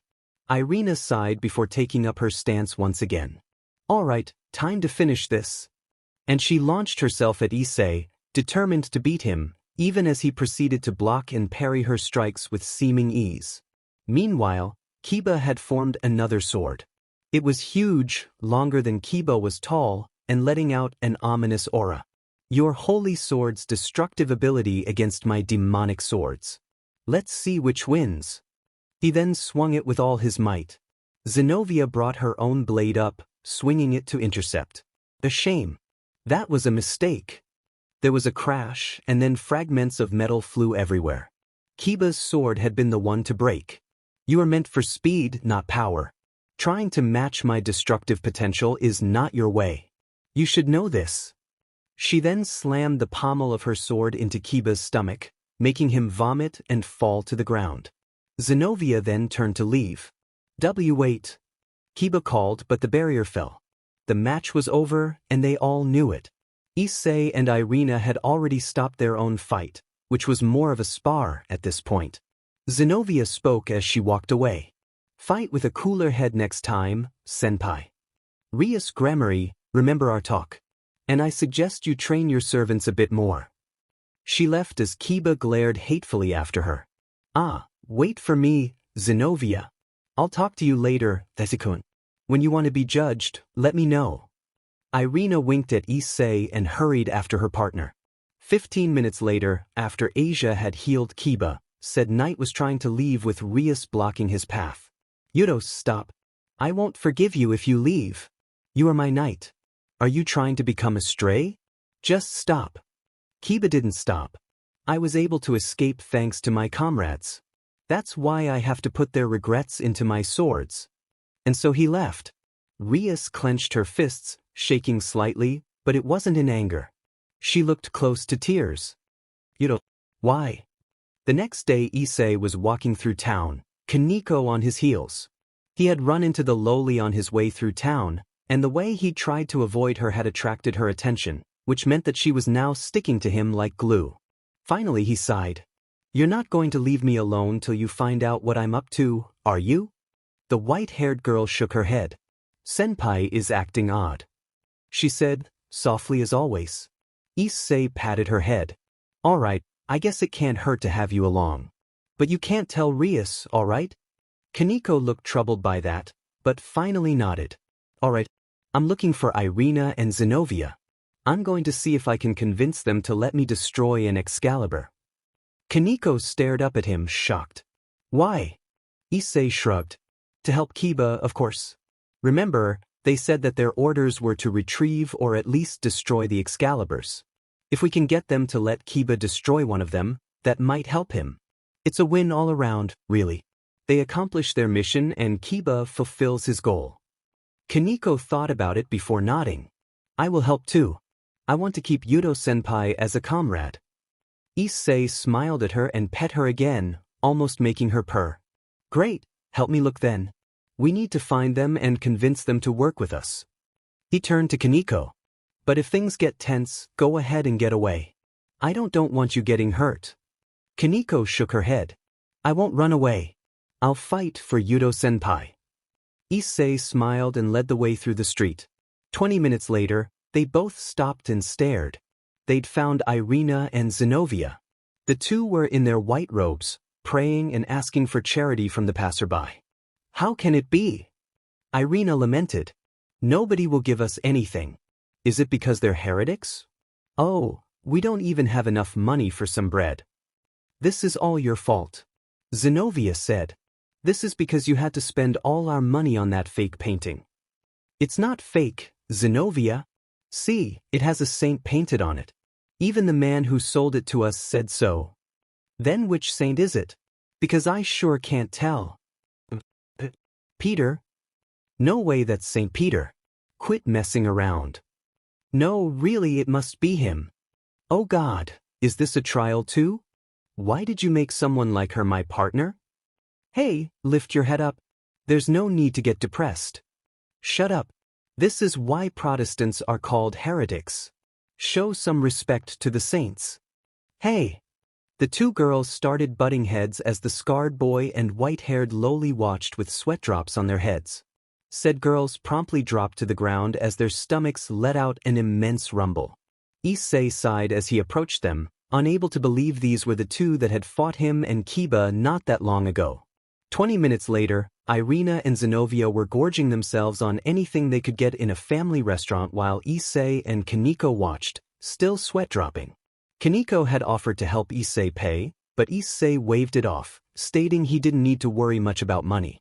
That made Kaneko give him an odd look, but she shrugged it off. Finally, after what seemed like an eternity, the two girls slowed down their eating, now simply sipping their drinks with satisfaction. Ah, that's what I needed, Zenobia said, looking much calmer. Thank you very much, Irina said with a smile. She then clutched her cross and prayed. God, please give charity to this too for helping us. Amen. When she noticed Kaneko wincing and clutching her head, Irina smiled slightly sheepishly. Ah, sorry, I didn't think. Irina took a sip of her drink before speaking. So, is there any particular reason you were searching for us?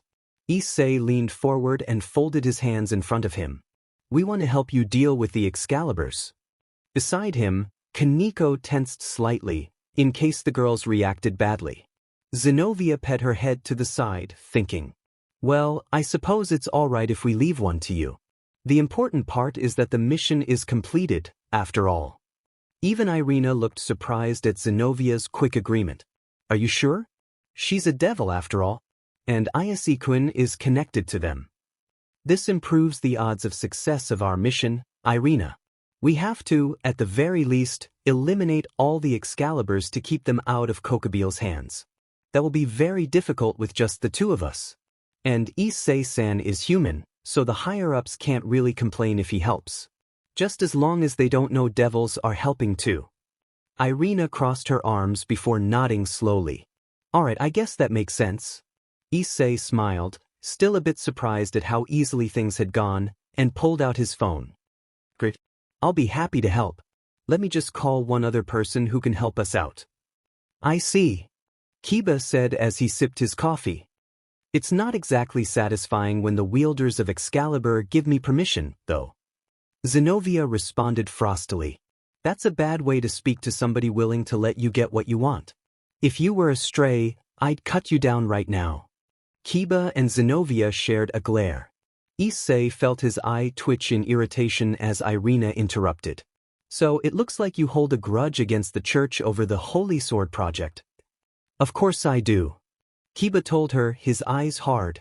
But you see, Kiba-san, that it was thanks to the results of that project that people like me and Zenobia are able to wield the Excaliburs. She said, so that justifies killing all the test subjects as failures when they'd done nothing wrong? Kiba responded harshly. Zenobia spoke up now. That was a disastrous debacle that the entire church felt nothing but disgust about. The people in charge of the project were charged with heresy and punished. The head of the project got away though, and is now working with Kokobeel. Kiba's gaze sharpened. So he's with the Fallen? What is his name? His name is Valper. Valper Galilei. Zenobia told him calmly. Issei held up a hand, surprised. Wait, you mean that fiasco was done by a rogue element? Irina shrugged. Sort of. The project itself was commissioned by the church. Galilei and his cronies went completely off the rails in how they went about it though. The church had no knowledge of their actions. Issei sat back, still surprised. Huh, who'da known? Kiba was in deep thought. So, if I help go after the fallen, I can get to him. He looked up, eyes more determined than before. Very well. Looks like I have to share some information of my own. He sat back, crossing his arms. A few days ago, I was attacked by somebody wielding an Excalibur. I happened upon them after they'd just finished killing a priest. His name was Fried Selzen. Sound familiar? The church agent's eyes became hard at this news. Zenobia was the one to speak. Fried Selzen. A former exorcist who became one that was well known for his accomplishments killing devils and mythical beasts. But he was mad. He'd kill anybody, even his allies. He had no love for God, only battle lust. Issei looked disgruntled. I'd hoped I'd killed that a-hole when we fought before. Figures he survived. We'll just have to deal with him when we come across him. Zenobia said. In any case, we should move on to actually cooperating. She wrote a number on a napkin. If you find anything, call this number to reach us. Issei nodded. All right. He reached for a napkin to do the same, but Irina held up a hand to stop him. No need, Issei-kun. We got your number from your mother. We'll call if we find anything, she said. Issei sighed in exasperation at his mother's actions. Now that that's settled, we should take our leave. Zenobia said, standing up. We'll pay you back for the meal later, Issei-san. See you later, Irina said cheerily. Let's do this again sometime. The three members of the ORC were left alone in the restaurant as the girls left. They were silent for a time before Kiba finally spoke. Why did you do this? Issei sat back. First of all, because it's the right thing to do. And you've helped me before, so I want to repay the favor. Besides, we're comrades. This is the kind of thing we do. And the fact that this keeps Bucho from being troubled helps, I take it? Kiba said calmly. Issei nodded. There's that too. Last thing we want is for you to become a stray. Suddenly Kaneko, who had been silent since the meeting started, moved to grip Kiba's shirt. She looked up at him with a sad look on her normally emotionless face, which had an impact on both boys there. Yudo-senpai, I would be lonely if you left. That's why, if it's to keep senpai close, I'll do my best to help. So please, don't go, she said softly. Kiba gazed down at the lowly before letting out a sigh and smiling. If Kaneko-chan says something like that, there's no way I can refuse. All right, I'll go along with this plan. Both Issei and Kaneko smiled. The three remained in the restaurant for some time, talking. Several days later, their enthusiasm had diminished slightly. Every day, Issei, Kaneko and Kiba had dressed as church agents, hoping to bait Fried or one of his compatriots out to attack them. Wandering around for days without result, however, had dampened their spirits. That did not, however, mean they were going to stop. Geez, how hard is it to find a psychotic killer wandering around at night? You'd think that a-hole would have shown up already to try and kill us. Issei grumbled to himself as he walked. He stopped when both Kiba and Kaneko stiffened, looking around warily. What's wrong? He asked as he drew a knife from under the robes he was wearing. I feel something. Kiba said. Killing Hedij. He cried, jumping away from where he was. The others did the same as a sword slammed down where Kiba had been standing, cutting deep into the floor. Ah, you managed to dodge? Guess I'll have to try harder to kill you, won't I? Fried said as he stood from where he was crouching. Fried, you be silly. Issei scowled, stepping forward. Is that you, Issei-kun? You know, that hit you gave me before really hurt. I even have a scar. Is it all right if I kill you now? The mad exorcist asked, grinning insanely. I am your opponent. Kiba shouted, stepping forward with a blade at the ready. Fried looked at Kiba, still grinning. Wait your turn to die, you shitty devil. He then moved around Kiba at high speed, heading for Issei. Issei blocked Fried's attack with his knife, which to the surprise of everybody but himself held up under the assault. He kicked out against Fried's stomach, forcing him back, where Kaneko moved in, launching a punch at his side. Fried managed to avoid the girl's strike and lifted his sword to cut her down, but Kiba appeared and deflected it. Focus on me, you psycho. Kiba cried as he began battling with Fried. After several strikes, Kiba's blade broke, but he immediately formed 2 more and resumed attacking. Ooh, you're looking at my Excalibur with such hatred. Do you have a grudge against it? Kiba simply grit his teeth and focused on fighting. You can't beat me. My Excalibur is Excalibur rapidly. When it comes to the speed of my strikes, you can't beat me. Suddenly Issei called out, "Luster Candy." A multicolor light appeared at the feet of Issei, Kiba and Kaneko and quickly made its way up their forms before disappearing. Suddenly they all felt energized, and Kiba was moving faster and striking harder, able to hold his own against Fried now. What the hell?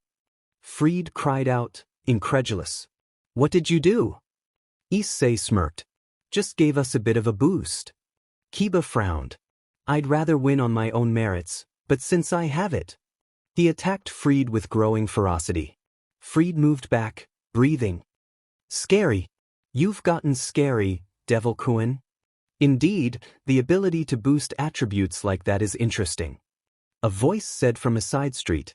Into the light of a street lamp came form of a large old man in priest's robes. What are you doing here, old man Valper? Fried asked.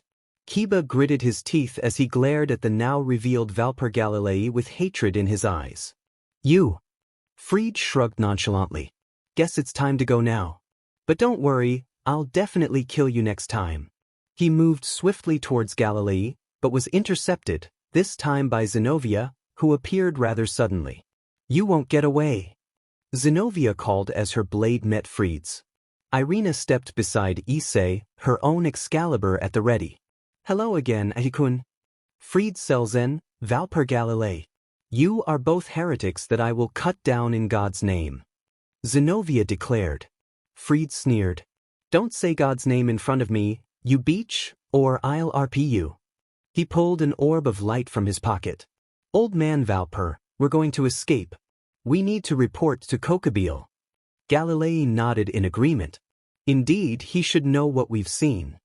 See ya, you shitty beastas. And he threw the ball of light on the ground, which went off with a flash, blinding everybody there. When they could see again, the 2 had disappeared. Irina, we're going after them. Zenobia called, starting to run after them. Right. See you, Tikuan. Irina called as she followed her partner. To Issei's surprise, Kiba rushed after them. I'm coming with you. I won't allow them to escape. Issei reached out to Kiba. Hey Kiba, hold up. Don't rush in. Before he could follow after them with Kaneko, they were stopped by a voice behind them. I thought I felt a fluctuating power here. Hikun, what's going on? He turned to find both Rias and Sona behind them, their arms crossed. He sighed. This was not going to go down well. Issei and Rias were heading home after he'd explained what was going on. She hadn't been happy, but Issei was able to reason that as a human her deal of non-interference didn't apply to him, so he could do what he wanted.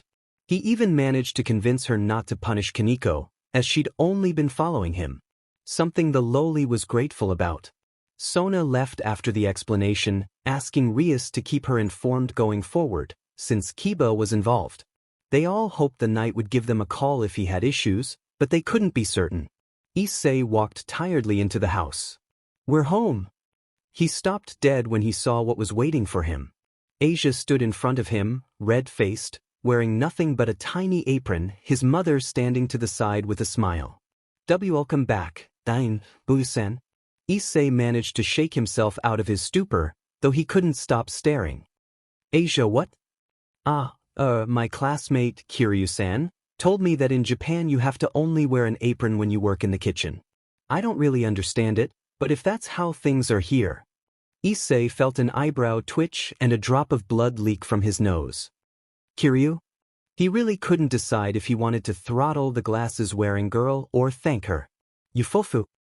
This brings back memories. I'm definitely supportive of this. Issei's mother said with a smile. Issei couldn't help but sweat drop. If there were ever questions about his parentage, that answered everything. His own perverseness didn't come from nowhere, after all. Such a strategy, Rias said with a hint of regret. I'm impressed. You are definitely becoming a lecherous little devil, Asia. Yeah? Asia looked up, red-faced and teary-eyed. But I don't want to be a lecherous devil. Rias smirked. I have no choice then. I'll need to do the same. Rias turned and left with Issei's mother following behind, stating she was going to help. Issei scratched the back of his head before looking at Asia. You look good, Aisha. Thank you, he said with a smile, still unable to stop staring. Asia looked shy. I'm glad. I just want to make Issei-sen happy after everything. Thanks to you, I have everything I ever wanted, so I don't regret becoming a devil. She moved forward and hugged him. Issei returned the hug with a smile, running his hands along her smooth, bare back. I see, look, I'm wearing it as well. Rias' voice came behind him. Issei turned and stared hard. Rias' apron only barely obscured the very important parts. Issei could even see a bit of her areola from the sides of the apron. Asia eeped cutely as the bulge in his breeds grew enough that she could feel it against her. Now then, let's get cooking, Asia. Why yes. Asia responded. Issei watched as the two got to work, his mother to the side, smirking. A few minutes later his father stepped in and stared with him. I am truly blessed, Ayan, to see this while I lived, he said. Issei could only nod mutely. Later that night all three of them were in Issei's bed, sleeping peacefully, when they were suddenly woken by a huge flare of power nearby. Both Issei and Rias got up and looked out the window as Belle stuck her head out of the closet. Issei looked down and saw Fried staring up at them with a psychotic smile on his face. Fried, he snarled. With a snap of her fingers, Rias was dressed in her school uniform. Issei quickly pulled some breathes on and headed out of the room with her, Asia following after pulling on a nightgown with Belle bringing up the rear. Woo, Issei-kun, Asia-tan. How are you? Did I interrupt you having SEC? Sorry, I'm not really good at reading the mood. Fried laughed. The hell do you want, you fake priest? Issei growled as Asia hid behind him and Belle prepared to zeo Fried's face off. This, however, was looking up, so Issei followed her gaze. There, floating above them, was a figure with 5 large pairs of wings. He wore a dark robe with several accessories. He was smiling darkly down at them. It's nice to meet you, heiress to the House of Gremory. You look a lot like that cursed Surzex. It makes me want to vomit. The figure said. A pleasure to meet one of the leaders of the fallen angels, Kokobeel. However, why are you here? If it's to discuss politics, it's no use. I cannot speak for the Mao. Rias replied calmly, despite how tensely she was holding herself. Issei tensed at the revelation of the figure's identity, preparing himself to fight. I come bearing a gift, Kokobeel said, before tossing a figure at Issei. Issei easily caught it to find that it was a badly injured, blood-covered Irina. He gently set her down and motioned to Asia, who immediately set to healing the girl's wounds. Then he glared up at Kokobeel, feeling worried about Kiba and Zenobia. She was one of 3 rats that came into my base. The other 2 got away. Kokobeel stated with a smile. And I wouldn't come to talk to a Mao. There's no point. On the other hand, raping and killing Surzeka's little sister is sure to incite his rage. That might be worth it. Then what is your purpose here? Rias demanded, glaring. I will be rampaging throughout this town, starting at Kuoh Academy. Doing so should draw you brother out, shouldn't it? Kokobeel explained with a dark grin. Rias replied frostily. You realize if you do that, the conflict between God, the fallen, and the devils will begin again, don't you? That's exactly my aim.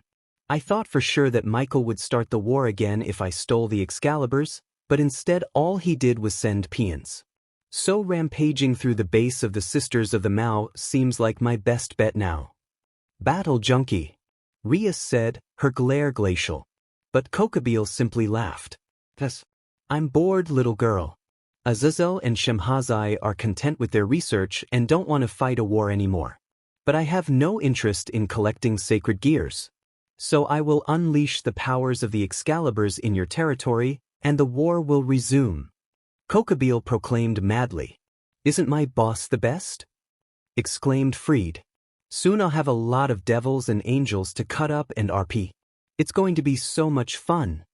We'll stop you, Issei said, looking at Kokubile, his declaration a simple statement of fact, like a foregone conclusion. The fallen leader raised an eyebrow. I'd love to see you try. And with a flash of light, Kokubile and Fried were gone. The barrier has been set up around the school. It will contain any damage to the school grounds unless something catastrophic happens. Saji, Sona's pawn, reported to Rias and Issei. They were all gathered in the park directly in front of the academy. Sona herself was eyeing Issei disapprovingly. Issei was dressed in white breathes, black boots, a black, tight shirt, and a long-sleeved jacket that looked like it was made of white snakeskin, with the gauntlet he wore during the Phoenix battle over his right arm. To the surprise of many, on his belt he had attached a long sword in a gold and blue sheath. It was what was on his other hip that drew Sona's ire, however. A holster with a black .45 pistol rested comfortably, ready for use. Sona looked away from the target of her disapproval and looked at Rias. It's mainly a stopgap. If Kokubile were to go all out, he's most likely devastate the entire region. We'll try to keep it from spreading, however. It doesn't help that it isn't just him. At least 50 fallen angels are gathered with him to back him up. Rias nodded. Thank you, Sona. We'll take it from here. This foe is above our power, however. It's not too late to contact your Oni-sama. Sona said seriously. I notice you didn't contact your Oni-sama, Sona. Rias replied. Not to worry, I have already informed Surzek-sama. Akino cut in. Rias whirled around on her. Akino, why did you? Akino's eyes narrowed. Rias, I know you don't want to cause your brother any trouble, but this is above your head. This is one of the leaders of the 3 factions.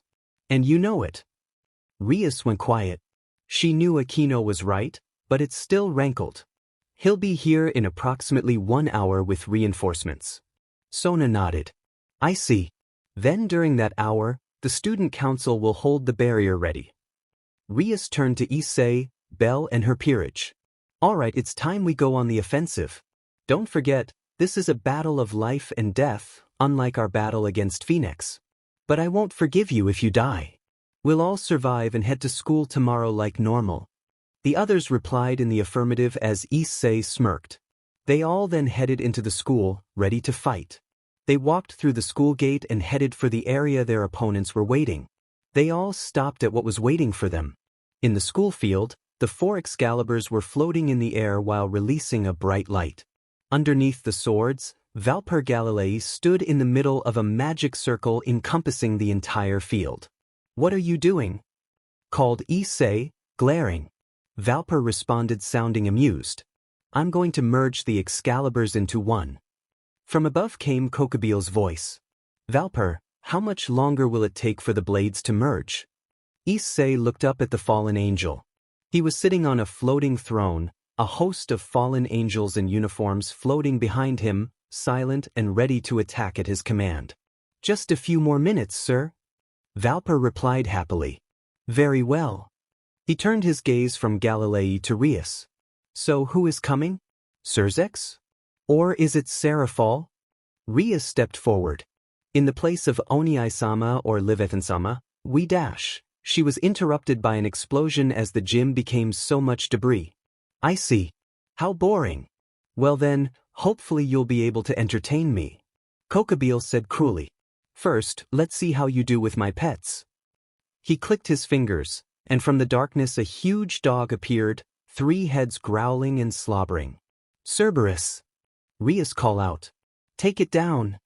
As Rias, Akino and Kaneko and Belle moved to engage, Asia holding back to heal anybody that needed it, Issei held himself back, eyes narrowed. Kokubile had said, pets, as in plural. His head snapped around to see another Cerberus running towards Asia, mouths open to devour her. In a single, smooth movement, Issei turned, drawing his gun, raised and fired. The bullet slammed into the middle head, right in one of the eyes. The massive dog yelped as an orb of darkness grew from the point of impact, annihilating everything it touched. Issei snapped off several more shots, each bullet having the same effect, leaving the Cerberus full of large holes. You have a magic gun. gasped Asia. Where'd you purchase that?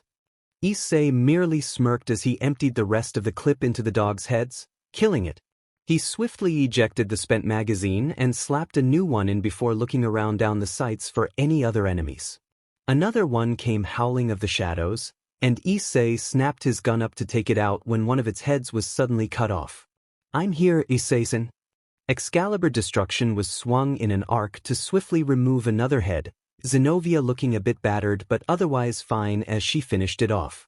The one the others were dealing with had finally gone down as well, leaving them breathing. Asia moved forward to deal with their wounds when one last dog came pelting out of the shadows to engage. Once more Issei's gun came up, but this time the dog was taken out by a mass of swords appearing around it, spearing it. As it tried to get away, whining, a blast of lightning left Bell, striking the beast head-on, ending its life. Kiba stepped forward, a blade in his hand. He gave an apologetic bow of his head to Rias, who nods back. Their interaction is interrupted by Valper's voice. It's finally complete, he said triumphantly. The four swords were letting out a brilliant light as they moved closer together before there was a flash and a single sword floated there with a blue-white aura surrounding it. And because of the power let off the magic circle is complete as well. This town will be destroyed in 20 minutes, and the only way to stop it is by defeating Kokobile. The ORC and Zenobia became speechless at that before Issei glared and aimed his gun at Valper's head. Turn it off, he growled out. Didn't you hear me, boy? The only way to stop it is by defeating Kokobile. He smirked. Good luck with that. Freed, called Kokobile. The mad priest stepped forwards out of the shadows. Yes, boss. Use that Excalibur to fight them. I want to be entertained. Kokobile said with a smirk. My boss can be so demanding. Laughed Freed as he grabbed the Excalibur, holding it ready. But he gives such great perks, like using Excalibur-chan to cut up all you shitty devils. It's going to be so much fun. I'll RP and kill and RP you. He let out another burst of mad laughter. Zenobia stepped forward, eyes narrowed. Kiba-san, if you still want to cooperate, I believe now is the time. You sure that's okay? Asked Kiba as he held his sword ready. As long as we at least get the shards back, then it should be all right. Excalibur is like any other sword in that it depends on the person who wields it to be something. Now that thing is an abomination, a sword of heresy. It must be destroyed. Laughter interrupted the conversation coming from Galilei. Kiba glared. Valper Galilei, I am the survivor of the Holy Sword Project. Kiba declared. Oh, to meet a survivor of the project in a place like this. It feels like fate. Valper responded with a smirk and a laugh. It was thanks to you and yours that I was able to succeed after all. Kiba snarled. Succeed? You killed us all, deeming us failures. Valper shook his head. I found that the subjects all had an element that was necessary to be able to use holy swords, but the amount of the element was too low to afford control. So I began to wonder, is there a way to remove the element and gather them together so there's enough to enable use? Zenobia gritted her teeth, looking disturbed. I see. That's what happens to holy sword wielders when they receive the blessing to do so. Galilei smirked. Indeed, girl. We take the holy sword element and crystallize them. Like this. He pulled out of his pocket a white orb that was giving off a holy aura. In spite of this, those fools in the church called me a heretic and kicked me out, taking my reports on the process. I can see from looking at you that someone continued my research and finished it. It must be Michael. He's so soft-hearted that even when removing the element, he wouldn't go as far as to kill the subject. He laughed to himself. Guess he's more human than I am. Kiba's eyes become hard as iron as he glared at the disgraced researcher. You killed my comrades and removed the element that lets them use holy swords? That's right, said Valper. This orb is from back then. I've used the rest on Freed there. This is the last one. Kiba's hands were shaking. How many? He asked softly. How many people like me and my comrades have been killed for the sake of you and your mad experiments? Valper snorted. Fine, then I will give this orb to you. My research has reached the stage where it is possible to mass-produce them in the right environment. First of all, I will destroy this town with Kokabeel. Next I will gather the legendary holy swords stored around the world. Then I will mass-produce holy sword wielders and start a war against Michael and the Vatican with the combined Excaliburs. I'm going to show the result of my research to those foolish angels and their followers who have convicted me. He stated grandly before throwing the orb away like a piece of trash. Kiba knelt down and picked up the orb gently, tears on his face. Everyone! Suddenly, the orb started releasing lights, which spread to fill the field. They soon took shape into people, boys and girls surrounding Kiba. I see. Aquino said softly. The powers at play caused the spirits in the orbs appear. Issei smiled softly while Belle wiped away a tear as they watched Kiba. The spirits of the kids looked up at Kiba with sad, yet grateful looks. Everyone! He choked out, tears streaming down his face. I always wondered, is it all right? Is it all right that I, the only survivor, can lead a peaceful life? Even though there were those that wanted to live more, that had greater dreams than me. The children spoke, but no words came out. However, Aquino read their lips and poke out loud for those that couldn't. Don't worry about us anymore. At least you're alive. They said. Suddenly the children started to sing. They're singing the sacred song. Asia whispered tearfully. Kiba started singing with them, singing the song that had kept the children company through the long nights when they endured the painful experiments of the project. A song that would normally be hurting devils caused them no inconvenience at all. Soon the forms of the children started to glow. Now that we are all together, we can do what couldn't do alone. The children said, now audible to everybody. They moved closer to Kiba, glowing brighter. The holy sword isn't scary. Accept it. Our hearts are always with you, even when God is watching. The light increased to a crescendo. Issei breathed out, slightly awed. He's reached it? Asia looked up at him. What, Aizen? He smiled proudly. Balance breaker. Kiba stood as the light faded, a soft glow slowly fading from around him. My comrades didn't want me to live for vengeance.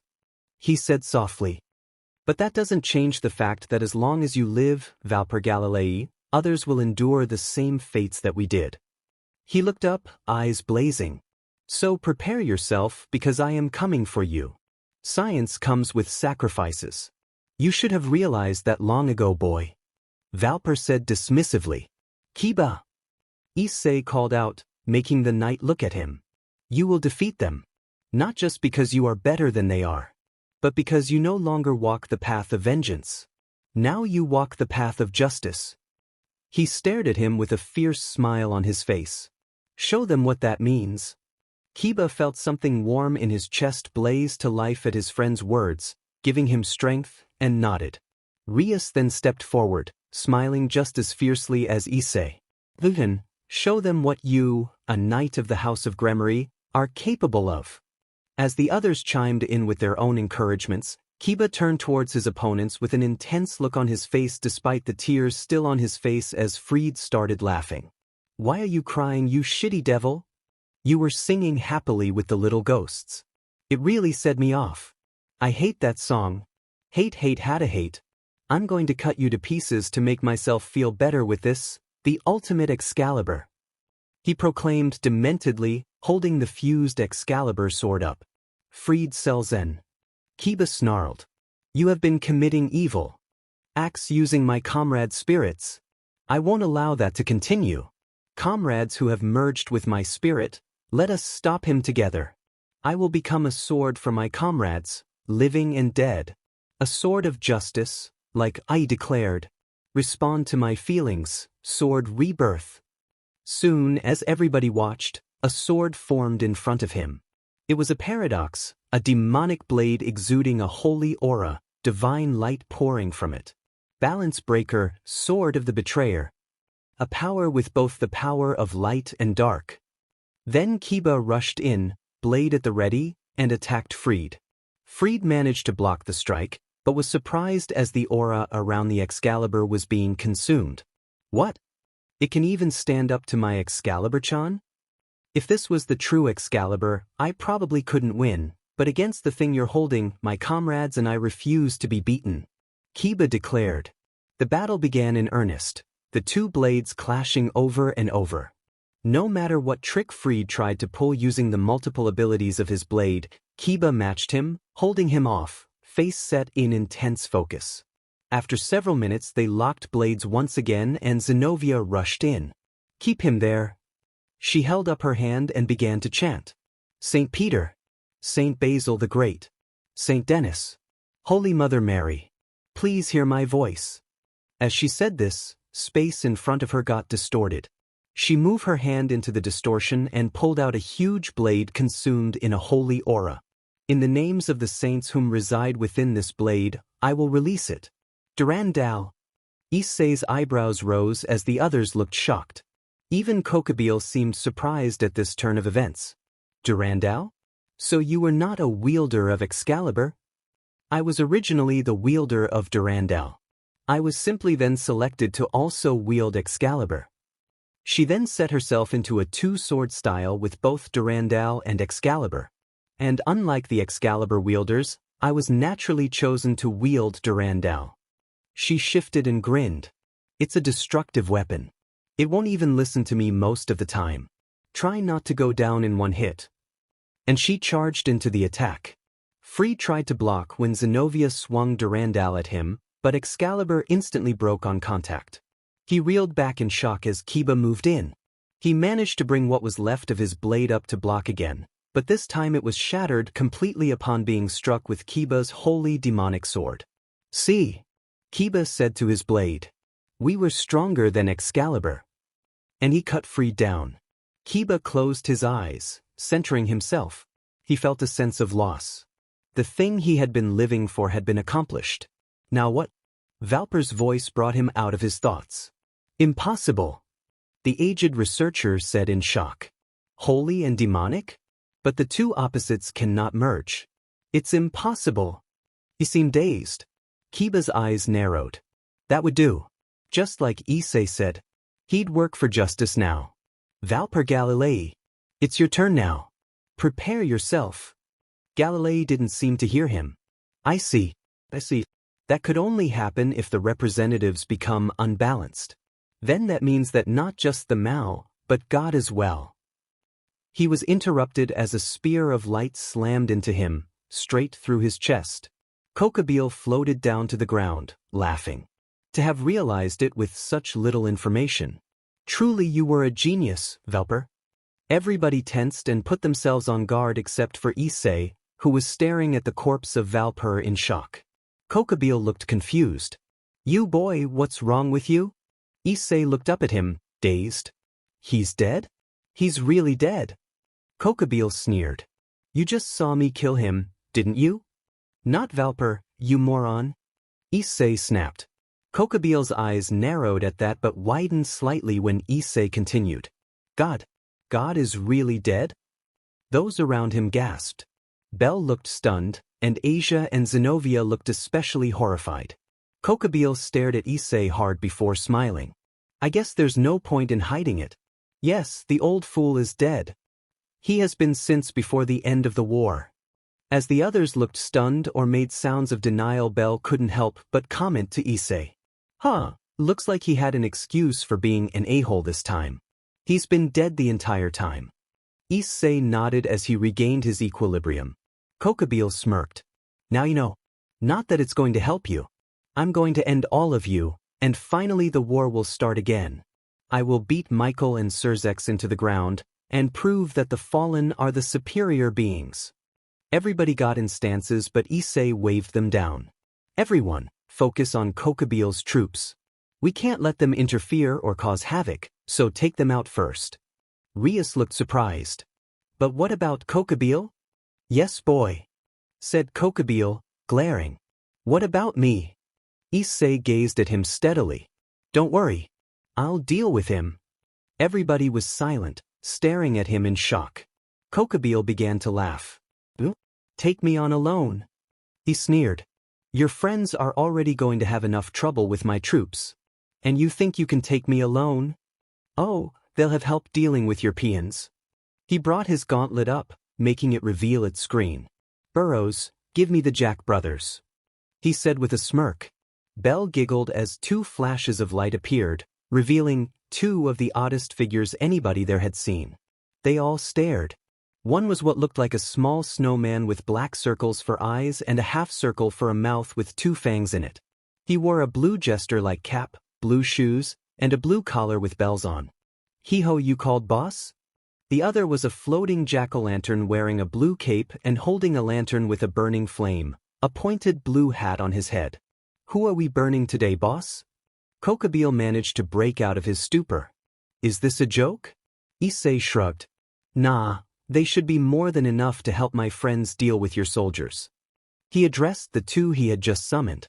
"Jack Frost, Pyro Jack, you're going to help Belle and my friends here deal with all the angels. Leave the guy with 10 wings to me, go wild on the rest." With a simultaneous yes, Boss the moved beside Belle, ready to fight. Issei then drew the sword he had carried with him, making not just his friends but many of Kokobeel's fallen gasp and move away slightly. It was the most appealing European long sword any of them had ever seen. Calling it perfect wouldn't be enough.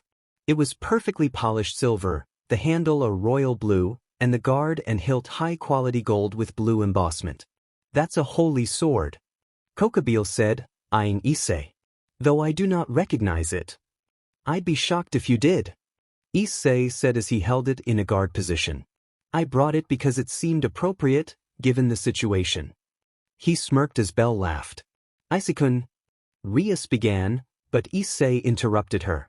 "Focus on keeping the small fry off of me. I'll deal with Kokobeel." And he launched himself at the fallen leader. Kokobeel moved back, but Issei suddenly pointed a hand at him and called, "Debilitate." Kokobeel stumbled back as if struck. Wadash! Then he had to defend himself against Issei, though his strikes were noticeably slower and weaker.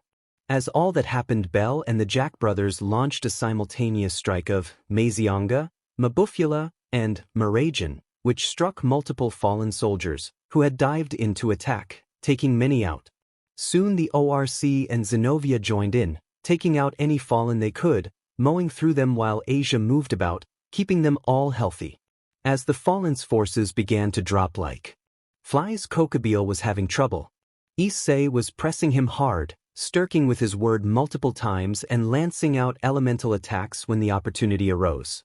He had already lost a wing that had been sliced off. It didn't help that his spears of light didn't seem to want to penetrate Issei's clothes, bouncing off and leaving little more than a bruise. Finally he managed to break away, flying up out of reach.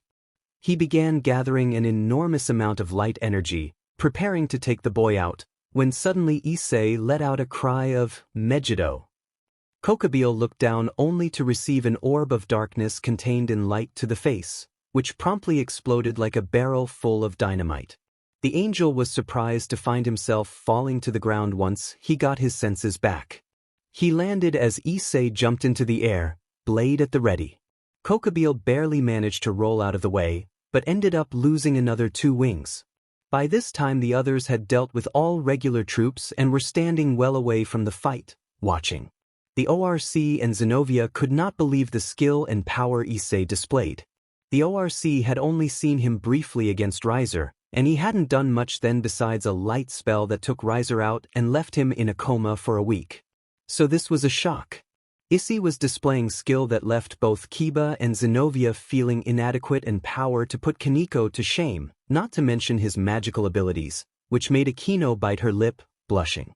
Issei went for a side slash, this time after covering his blade in flames, and Kokobeel barely managed to parry it with a light spear. "Enough!"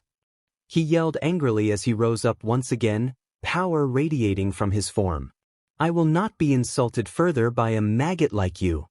He once again began gathering power for a massive blast. "Fine. Time to end this, then."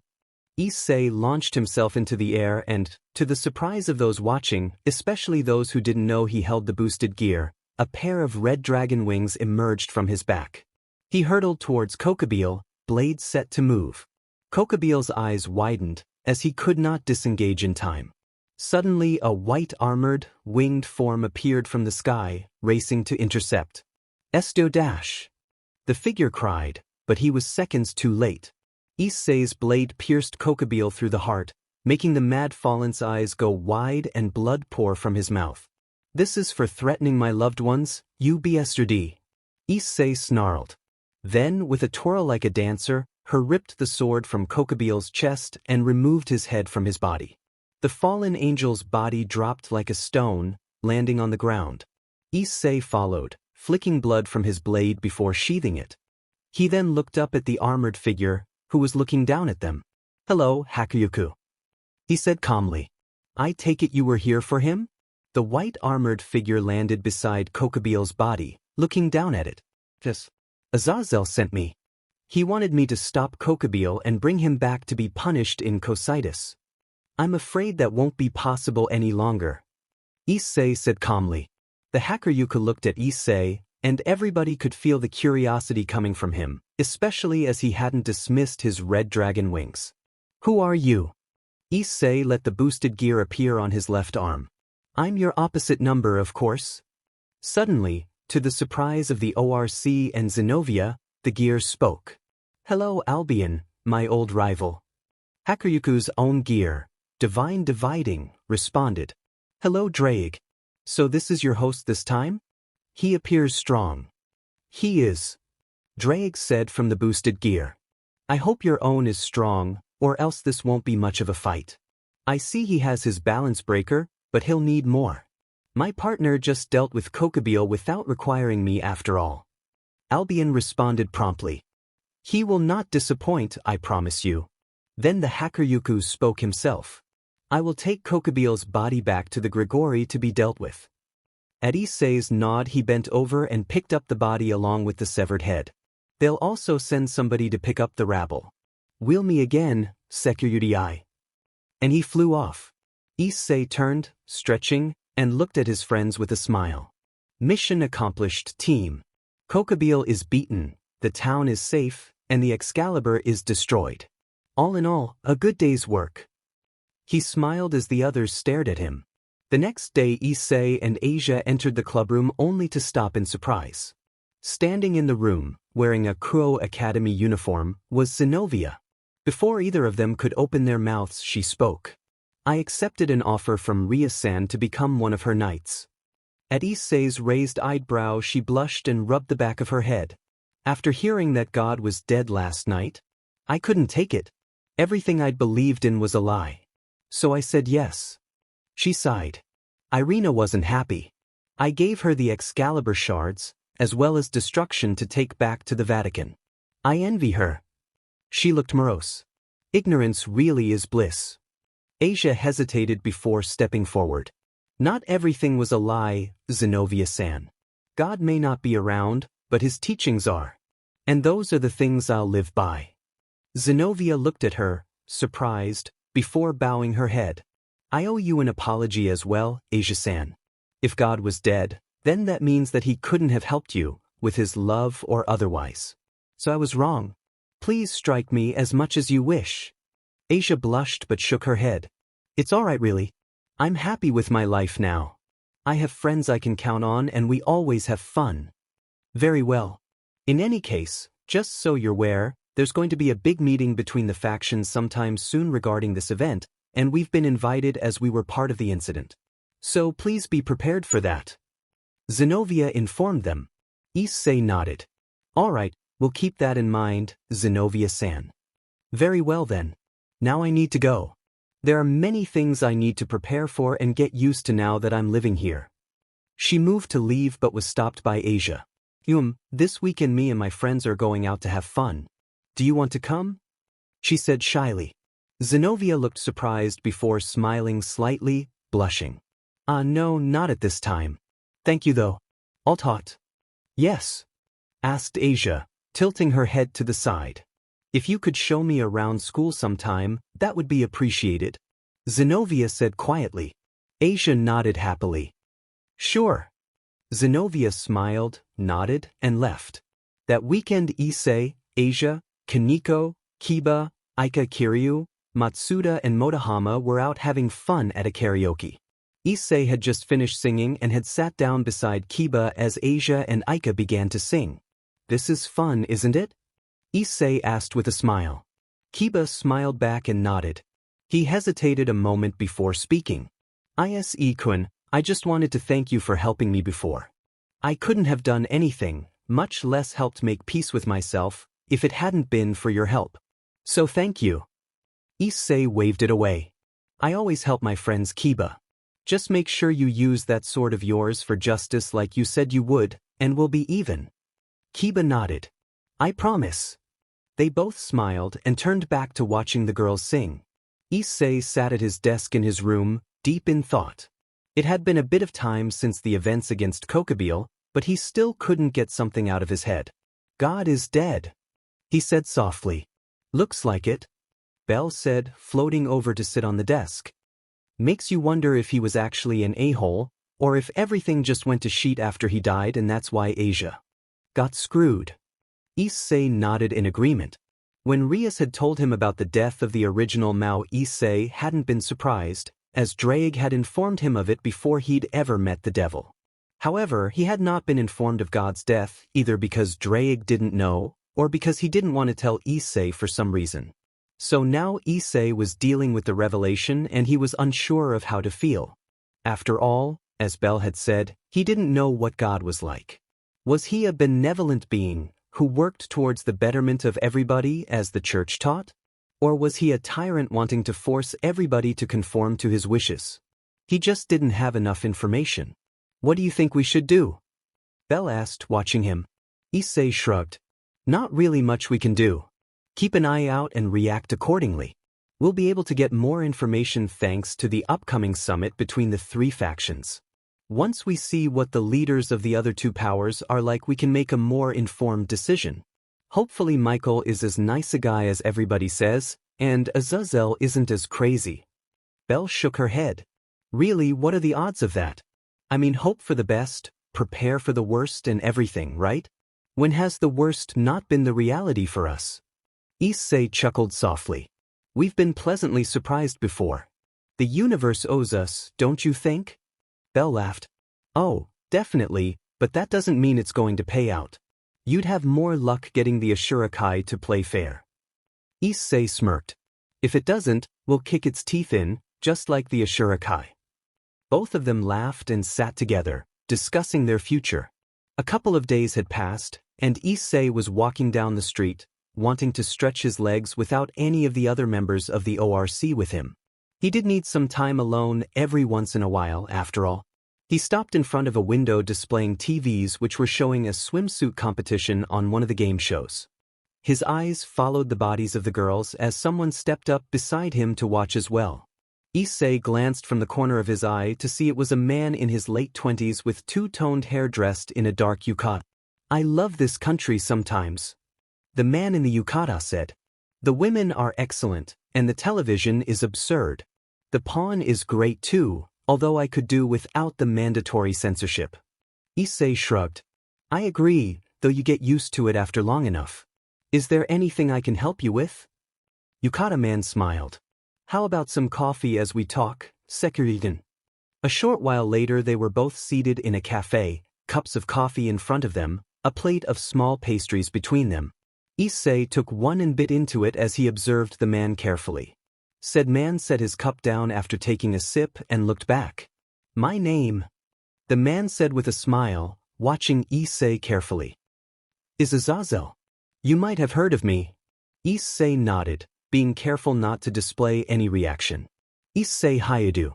It's nice to meet you, Governor. What can I do for you?" Azazel smiled widened at Issei's lack of reaction. "I wanted to meet the current security and discuss what happened a few days ago. Not to mention apologize." He let out a sigh. "Kokobile went behind my back in his attempt to restart the war. He was unfortunately one of the members of my faction who want nothing more than to see both heaven and the underworld destroyed." Issei sipped his coffee before nodding. "Yeah, we noticed he was a battle junkie. That was his main motivation as far as I could see."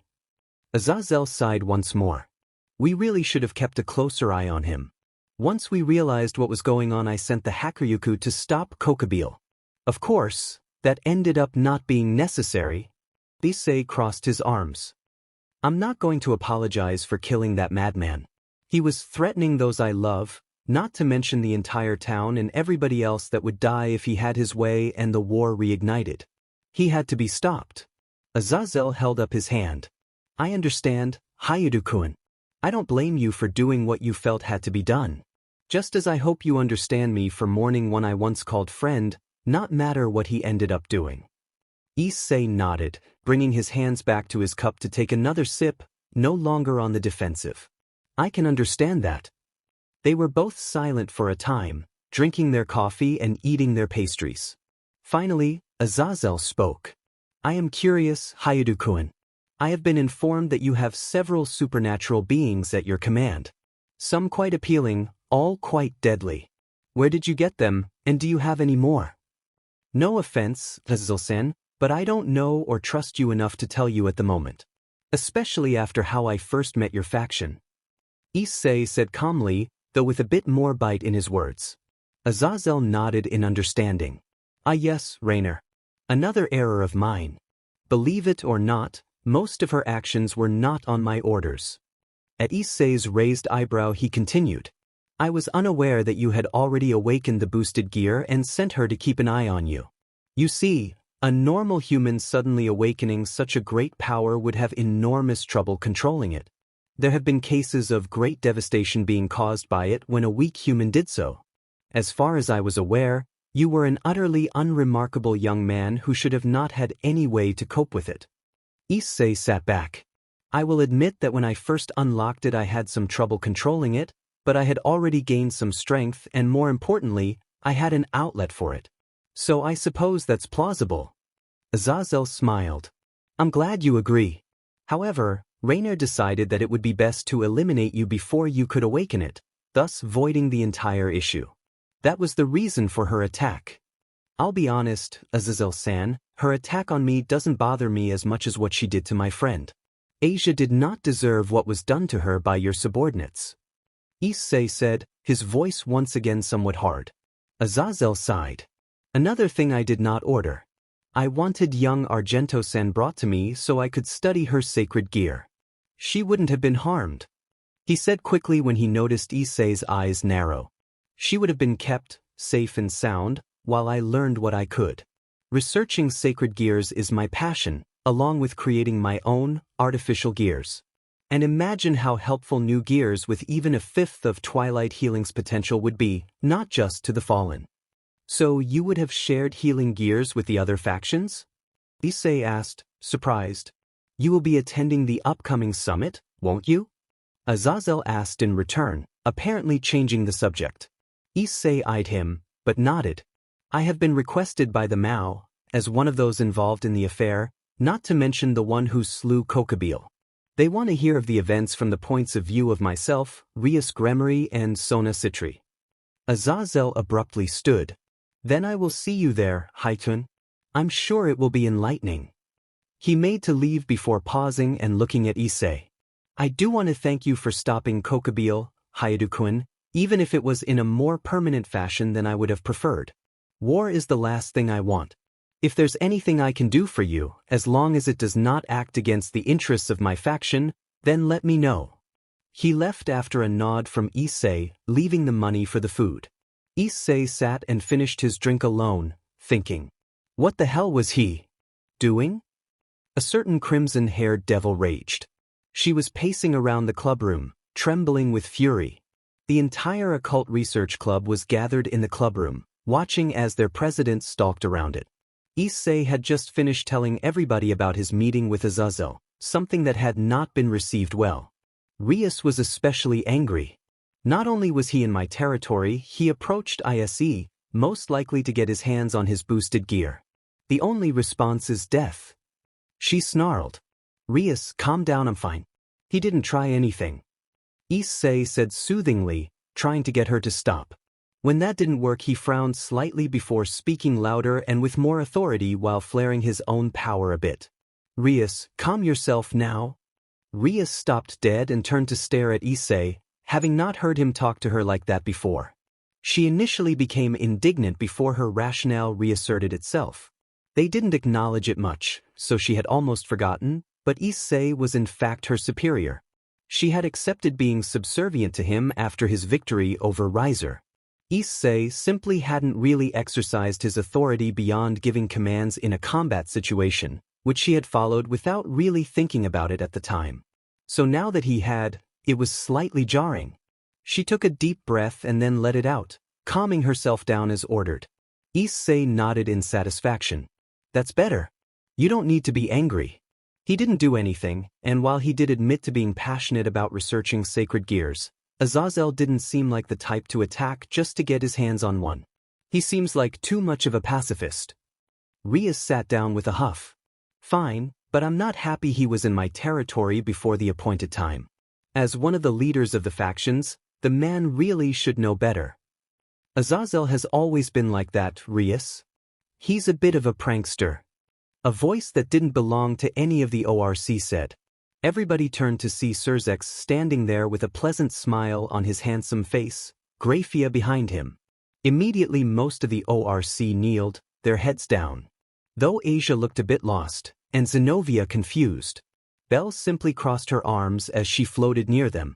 Oonie-sama, Rias said in surprise as she stood up, staring at her brother. Issei approached the Mao with a smile, holding his hand out to shake. Hello Surzex, it's good to see you again. How's Millikas? Surzek's smile widened as he shook Issei's hand. Hello Issei-kun, it's good to see you as well. Millikas is doing fine. He wouldn't say no to seeing Belsan again though. Belle grinned. I'd be happy to see him. He's a nice kid. Surzex nodded in thanks to Belle before turning to Rias. Back on the subject of Azazel, he won't do anything like what Kokabil did. Like Issei-kun said, he's more of a pacifist than you'd think. Don't be surprised if he pranks you though. He looked at the kneeling devils and motioned for them to get up. Please relax, I'm not here in my official capacity. Rias looked at her brother with confusion. Then why are you here, Oonie-sama? Why do you think? He held out a form. Classroom visits are soon, aren't they? I was thinking of attending. I want to see how my sister is doing in school. After all, I want to participate in your life, even if it means taking a day off work. And don't worry, Oi's coming as well. Issei smiled. Oh, that's good. It'll be nice to see Zoeticus again. Venelana isn't coming then? Surzex shook his head. Unfortunately, she has a previous engagement and so is unable to attend. Rias gave Issei a small, betrayed look before addressing her brother again. But you're the Mao. You can't leave your job to come here.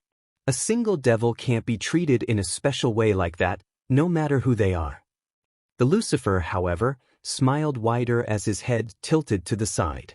Ah, but you see, I'll be coming in my official capacity as well, to inspect the school. After all, I was thinking about holding the conference here, so it's best I see it for myself. At that, everybody looked shocked, Issei and Belle included. Here? You're going to have it here? Rias asked, shocked as much as everybody else. It seems appropriate, Surzex said. This school seems to be a natural gathering point.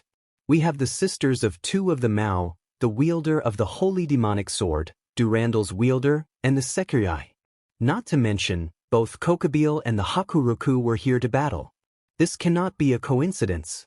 And I'd be very much mistaken if I didn't think that Issei-kun was the person accelerating these events. Everybody was silent for a few seconds, pondering this, before Zenobia stepped forward. So you are the Mao? It's nice to meet you. I'm Zenobia. A pleasure, Zenobia. I am Surzex Lucifer. I'll be honest, I had trouble believing it when I received Rias' report stating that the wielder of Durandal was reincarnated as a devil in her peerage. Surzex responded with a smile. I never thought I would become a devil either. Truthfully, I'm still unsure if it was the right decision to do so, joining the side I fought against for so long. Is it really fine? By the end of her statement, Zenobia had her head in her hands. Surzex let out a small laugh. It's good to see my little sister's peerage is full of interesting people. You may not know what your own path will lead you to, Zenobia, but I ask as the latest one to be reincarnated into Ria's family that look after her and the Gremory household. I trust one can count on you. If the legendary Mao from the Bible asks it of me, I cannot refuse. I'm not sure what I can do, but I'll do everything I am able. Zenobia responds firmly. Thank you. The Mao says with a smile, causing the swordswoman to blush slightly.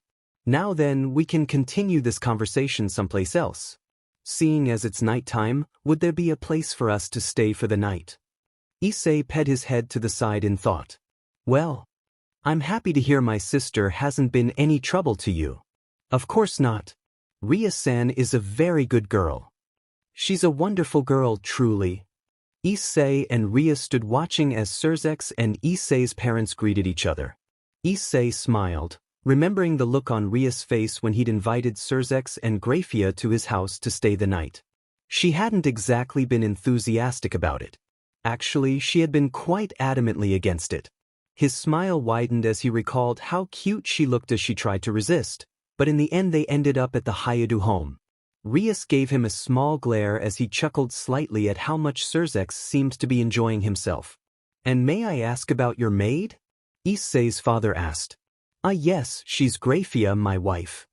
Surzex responded, still smiling. Yeah. Everybody but Rias let out a sound of surprise even as Grafia pinched Surzex's cheek with a blank look on her face. I apologize for my MSDR's bad jokes. I am a simple maid, Grafia. Said maid informed them, radiating a quiet anger. Grafia, it hurts. The devil whined, teary-eyed yet smiling. Rias buried her face in her hands in embarrassment. Once that little bit of entertainment ended, they resumed talking. So then, Gremry-san, will you be attending the class visit as well? Issei's mother asked, a rather obvious blush on her face. Surzex responded while rubbing his sore cheek. Yes, I'm taking a break from work, so I'm taking the chance to see my little sister and her school. My father will be attending as well. Oh, I'm happy to hear that. I would like to meet him. Issei's mother said with a smile. Well, father helped establishing the academy with me, so he's using this as a chance to take a look at it. Though it's mostly so he can see Rias. Surzex continued. Gremison, would you like some sake? I have a great bottle here. Issei's father said with a grin, bringing said bottle out. Surzex smiled back enthusiastically. Excellent. By all means, let's drink. I'd like to try Japanese alcohol. Issei smiled happily as Rias groaned. It promised to be an interesting night. That night, Issei and Surzex lied in their spots in Issei's room. Rias had been unhappy that she would be unable to sleep in Issei's bed for once, hugging him tight before finally heading to her room. Asia as well had been sad, though she hadn't displayed it as much. Thus the two men were left on their own to talk. So, I understand that you met Azazel. Surzex began. Issei stretched before nodding. Yes, I did. Did he say anything of interest to you? Surzex asked, eyes fixed on Issei. Issei shook his head. He apologized for Kokobil's actions.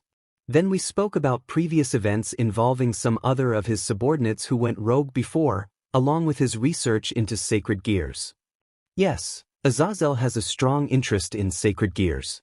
Especially ones like your boosted gear. In fact, another Longinus wielder has joined his side. The Hakuryuga, I'm guessing. It makes sense, since he went to retrieve Kokobil on Azazel's orders. We don't know why. But Azazel is the leader of an organization with the power to affect all three worlds. With the power of a Longinus, he could cause a lot of damage.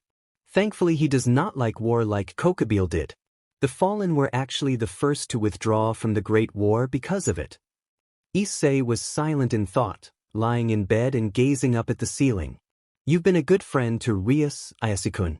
I owe you a lot for getting her out of that engagement, and you've protected her during Kokobil's attack. So even though you aren't formally aligned with my faction, I will guarantee your safety from any that might seek to use you. Surzex said softly. Issei turned to the Mao. I appreciate it. Though I hope it doesn't become necessary. Surzex laughed softly. Somehow I doubt it will. After all, you were able to kill a leader of one of the factions without even using your gear. I think you can take care of yourself. Doesn't mean you can't occasionally use some help though. Issei nodded with a smile. I've learned that you can never have too many allies. Surzex grinned back. Too true. I trust you will continue looking after Rias, then? As long as she never does anything I would be against, like hurting an innocent on purpose, then I will continue to stand by her. I'm glad, as that means I have nothing to worry about. It had been several days since Surzex and Grafia had arrived to visit, and the ORC was heading to the school despite it being a holiday. Issei smiled as he walked, remembering taking Surzex sightseeing under the cover of looking into things to see about establishing similar things in the underworld. Grafia hadn't exactly been pleased, but she had gone along with it as long as he gave a good enough reason for each of his choices.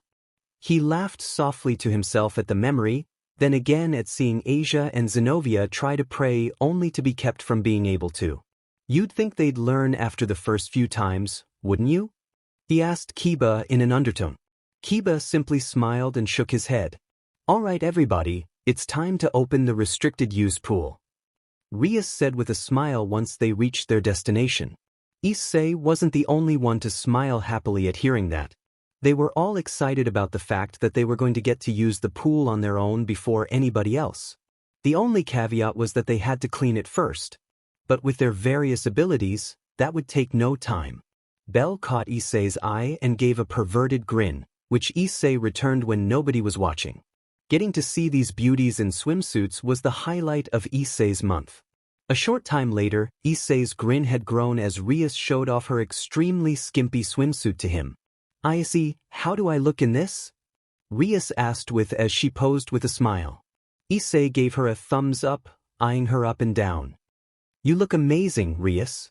I'm pretty sure you'd give most of my classmates a slide. Era, such strong words from Issei-kun. I'm sure Bucho is very happy with his assessment. Sei-kun, how do I look?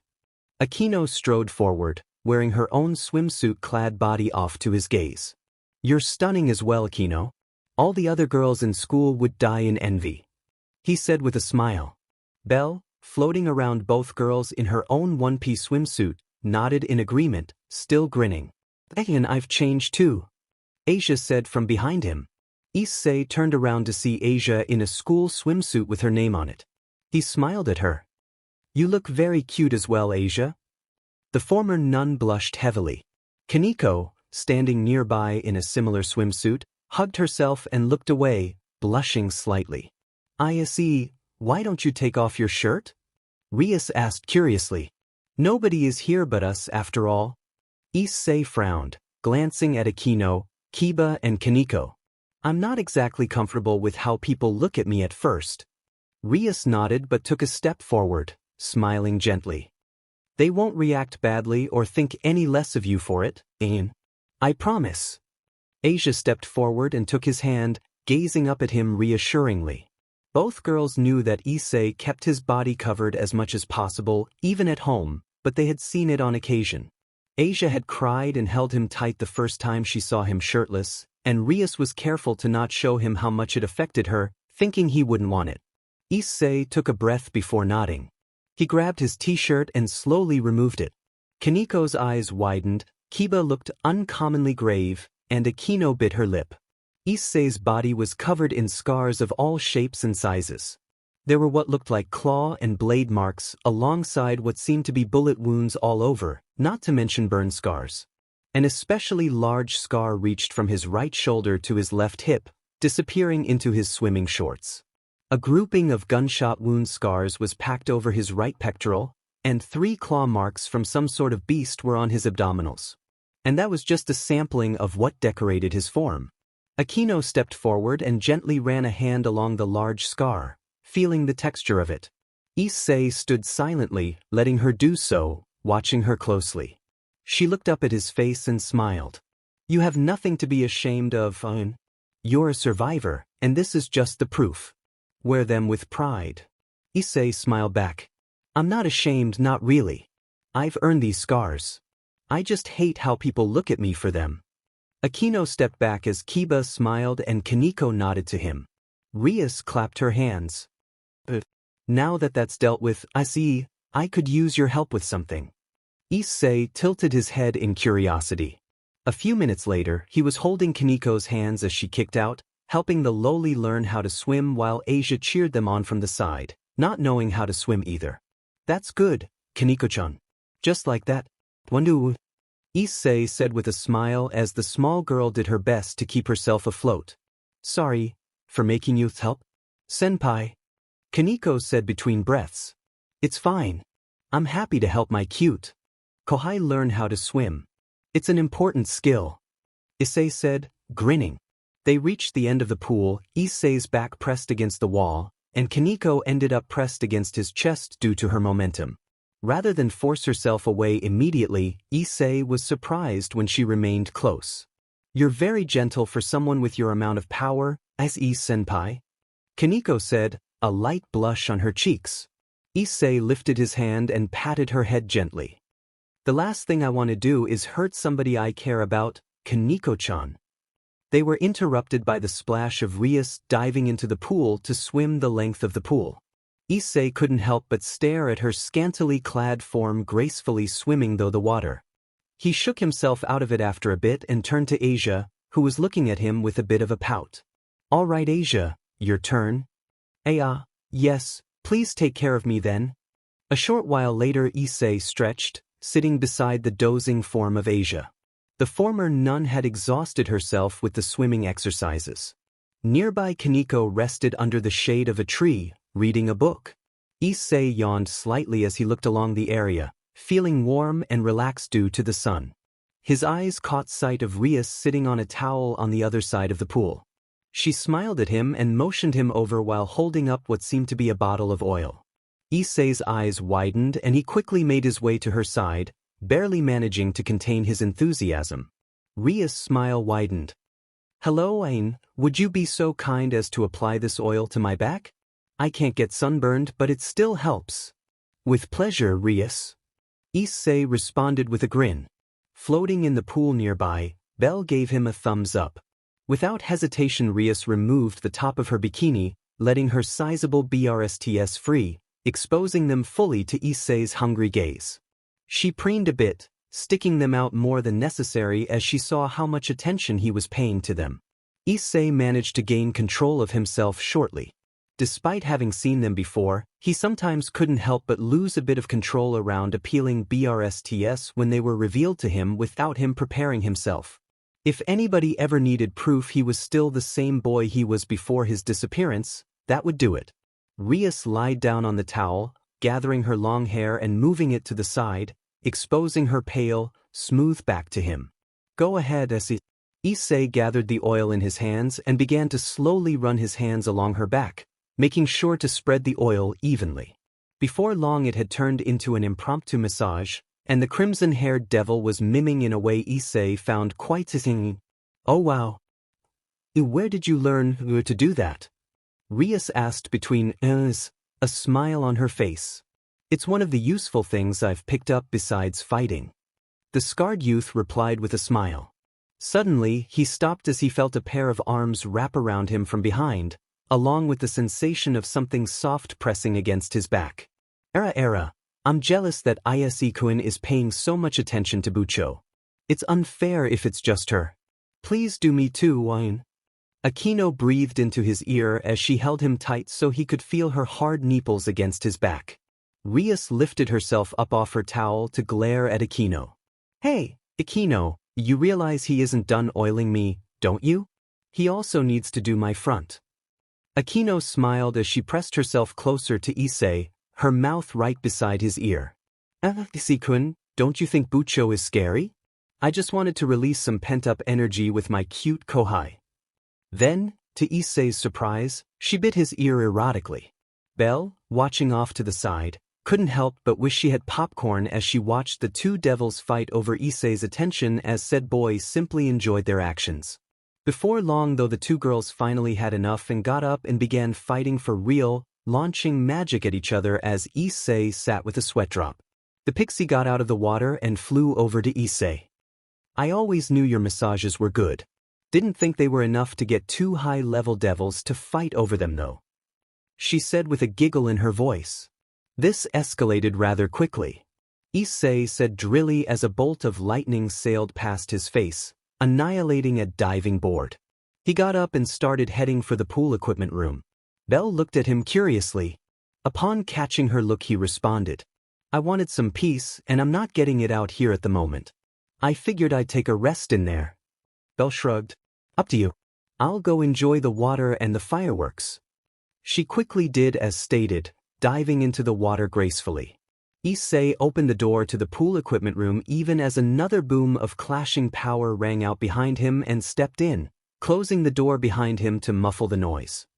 He took a breath to enjoy the relative silence before his eyes flashed open as he turned towards the other figure in the room with him. "Issei Hyoudou? What's going on? It sounds like something is happening," Zenobia said as she stepped forward. "Rias and Aquino are having a small argument, so I'd leave them to it for now. What are you doing in here though? Why weren't you out enjoying yourself with everybody else?" Zenobia shifted slightly. "It's my first time wearing a swimsuit, so it took me a bit to get it on. What do you think? Does it suit me?" She gazed at him as she stood in with her arms folded. Issei looked her over, studying the way her outfit showed off her body without being very skimpy like Rias and Aquino's. "It looks good on you. It shows off your body well. I take it the reason you've never worn a swimsuit before is because the church is strict about things like that?" Zenobia nodded. "I never really had an interest in such things, but the girls around me would often bemoan not being able to partake of things of this nature." She looked away slightly. "However, seeing as my life has changed rather drastically of late, I want to experience the things I never did before." Issei nodded. "I see. That makes sense. Don't worry, I'm sure everybody will be happy to help you learn about new things." Zenobia gave a small smile. "Yes. However, there was something I wanted to talk to you about, Issei Hyoudou." "Ise is fine, Zenobia.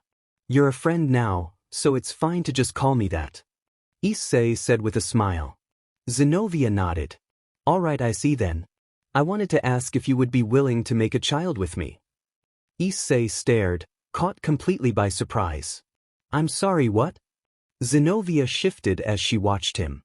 "I want to have a child with you." "IOI." He finally got out. Zenobia explained about her past in the church, about how all her dreams and objectives involved serving the church, from being able to wield holy swords to becoming an exorcist. It had made her set aside all her normal desires, like the longing to one day have a family. However, with her becoming a devil, all her previous goals and dreams had been lost, and now she didn't have anything to strive for. She had asked Rias for advice, and she essentially told her to live however she wanted, and she would be supported. "So now, my dream is to have children. I don't know how many, but definitely more than one. Of course for that, I need a man." She looked at him, awaiting his reaction. "Easy. But why me?" Issei asked, confused. "Am I not to your tastes? Despite the way I am, I do have some confidence in my body. I may not be as well endowed as Riasbucho, but I am larger than Asia." She ran her hands along her biris as she spoke, watching him. "That's not it, Zenobia." Issei responded, his gaze dipping to follow her hands before looking up at her. "You're gorgeous. I just want to know why you chose me to be the one to give you children." Zenobia approached slowly. "It's because you are strong. I want children, but more than that, I want my children to be strong. And you are very powerful. I could feel it, especially when you fought Kokabeel. I am well aware you could defeat me easily, and I'll admit that excites me a bit."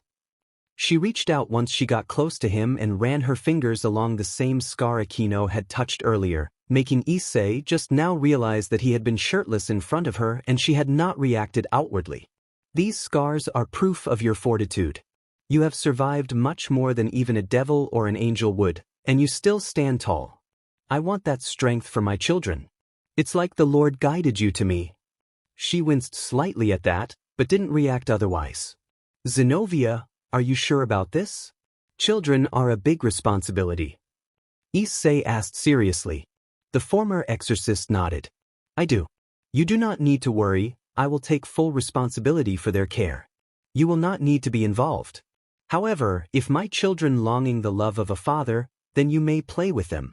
After all, both parents are important to children. She reached behind herself and undid her top, letting her BRSTS free. I looked up devil BRTH rates as well. Unfortunately, it is quite difficult for devils to have children, especially pure-blood ones. Thankfully, I'm a reincarnated devil, so it should be easier for me.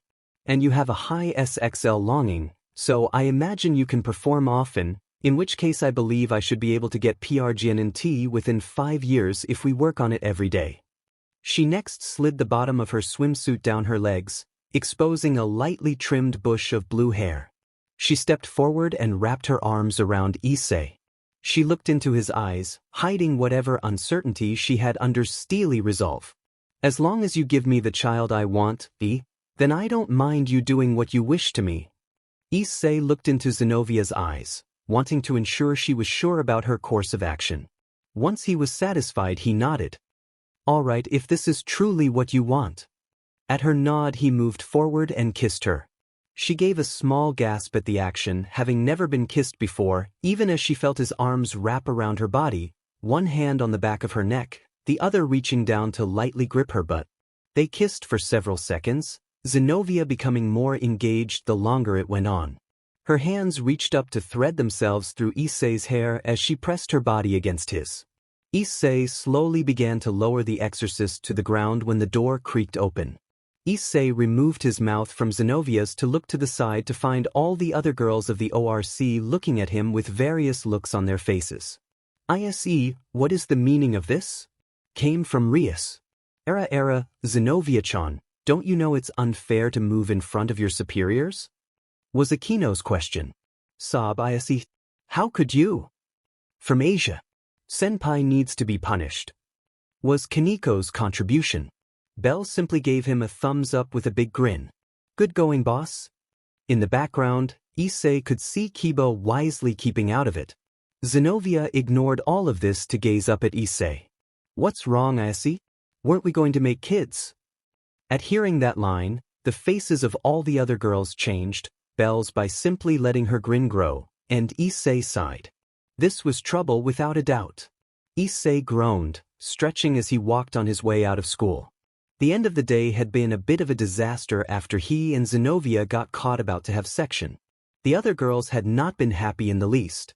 He absently wondered what the issue was. He could understand Rias. She most likely wasn't happy about him doing things with her servants without her permission. It was the others he couldn't really get. Wouldn't letting him have SEC with Zenovia make it easier for them to convince him to reincarnate? Not that he would, but it would be the obvious course of action. He wasn't stupid, he was well aware Rias wanted to recruit him into her peerage. He slowed down when he neared the gates to the school, spotting somebody standing there. He studied the newcomer. Gray hair of a darker shade than Grafia or his friend, Yu, with blue eyes that shifted to observe him, and clothes that gave him a bit of a punk look. Seems to be a good school. The Silverette said. Issei nodded. It's pretty good, yeah. I was lucky to get in. The other boy nodded, still observing Issei, before smiling. My name is Valley. I'm the Hakuyoku. His smile widened as Issei's eyebrows lifted. This is the second time we meet here, Sekyudai, Issei Hyoudou. Issei crossed his arms, studying his newly revealed destined rival. Are you here to begin the battle we're supposed to have already? Because I'm afraid I'll have to decline for now. This time it was Vala's turn to lift his eyebrows. Is that so? So even if I did? He lifted his hand to Issei's face as the scarred youth remained still, perfectly relaxed. As he approached, there was the sudden sound of ringing steel and 2 blades were held between the 2 dragon wielders, held by Kiba and Zenovia, who were glaring pointedly at the Hakuyoku after appearing in a blur of speed. We can't let you begin your showdown here, Hakuryu, said Zenovia for the both of them. Issei raised a hand. Calm down, guys. He's not going to try anything. He pointedly ignored the way their hands trembled slightly even as they held their blades up at Valley. Besides which, there is nothing you can do to me with your level of power. You know there is a decisive difference between us. He then turned back to Issei, ignoring the sword wielders. Issei Hyoudou, what rank do you think your strength is in this world? Issei ped his head to the side. I hadn't really thought about it. I don't much care. As long as I have the power to protect what matters to me, that's all that I want. Valley almost looked disappointed. There are a lot of strong people in this world. Even Surzek's Lucifer, the Crimson Satan, doesn't even crack the top 10. He smirked as he held up a hand with one finger upraised, making the sword wielders tense. But the number 1 spit is fixed and immutable. I'm guessing that's the spot you're aiming for? Issei responded simply. Valis simply smiled. You're a valuable being, Issei Hyoudou. Look after him, Rias Gremory, he said, looking behind Issei. Issei glanced back to see the rest of the ORC standing around Rias, who was looking incredibly displeased. What is the meaning of this, Hakuryuku? As someone affiliated with the fallen angels, you cannot dash, Rias began, but was interrupted by Vala's next words. The 2 heavenly dragons, the Welsh and vanishing dragons. Those related to them don't end up living a good life. He turned back to Issei. How do you think you will wind up? Issei simply gazed back at him calmly. I didn't come to fight today. I just wanted to check out the school. I'm here skirting Azazel, but got bored. Don't worry. I won't fight the Welsh dragon here now. And anyway, I have work to do. Valley turned with one last look at Issei and walked away, leaving a nervous and agitated group of devils behind him, along with a pensive boy. That night, Issei was relaxing in his room after the day, deep in thought, which was interrupted when Belle flew over and sat down on the desk with a grin. So, she began. Nice work with Zenobia. You'll have her wrapped around your finger soon enough. Issei rolled his eyes at her with a smirk. I just wish I knew why the others reacted so badly. Belle looked heavenwards as if for guidance. She loved the man to death, but Issei could still be incredibly dense about women.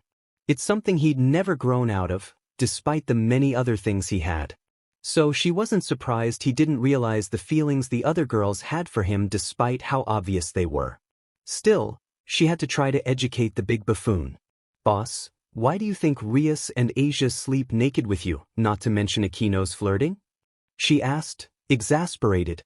That's easy. He responded. They're trying to tempt me into devilhood. What better way to get someone like me than with a CC? Okay, Belle admitted that was actually reasonable from his point of view. She remembered how little self-control Issei used to have when it came to women when she first met him. Rias promising to let him touch her BRSTs likely would have been enough to get him to sign up before. And you're not tempted to take them up on it? Issei shrugged. Not as much. I have you and the others, after all. Besides, you know why I couldn't accept even if I wanted to. Belle nodded. She knew very well why. Then she smirked. Well, you might as well enjoy the perks of being wooed. I'm not going to take advantage of them. If they're like Zenobia, who really earnestly wants it, then I'll go for it. Otherwise, I'll just enjoy the view. Issei responded. Belle once again rolled her eyes. Whatever you say, boss. Issei sat down at his desk on the day of the class visit as Matsuda and Motohama approached. So, your parents coming, I see? Motohama asked. Yeah, they're really excited, especially to see Asia. Issei responded, remembering how his mother gushed over the former nun, looking forward to seeing her in class. They always wanted a daughter as well, so this is as good as. Matsuda nods. Yeah, I get it. With Asia-chan as a daughter, any parent would rush to see her. Asia, nearby, was smiling widely. I'm so excited. I've never done something like this. Issei smiled and patted her head, which made her smile widen. I see. Came Zenovia's voice. Issei turned to her as she approached. Yes, Zenovia? I wanted to apologize to you for the other day. The former exorcist said. I didn't give you any thought. Issei nodded. It was sudden, I admit. I wasn't expecting that from you. He resolutely ignored the looks of his classmates, who all looked curious. I understand it was sudden. Things like that require practice, after all. Issei blinked and felt a foreboding sensation as Zenovia reached into her pocket, pulling something out. That's why we should use this to practice first. He blanched at the sight of a condom as the entire room went silent, staring at the same thing. The silence lasted for a while, Zenobia looking a bit confused at everybody's reactions, before Matsuda and Motohama turned mechanically to Issei. "You yesterday!" cried Matsuda. "How could you?" screamed Motohama. The rest of the class started talking to each other, many of them incredulous as to what Zenobia was suggesting. Asia was confused about what the condom was till Aika leaned in and started whispering in her ear, causing her to turn a bright red. Her last thought before passing out was that Rias should probably talk to Zenobia about the issue with Issei being human. Then she dropped to the floor with a thud. Issei sighed as the people around him went nuts, from the perverted duo crying about the unfairness of the world, to Aika constantly teasing and making innuendo while Zenobia stood there, surprised at this reaction to her earnestness. Really, it was like babysitting children. Things had calmed down by the time English class began. The students' parents had filed in to watch their kids work. Issei was actually looking forward to class. Even without the skill he'd learned to understand languages, he was pretty good at English, and wanted to show his parents. However, he was greatly confused when the teacher set down a large block of clay on his desk. "You try making something with the clay I handed you," the teacher said with a big smile. "Anything you can think of is fine, be it an animal, a person, or a building. That's sort of like an English conversation too." Issei stared at his teacher with a deadpan face. No, it really wasn't. How did this have anything to do with English class? He was annoyed, as he had been hoping to show off a bit to his parents. "It's difficult," Asia said, already trying to knead the clay into a shape. "Keep going, Asia-chan. Asia-chan, you're looking cute." Issei turned to find his parents standing at the back of the classroom cheering Asia on, their video camera fixed on her. He sighed, but he couldn't really complain. He knew how much his parents had always wanted a daughter. Now they could get to enjoy it with Asia. He turned back to the clay and absently began to knead it, trying to think of what to make. What was on his mind? He closed his eyes, and immediately something came to mind. He had been thinking about them a lot lately. He thought it might be because of all the women he was constantly around of late, not to mention the battles he was in that brought them to mind. Not that his thoughts were ever far from the women he'd loved. He smiled sadly as he remembered long, black hair held by a blue and white headband, dark eyes and pale skin. He remembered her smile as she guided him when he was lost, and held him up when he struggled. The way that, despite being quite gentle, she was unafraid to fight with her blade, especially if it would protect others. The large, distinctive cape she wore, along with the large earrings with crosses he'd given her, which he now had in a special box in his room. It made his heart ache to remember her. She had really been the beginning of who he had become. Then his mind shifted to another woman. Her brown hair in a distinctive modified Heim-style cut came first, followed by her appealing face with only a hint of makeup and reddish-brown eyes.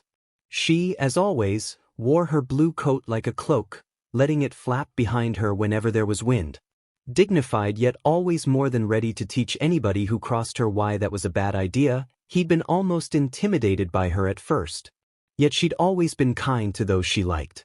He missed her desperately, and wondered what she'd think of the messes he'd become involved in since his return. Issei was jolted out of his memories by a hand on his shoulder. "Issei Hyoudou-kun. This is..." He turned to find his teacher staring at him in shock, his entire body shaking. Now that Issei noticed, he was looking at his hands. Issei turned to see what he was looking at, only for his eyes to widen in surprise. Two gorgeous statues of the women he had been thinking of were sitting on his desk, posing as though making sure everybody could see their beauty. They were incredibly detailed, from their faces to their clothes and boots. The only thing keeping people from thinking they'd get up and move around was the lack of color. The rest of the class, at the sight, staring in amazement. Issei's parents had turned the video camera to him, making sure it caught every detail of the statues their son had created. Issei himself was surprised.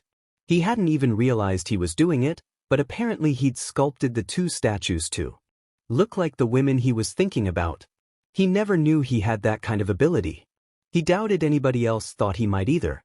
The teachers certainly hadn't. "This is wonderful, Hyoudou-kun. To think you had this sort of talent." It seems I made the right choice for this class after all, if I was able to bring out your hidden ability. The older man said, tears in his eyes. Issei smiled hesitantly, though he couldn't help the feeling of happiness rising in his chest. It was reassuring to find that he could do something other than just destroy things. After all, these certainly are incredibly well made. Rias said as she studied the statues during lunch break. Era, I never expected Issei-kun to have such a talent. It's really impressive. Akino stated with her habitual smile. Asia, however, had a different question. Who are they, Yahin? Issei smiled sadly as he looked at the statues. Women that I used to know. None of the girls present said anything further. The look in Issei's eyes told them it wouldn't be a good idea. Thankfully, Issei was the next to speak. By the way, Rias, did Surzex come? The hand Rias placed on her forehead along with her sigh answered his question before she spoke. Yes, as well as my father. Issei looked curious, but before he could say anything Kiba came up to them. Ah, Bucho. And everybody else as well. You come for some tea, Hyoudou-kun? Akino asked, seeing as they were right next to the vending machines. Kiba shook his head. No. I heard a cosplayer was doing a photography event and thought I'd go see. Everybody looked at Kiba, surprised. A few minutes later they had approached the area of the corridor where the cosplay display was happening, hearing the sound of men taking pictures as they grew near. When they got close enough to see what they were taking pictures of, Issei tilted his head as he studied the cosplayer. She was a very good-looking girl with her black hair in twin tails wearing an outfit that he recognized from a shoujo anime. She was twirling her stick around and posing, completely uncaring that some of her moves revealed her panties to the crowd. When Rias arrived beside Issei and saw the cosplayer, she surprised him by panicking at the sight. Issei immediately tensed due to Rias' reaction. Could the Mahou shoujo be a threat? Before he could ask any questions, he saw Saji burst through the crowd followed by other members of the student council. Hey, disperse. Today's about displaying classes to the public, not a photo shoot in a public path. As Issei and the others watched, Saji and the rest of the student council made the crowd disperse till only Issei, the devils, and the magical girl were left. Then Saji rounded on her. You shouldn't wear this kind of costume here. Even if you're a family member, we have a dress code. But this is my uniform, the girl said, continuing to make cute poses as Saji ground his teeth. Then he spotted Rias and bowed his head to her. Ah, senpai. I'm glad you're here. I was just helping guide Masama and your Otsu-san. He turned his head, and the others followed his gaze, to find the two red-haired men being led by Sona. Saji, what's going on? I thought I told you to deal with Dash. Sona stopped talking abruptly as she caught sight of the cosplay girl, who bounced over and clung to her. Found you, Sona-chan. She said happily. Issei's eyebrows rose, wondering who this was to do that to the normally reserved Kaicho of the school. Now that he looked closely, however, there was a resemblance between them. Surzex smiled as he addressed the cosplay girl. Hello, Serafal. So you came here as well? Issei frowned in thought. He could have sworn he'd heard that name before. Rias noticed and cleared up his confusion. That's Leviathan-sama. She also happens to be Sona's Wani-sama. Issei's eyebrows once again climbed up his head as his mouth opened in surprise. He hadn't expected the Leviathan, who was said to be one of the most powerful and appealing women in the world, to be a girl with a thing for cosplay speaking as cutely as possible. Rias addressed the Leviathan with a smile. Hello, Serafal-sama. It's been a while. Ah, Rias-chan. Long time. Have you been doing well? The Mao responded cutely. Yes, thank you. Are you here for Sona's class visit? Rias asked. Yep, Sona-chan is mean though. She didn't tell me about today. I almost attacked heaven out of shock, Serafal said, pouting cutely. Issei felt his eyebrow twitch. He dearly hoped she was joking, but it was hard to tell. He decided to step forward and introduce himself. Hello, Serafal-san. I am Issei Hyoudou. It's nice to meet you. Sona, despite being in the grip of her sister, narrowed her eyes at the fact Issei hadn't addressed Serafal by her position or with the proper honorific. Her sister, however, didn't seem to take notice. Nice to meet you, she said with a cute smile. I am the Mao Surfall Leviathan, call me Leviathan. She finally let Sona go as she held up a peace sign to him. Issei blinked in surprise at that. All right then, Leviathan. It's nice to meet you, he said with a smile. Serafall gasped, eyes sparkling happily. You're really going to call me Leviathan? Nobody ever wants to do that. It's always Serafaldano or Leviathantima. It's irritating. Sona blushed in embarrassment and groaned. Wanisama. Serafall pointed at Sona. See? Even my own sister only addresses me with Sama. It's really hurtful, you know? Issei nodded sagely. I understand completely. Sometimes you just want people to treat you as a person. Respect is nice, but it can get irritating if it's too much. Rias and the others looked at Issei curiously, wondering why he sounded like he was speaking from experience, while Surzex smiled and Serafall clapped her hands. Yes, that's it exactly. I like knowing that people respect me, but I'd like if at least the people I'm close to would treat me like an actual person, she said with a smile. Then she turned to Surzex. Nah, Surzex-chan, this is the guy, right? The Dragon Kuin who knocked Riser Phoenix-chan into Hikikomoridum and beat Kokobeel without his gear. Surzex nodded, still smiling. Yes, he's the one in which the Welsh dragon resides, Issei Hyoudou Kuin. Ah, that's what I thought. I could tell he was holding back a lot of strength. She turned back to Issei, still smiling. How about you let loose a bit, Issei-chan? I want to see just how strong you are.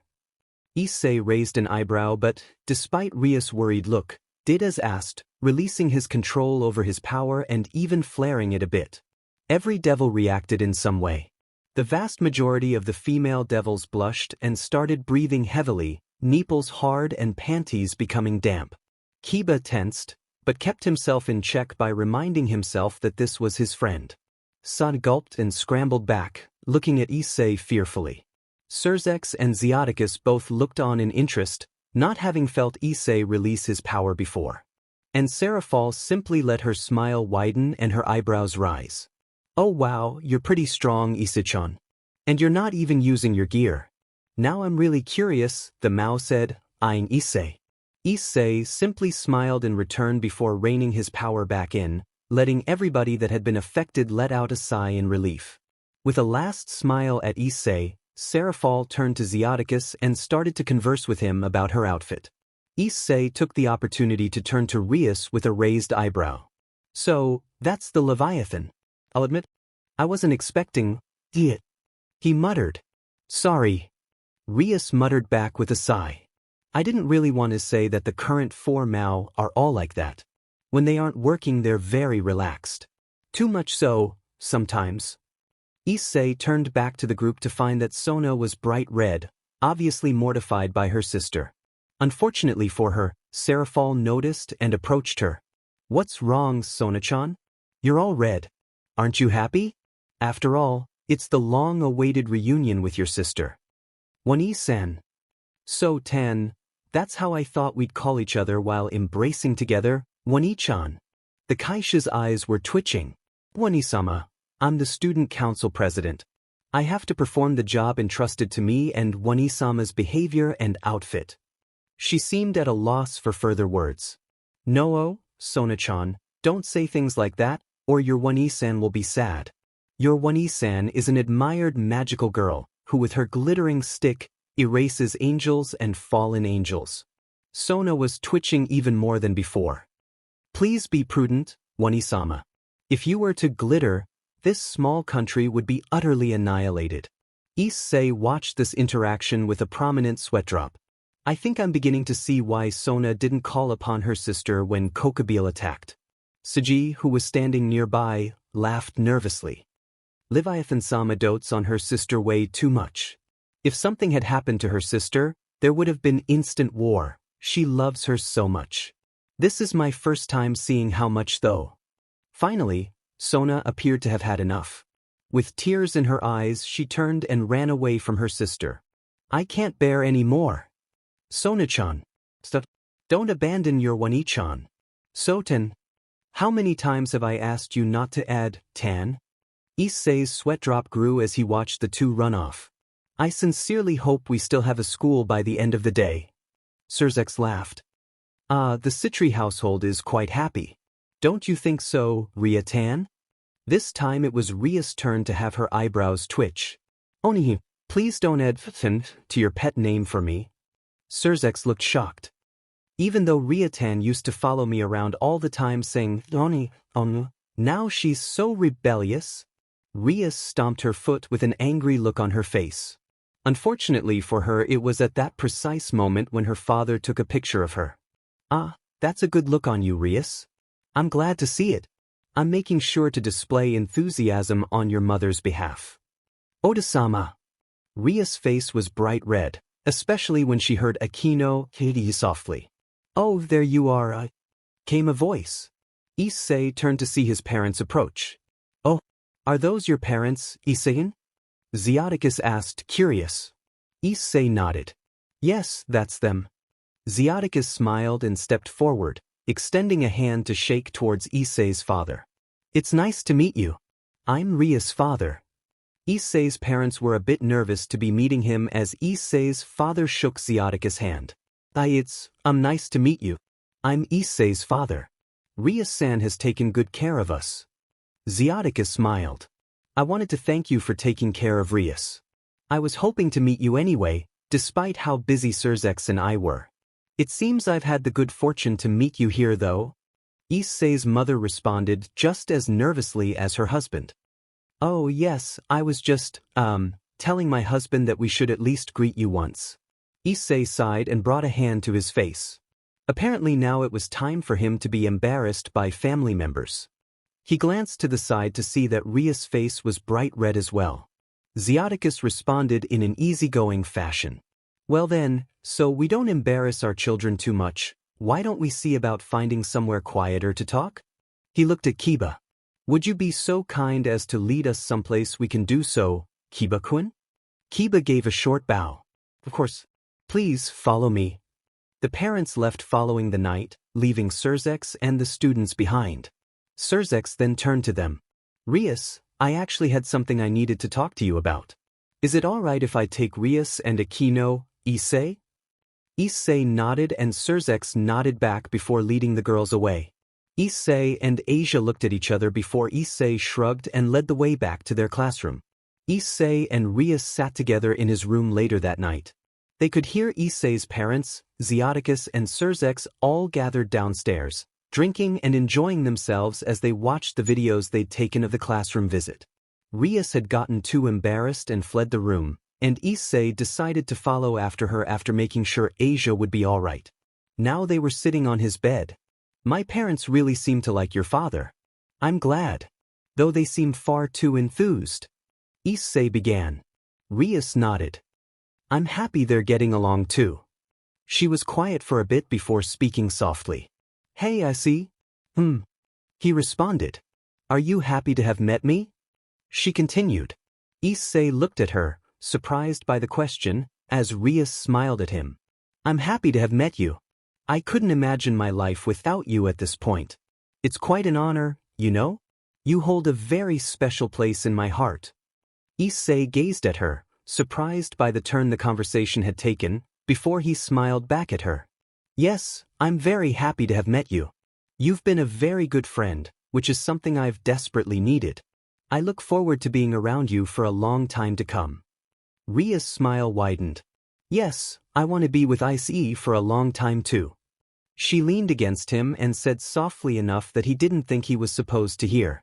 I wish you were a devil. Then we could be together for thousands of years instead of the century at most we have now.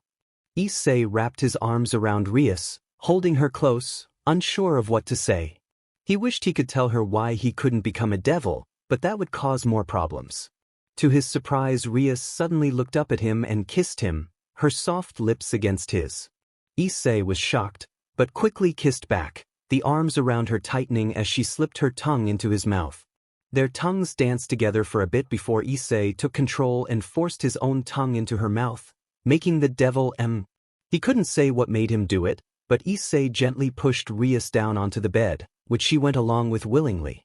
Neither were thinking with much beyond their energy at the moment. They'd completely forgotten about things such as the fact that their parents were downstairs and the bedroom door wasn't even closed. Rias couldn't even remember the fact that she shouldn't be doing this because Issei was human. She just wanted more. One of Issei's hands moved up to cup one of her beers through her clothes, the other behind her, holding her close. Her skirt was flipped up and her legs were parted, and she gasped as she felt the bulge of his Erkton rub against her panty-clad section. Her hands weren't idle either. She'd tangled the fingers of one hand in his hair, the other reaching down to grip his butt. Their kiss grew more passionate, the tongues entwining in duels that more often than not Issei, with his greater experience, won. Before long, however, they were inevitably interrupted by Asia's voice. "Susen? Rias Bucho." As though suddenly doused with cold water, both teens jerked in surprise. Issei pushed himself up off of the breathing form of Rias, breathing heavily himself, to see Asia standing in the doorway of his room. She had tears in her eyes and was looking at them sadly. Her sad look turned into a small glare at Rias. So unfair. Rias sat up, adjusting her clothes and trying to get control of herself. She was both grateful and angry at Asia. On the one hand, she shouldn't have done that with Issei, not while he was human. And even if she could, she wouldn't have wanted her first time to be like that. On the other hand, she wanted to finally be with Issei, amend the consequences. Not to mention now she was very sexually frustrated. She was surprised at how turned on she'd gotten.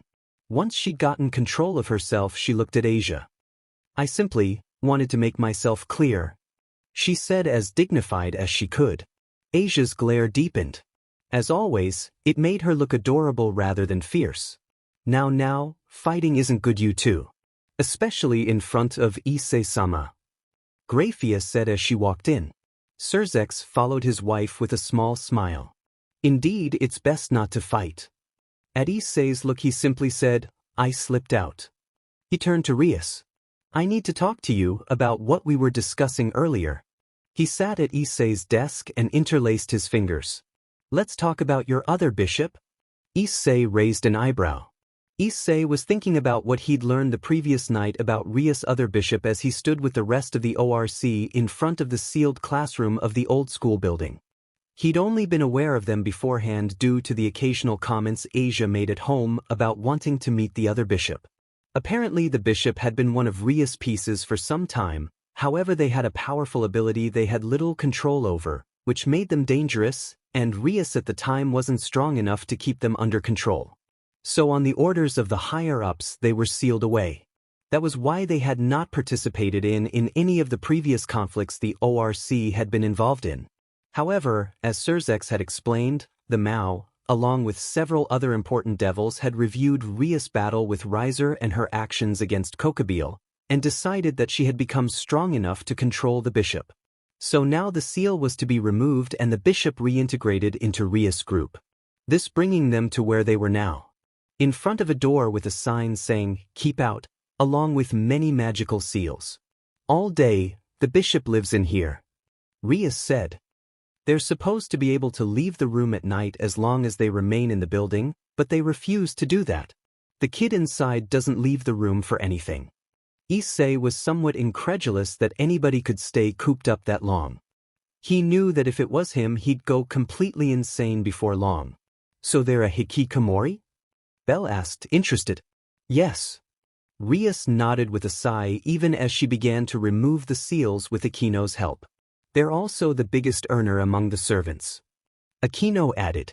She smiled at Issei's incredulous expression. "They take special contracts from humans through a computer. Mainly with people who don't want to meet us for whatever reason. When dealing through a computer, this kid brings in the numbers of somebody of a superior rank." "Huh, who'd have thought?" Belle said, impressed. "I'm opening the door," Rias said, placing her hand on it. She pushed it open. "Knew it." Only for a loud, high-pitched scream to ring out from inside the dark room. Rias simply sighed as she entered the room with Akino. "Good morning. It's good to see you're energetic." "WWWIY." The high-pitched voice sobbed. "Another girl?" Belle asked Issei, who shrugged. Era, the seal has been removed. Came Akino's voice gently. You can go outside now. So how about we all go outside together? Nuit, I don't want to go outside. I'm happy. People are scary. Issei blinked. Wow, that's hardcore hikikomori. He muttered to Belle, who nodded, wide-eyed. He glanced around at the others. Asia looked confused, and Zenobia was questioning, while Kiba smiled bitterly and Kaneko sighed. He decided he might as well take a look and peeked in. The room was dark thanks to the closed curtains, but from what he could see was decorated in a cute manner, stuffed animals included. Hay's eyebrows rose, however, at the sight of a coffin in the corner. He stepped in, Belle perched on his shoulder, hoping to get a look at the mysterious bishop. He stopped once he could finally see them. It was a girl, smaller than even Kaneko, with delicate, doll-like looks, dressed in a Kuoh girl's uniform. She had golden hair and red eyes, with pale skin. Not that the paleness was a surprise, considering how little sunlight she must get. She was sitting on the floor, shaking and looking like she desperately wanted to get away from Rias and Akino. Oh, it's a girl. And a cute one at that. Belle said with a smile. Issei could already tell what she was thinking. Another girl for her to manipulate in her perverted scenarios. Rias tilted her head to the side. I know this kid looks like a girl, but I assure you he's a boy. Belle's eyes widened and her jaw dropped. What? But the uniform. He prefers wearing female clothing rather than a male's. Akino responded. While Belle spluttered, Issei asked the boy kindly. Are you dressing in girls' clothes for any specific reason, like to show somebody, or just because you like them? Despite his calm tone, the boy looked terrified of the very scarred teen talking to him. He still answered though. I just like them. Girls' clothes are super cute. Issei nodded, smiling softly. As long as it makes you happy, that's all that matters. The boy looked surprised, though still scared.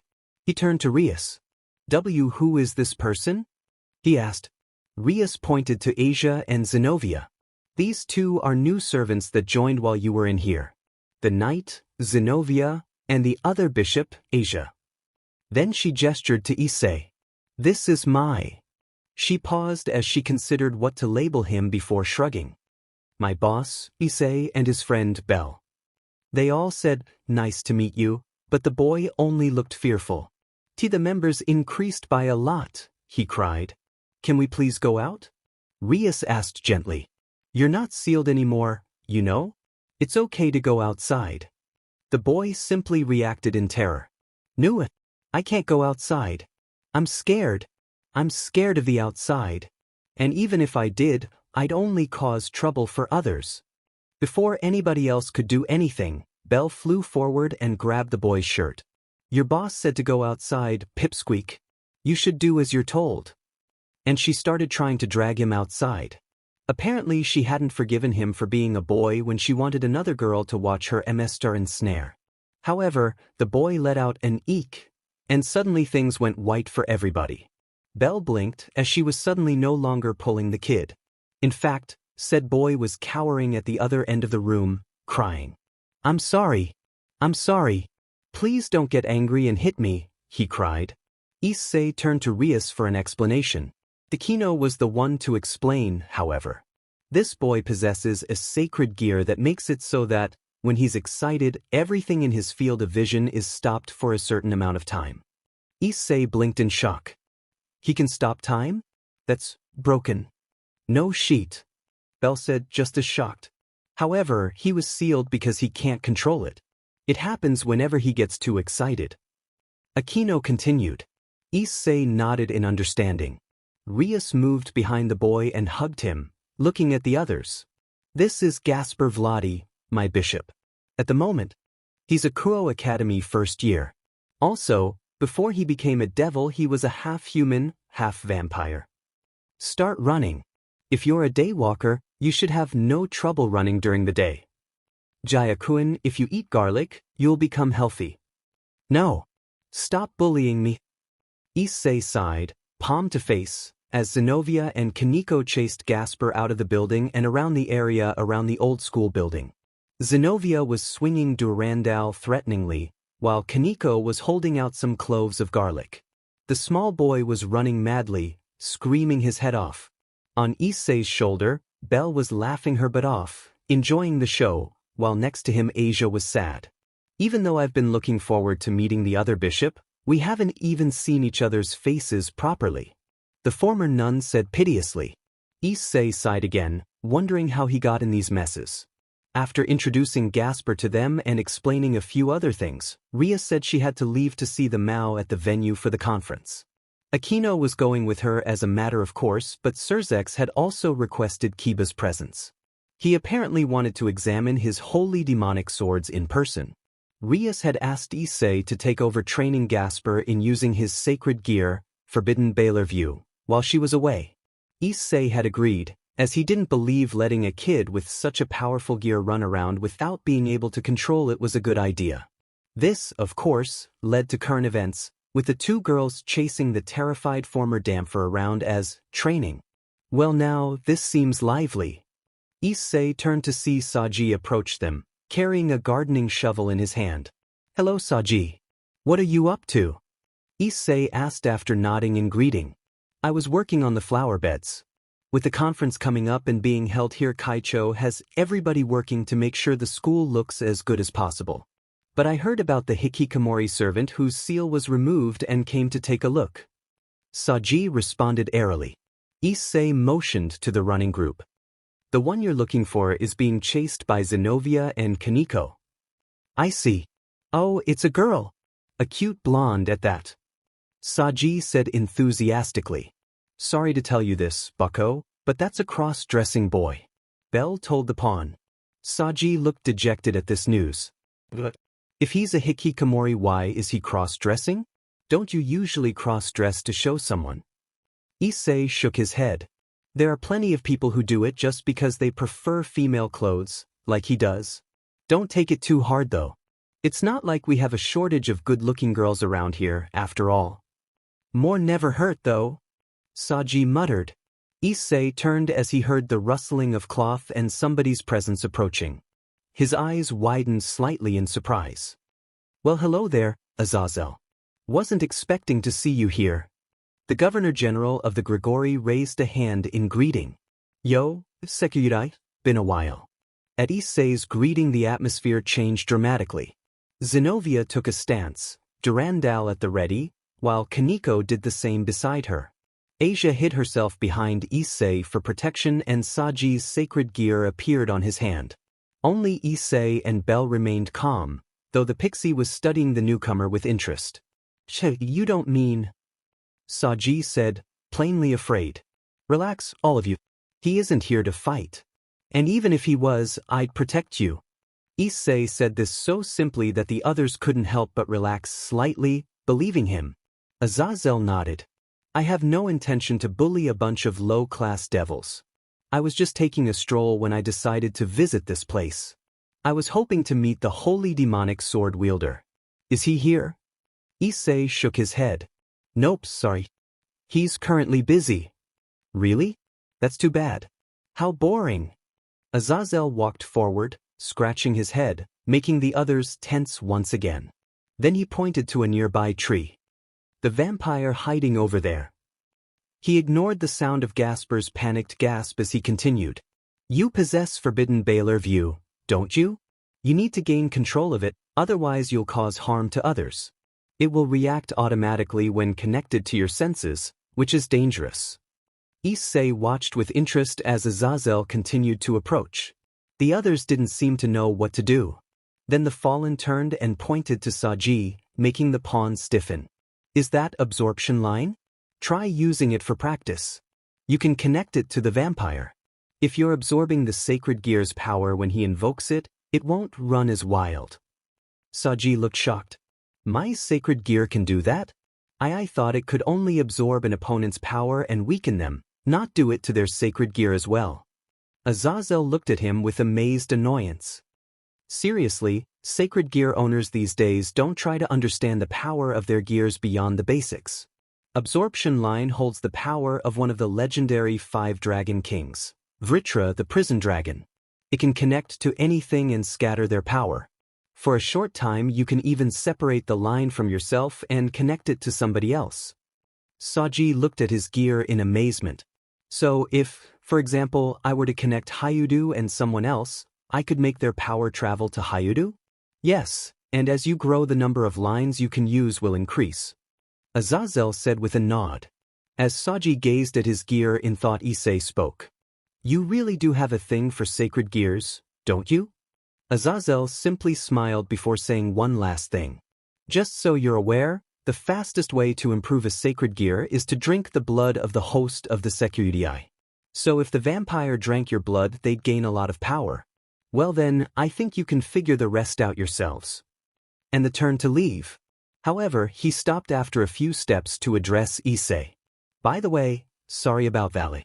Our Hakuryuku contacted you of his own accord. Don't worry, he doesn't want to set your rivalry off immediately. Issei nodded in acknowledgement, and Azazel left with a smile. Everybody was silent for a few minutes before Saji turned to Issei. In return for your help with the flower bed next time I need to work on it, I'm willing to stick around and help you train the new guy using my gear. Sound good? Issei nodded and training started in earnest. After Saji connected absorption line to Gasper, they practiced tossing a volleyball and having the hikikomori stop it in midair. Slowly but surely they got results, though they were stopped almost as often as the ball, which caused the damper to cry, sorry, and try to run away. They managed to get him back each time, however, and continued training. Rias arrived after a couple of hours with a tray of sandwiches she'd made for everybody. How's it going? Are you making progress? Issei nodded as he grabbed a sandwich. Slow but steady. He's doing better. I'm glad, she said. Then, after being told about Azazel's visit, thought out loud. Azazel has substantial knowledge about sacred gears. Seems he had some free time to offer advice. Saji got up after finishing his sandwich. Well, since Ria-senpai is back, I'll get back to the flower bed. Later. Thank you for your help, Sutton. Ria said with a smile, making the pawn blush. It's nothing. Senpai is Kaisha's best friend, so I wanted to help. Plus, it let me try what Azazel told me about my sacred gear. As Saji left, Rias turned to Gasper. Gasper-kun, since your power has been regulated thanks to Saji-kun, you should be able to do much better. Are you all right to continue? Gasper looked tired, but gazing up at Rias he nodded and got up. I'll do my best. Rias smiled and training continued on into the night. The next night Issei was walking with Belle to the clubroom with some snacks he'd bought for everybody. He figured that, since they were busy doing devil work that night, they could use a treat. So, are you going to do anything more permanent with the statues in your room other than just display them? I mean, they're really well made. They look exactly like them. Belle began with interest. Issei shrugged. I hadn't really thought about it. I was thinking of getting some kind of case to protect them. I'd like it if they lasted a while. He chuckled softly. I never expected to be able to do something like that. Belle nodded. Yeah, it was a surprise to me. But then again, you always did fixate on the women in your life. She stretched. It's too bad Asia interrupted you and Rias the other night. That looked like it was going to be a really hot show. Why am I not surprised you were watching, you perverted little view? Issei grumbled. I'm surprised though. I usually have more self-control these days. And I wasn't expecting her to go along with it like that, even if she has been trying to stuck me into devilhood. Yeah, pretty uncharacteristic, at least for her. Almost like she was charmed. Belle said airily. Issei stopped and eyed the pixie. He knew that tone. Well, what did you do? Said Fairy, placed a hand on her chest, looking affronted. What makes you think I did anything? She asked in a hurt tone. I know you. Please don't tell me you charmed us. He said with a groan. Well, I may have used a couple of low-powered Marinkarens. She said guiltily. So you made her kiss me and started boosting our energies. He groaned again. He wasn't going to lie, it was disappointing to find out that the reason Rias kissed him was because she was charmed into doing so. Belle shook her head.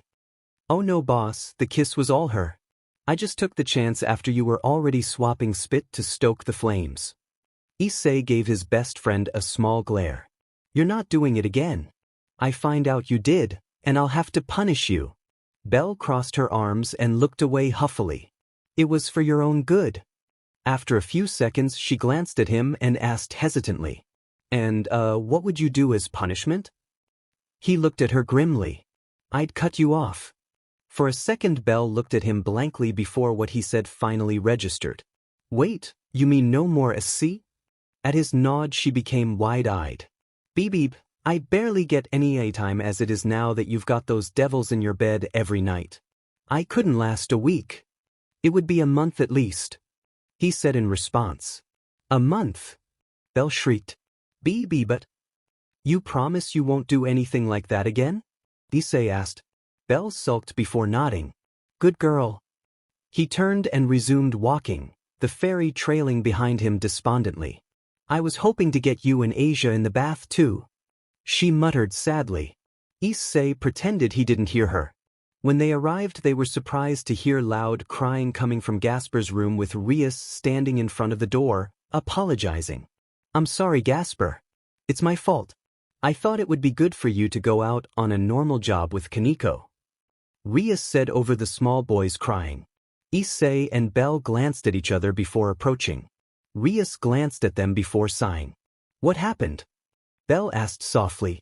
Apparently what happened was that Rias thought it would be good for Gasper to go out and do devil work with one of the others, and she chose to have him go with Kaneko to one of her clients who was generally a really nice man who they thought wouldn't scare the boy. When the client saw him, however, he got really creepy, being a now-revealed Shotokan, scaring the boy into stopping time. And now Gasper was back in his room, refusing to come out. Issei sighed. He felt like he had been doing that a lot lately. All of the progress with the Damper lost, because they weren't aware of one dude's FTSH. He could somewhat understand Gasper's fear a bit better now, as Rias had given him an overview of Gasper's past. Being the son of a vampire noble and a human woman, he was never safe from discrimination from either side. Vampires for not being a pureblood, humans for being part vampire. Coupled with his strong vampiric powers and his uncontrollable sacred gear, and Gasper's life had been hell before he met Rias. Whenever he tried to make friends, his gear would activate, driving them away. Hey, how would you feel if you could stop time? Rias asked softly. Issei considered it. Even if I could control it, I imagine I'd be having similar issues as Gasper, since people will most likely be afraid of somebody with powers like that. But then, that's very similar to other sacred gear users. Just look at what Asia had to go through. Power is no guarantee of happiness. I don't want a sacred gear like this. I always scare everybody because I stop them. I make them dislike me. I dislike me. I don't want to stop my friends. I don't want to see to stopped faces of my cherished ones. Gasper sobbed. Rias closed her eyes as if in pain. I'm a failure as a king for making my precious servant shut himself in again. Issei reached up and gently grasped her shoulder in support. Rias opened her eyes and looked at him with gratitude. Belle interrupted the moment. Correct me if I'm wrong, Rias, but don't you have a meeting with Surzex and the others soon? Rias nodded. Yes, but that can wait. I need to make sure Gasper is all right first. That's good, Rias, but you need to go. It's important. Issei said with a smile. Don't worry though, I'll stay and look after Gasper, okay? Rias looked conflicted before nodding. Alright, thank you. I'm glad I can count on you. With one last look at Gasper's room she left. Issei handed the bag of snacks to Belle, who sank slightly due to the weight. Please take that upstairs and have it ready for when the others return, Belle. I need to stay here. The pixie nodded and flew upstairs. Issei sat down beside the doors to Gasper's room. I'm not leaving till you come out, Gasper. And he stayed there for over an hour, waiting patiently while trying to think of some way to help the hikikomori. Finally, after a long wait, Issei spoke. Are you scared of your gear, Gasper?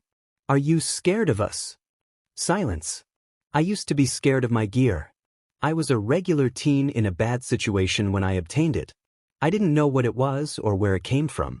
I didn't have anybody to explain it to me, till I was able to speak with the dragon in my gear. All I know, is that I have to keep moving forward, no matter what. Why? Came Gasper's voice. Why you might lose something important if you do. Why do you want to live in such a straightforward way? Issei gave a bitter smile. Gasper, who says I haven't lost something already? He let his head fall back to rest against the wall. There was a girl. She saved my life before I unlocked my gear. She taught me how to fight, how to survive, and to look for something to fight for. I loved her. He sighed. When my gear unlocked, many people became interested in me. They wanted to capture me, figure out how I tick and how to use me. She helped protect me. In the end, she died to keep me safe. Because she believed in me. He heard shuffling behind the door.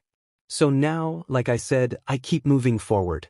For her, I fight to make sure nobody close to me ever gets hurt again. To make sure the sacrifices I've endured weren't in vain. I keep walking so I never have to see my loved ones cry. I will fight heaven and hell for that, Gasper. I will fight them for you, because you're my kohai. My friend. The door opened with a dull sound and Gasper peeked out. You're strong, Issei-senpai. I'm not like that. I'll only cause trouble. I'm a hikikomori, and intensely shy. I can't even use my sacred gear properly. Issei got up and gently set his hand on top of Gasper's head. I don't hate you, Gasper.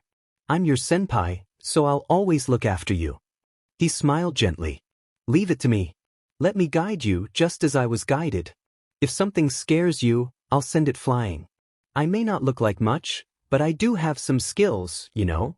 Gasper still looked unsure, though much calmer. Do you want to drink my blood? Azazel said that it would help you with your sacred gear. It might help. Gasper shook his head. No. I'm scared of drinking blood from living beings. My own power scares me, so if that makes it more powerful. Yeah, I get it. Issei said, gently rubbing the hikikomori's head. You don't like being controlled by your power rather than the other way around. Want to know a secret, though? Issei said with a small smirk. Gasper looked curious. I'm kinda jealous of your ability. At the Damper's surprised look he continued. I'm a pervert, Gasper, and I'll admit it easily. Imagine what I could do with your power. I could stop a girl and do many indecent things.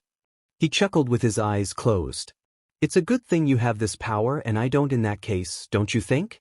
When Issei looked down at Gasper, he saw that the boy had a smile on his face.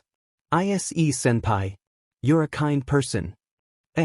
Issei said, surprised at this sudden declaration.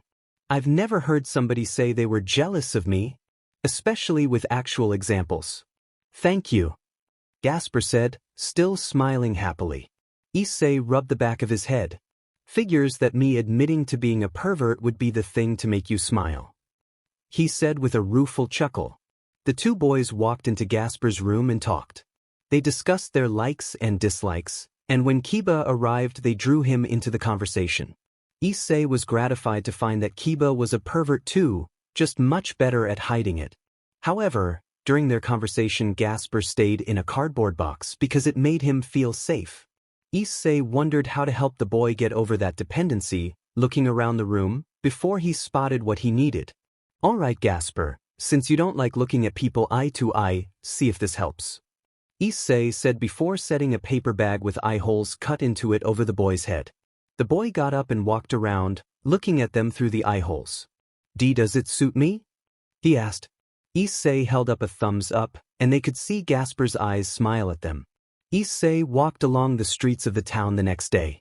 Akino had called him, asking him to meet with her, so he was on his way there.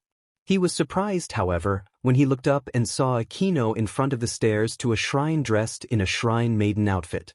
He stopped in front of her and gave her a look over. Nice outfit, Akino. It really suits you. The devil smiled. Thank you Issei-kun. I'm glad you came. She turned to lead the way up the stairs, Issei following behind. I'm curious though, shouldn't you be at the latest meeting with Surzex alongside Rias? He asked as he climbed the stairs easily. She'll be all right without me. And it was important that I be here to meet the person waiting upstairs. Akino responded. They reached the top of the stairs and Issei looked around with interest. So, do you live up here? She nodded with a smile. Yes. Rias secured this location for me after the last priest died and we made a deal with the local kami in charge of it. So, is this the security? A new voice asked. Issei turned to see a handsome young man standing not too far from them, dressed in a white robe and with 12 golden-colored wings to match the halo floating above his head. Yes, that would be me, Issei Hyoudou. And you would be Angel-san? The scarred youth responded. The angel held out his hand to shake with a smile on his face. I am Michael, leader of the angels. After they shook hands, Akino led the two to the main shrine, where Issei's eyes immediately locked onto a floating sword emanating a holy aura nearby. He couldn't help but notice the slight feeling of danger he felt. This was a weapon explicitly created to fight something like him, he could tell. This is the dragon-slaying holy sword, Ascalon, once wielded by St. George. Michael said when he saw what Issei was gazing at. Well, that explained the dangerous sensation Issei felt. He did have more than a passing relationship with dragons, after all. I was actually intending on gifting it to you, Issei-san. A ritual was used to make sure even somebody like you, who has the power of a dragon inside you, can wield it. Issei looked surprised. Why me? He asked, curious. It is a gift. I have provided gifts to the fallen angels, and this would be a gift to the devil's side, along with a few other things. But I'm not a devil, Michael. Giving this to me doesn't count. Issei said simply as Akino stood to the side, watching. You are allied with them, are you not? You are the man in command of one of the devil's most promising youths and her peerage. While you may not technically be a devil, you can't deny your connections to them. Michael responded patiently. That just means I'm friends with specific devils, not devilkind as a whole. As he spoke though, he approached the floating blade. Without any hesitation he grasped it by the hilt and swung it around expertly. As the other two watched, he went into a short kata with the sword, impressing them with his skill. As he did so, Michael continued talking. As I'm sure you're already aware, God died during the last war. The devils lost the old Maos as well, and the fallen pulled back thanks to Azazel's unwillingness to fight further. This meeting we're going to have is a chance for us to cooperate for the first time since we had to put 2 unruly dragons down. To finally put a stop to the small, senseless battles that are chipping away at us to the point of destruction. And even if we didn't destroy each other, that is no guarantee the other pantheons wouldn't move in on us. Azazel and the current Mao agree with me. So we have already exchanged gifts of good faith. I myself received some of the rumored holy demonic swords from Surzex, for which we're grateful. And so we gift Ascalon to you, as someone who will have to battle other dragons in the future, including the vanishing dragon. Issei ended his kata and looked at the blade in his hands. A dragon-slaying sword does sound useful, he said. He moved towards Michael and, to the surprise of both angel and devil, held the sword out to him. But I don't need something like this to be willing to work with you. As long as you don't hurt innocents, human or otherwise, and are willing to help others, I will help as I can. The instant you cross that line, though, I will come for you. He gave Michael our far too innocent smile. Deal? Michael blinked at Issei. Are you sure about this, security? Issei nodded. It's a great sword, but it could find somebody better than me to wield it. Michael sighed but nodded with a smile. I agree to your terms. He held out his hands to accept the sword. Issei put the hilt in his hand and released his own grip, only for the sword to stay stuck to him like it was covered in glue. Phew! He started shaking his hand, trying to get the sword off, but it stayed stuck. Akino began to giggle at the humorous scene as Issei looked at Michael. What the heck? Michael smiled, looking nearly as amused as Akino. It seems Ascalon doesn't agree with you, Issei-san. It wants to stay with you, despite your words. Don't forget, holy swords have their own form of sentience and choose who wields them. I don't think you're getting rid of it that easily. By now Issei was jumping up and down as he tried to dislodge the overly attached weapon, ignoring Akino's laughter with as much dignity as he could. Bibu? Alright, fine. I'll keep it. You happy now? He shouted at Ascalon. Said sword promptly dropped from Issei's open hand onto his foot. Issei's eye twitched as he glared down at it before picking it back up. Michael cleared his throat with distinct amusement before speaking. Well, now that that's settled, I was curious if you would be able to integrate it with the boosted gear. I'm afraid it doesn't come with a sheath. Issei tilted his head. I never thought of trying something like that. He made his gear appear on his arm and focused on it and the sword. Before long, he could feel the sword's aura integrating with the gears, and with a sudden flash, the blade was now sticking out of a slit in the gauntlet. How it worked. Excellent. Well then, I must be off. I will see you at the conference. Michael said, preparing to leave. Wait, Michael, there was something I wanted to talk to you about. Issei said. We can discuss it at the conference, I promise. I'm afraid I don't have time at the moment. Till then. And he disappeared. 15 minutes later, Issei and Akino were seated in a tea ceremony room drinking tea. The devil watched with amusement as Issei tried to follow proper etiquette before drinking, looking unsure of himself. So, was this one of the things you and Rias were working on lately, Akino? Issei asked after a sip of his, somewhat bitter, tea. You mean the sword? This shrine is the place where they did the ritual to make sure a dragon wielder could use it. Thankfully, it wasn't as extensive a ritual as if they also had to make it work for a devil. Rias Queen responded. Issei nodded before deciding to ask Akino something he had been wondering. Akino, I've been wondering. At her curious look he continued. Do you have anything to do with the fallen angels? At his question Akino's features darkened and she slowly set her teacup down. What makes you ask that, Ayikun? She asked far too calmly. Belle said that she noticed similarities in your power to that of the fallen angels we've encountered, though more powerful and, pure than most. He said tentatively. Akino sighed sadly before nodding. Yes, Issei-kun, Belle-sensei is correct. I am the daughter of one of the leaders of the fallen angels, Barakiel, and a human woman. Issei stayed silent, letting her speak. My mother was the daughter of a shrine in this country. One day, my mother saved Barakiel after he collapsed from injuries in front of the shrine, and due to that, one day I was born. Issei wasn't sure what to say. He was about to open his mouth to respond when Akino flared her wings.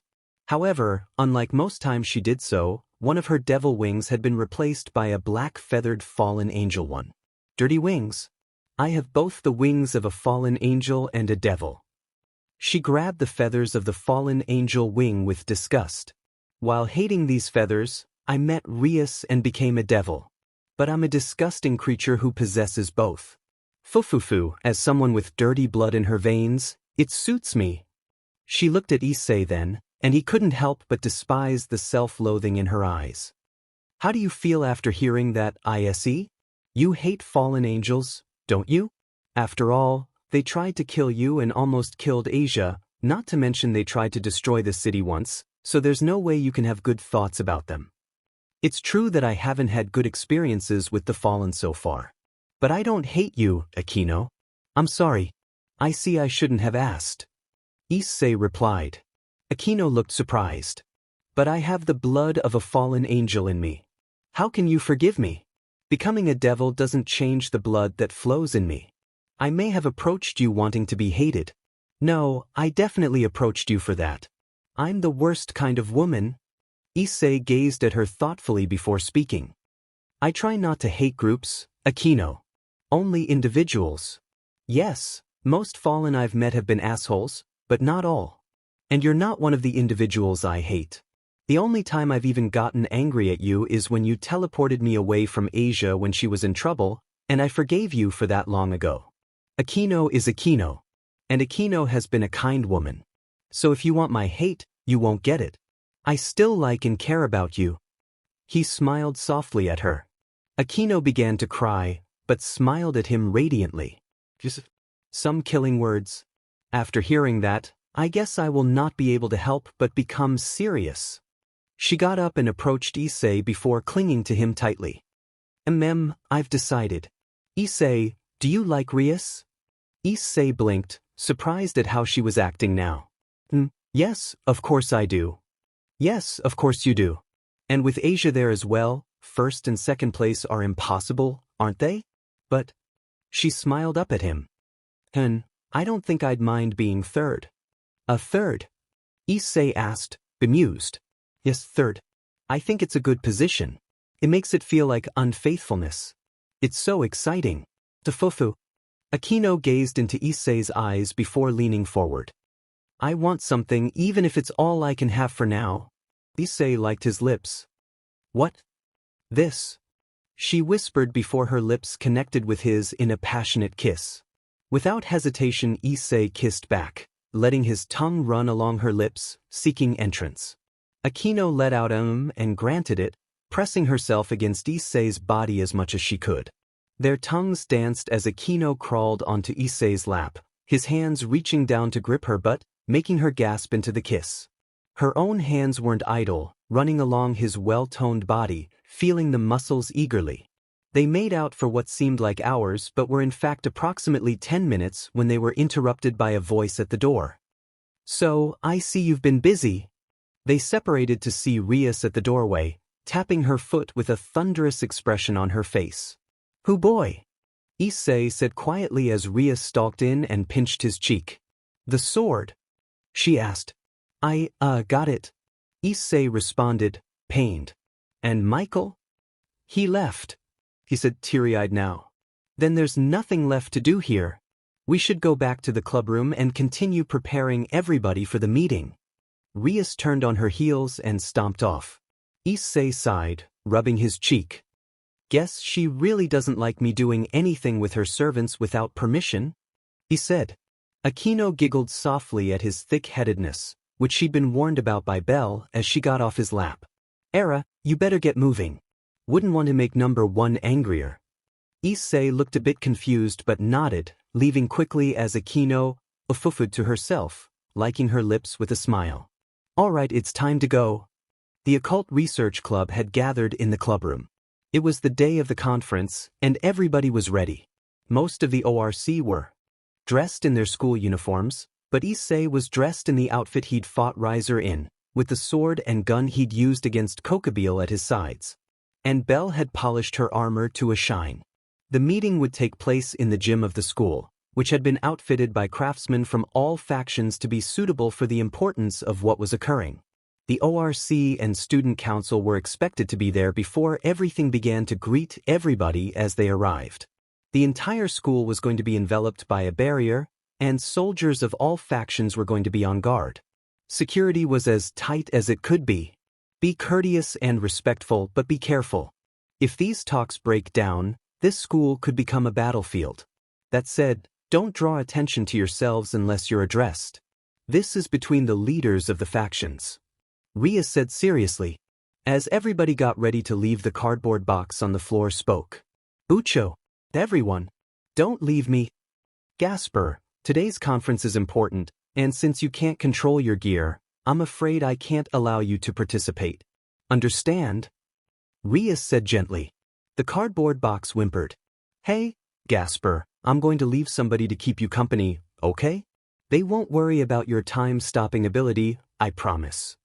Issei said. At Gasper's tentative affirmative, Issei brought up his white gauntlet.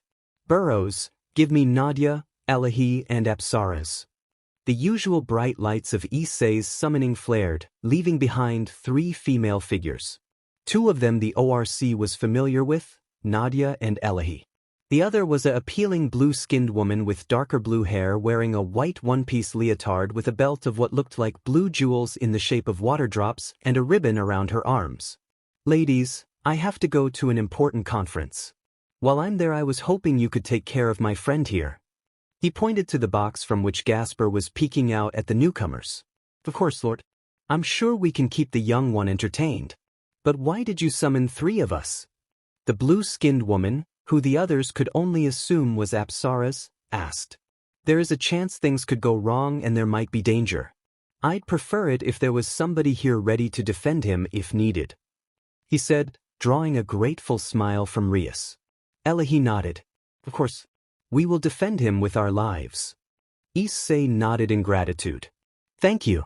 I'll speak with you soon. I have my phone, so any trouble call from the landline in here. You have the number. At their nods, the ORC left the room, ready for a life-changing conference.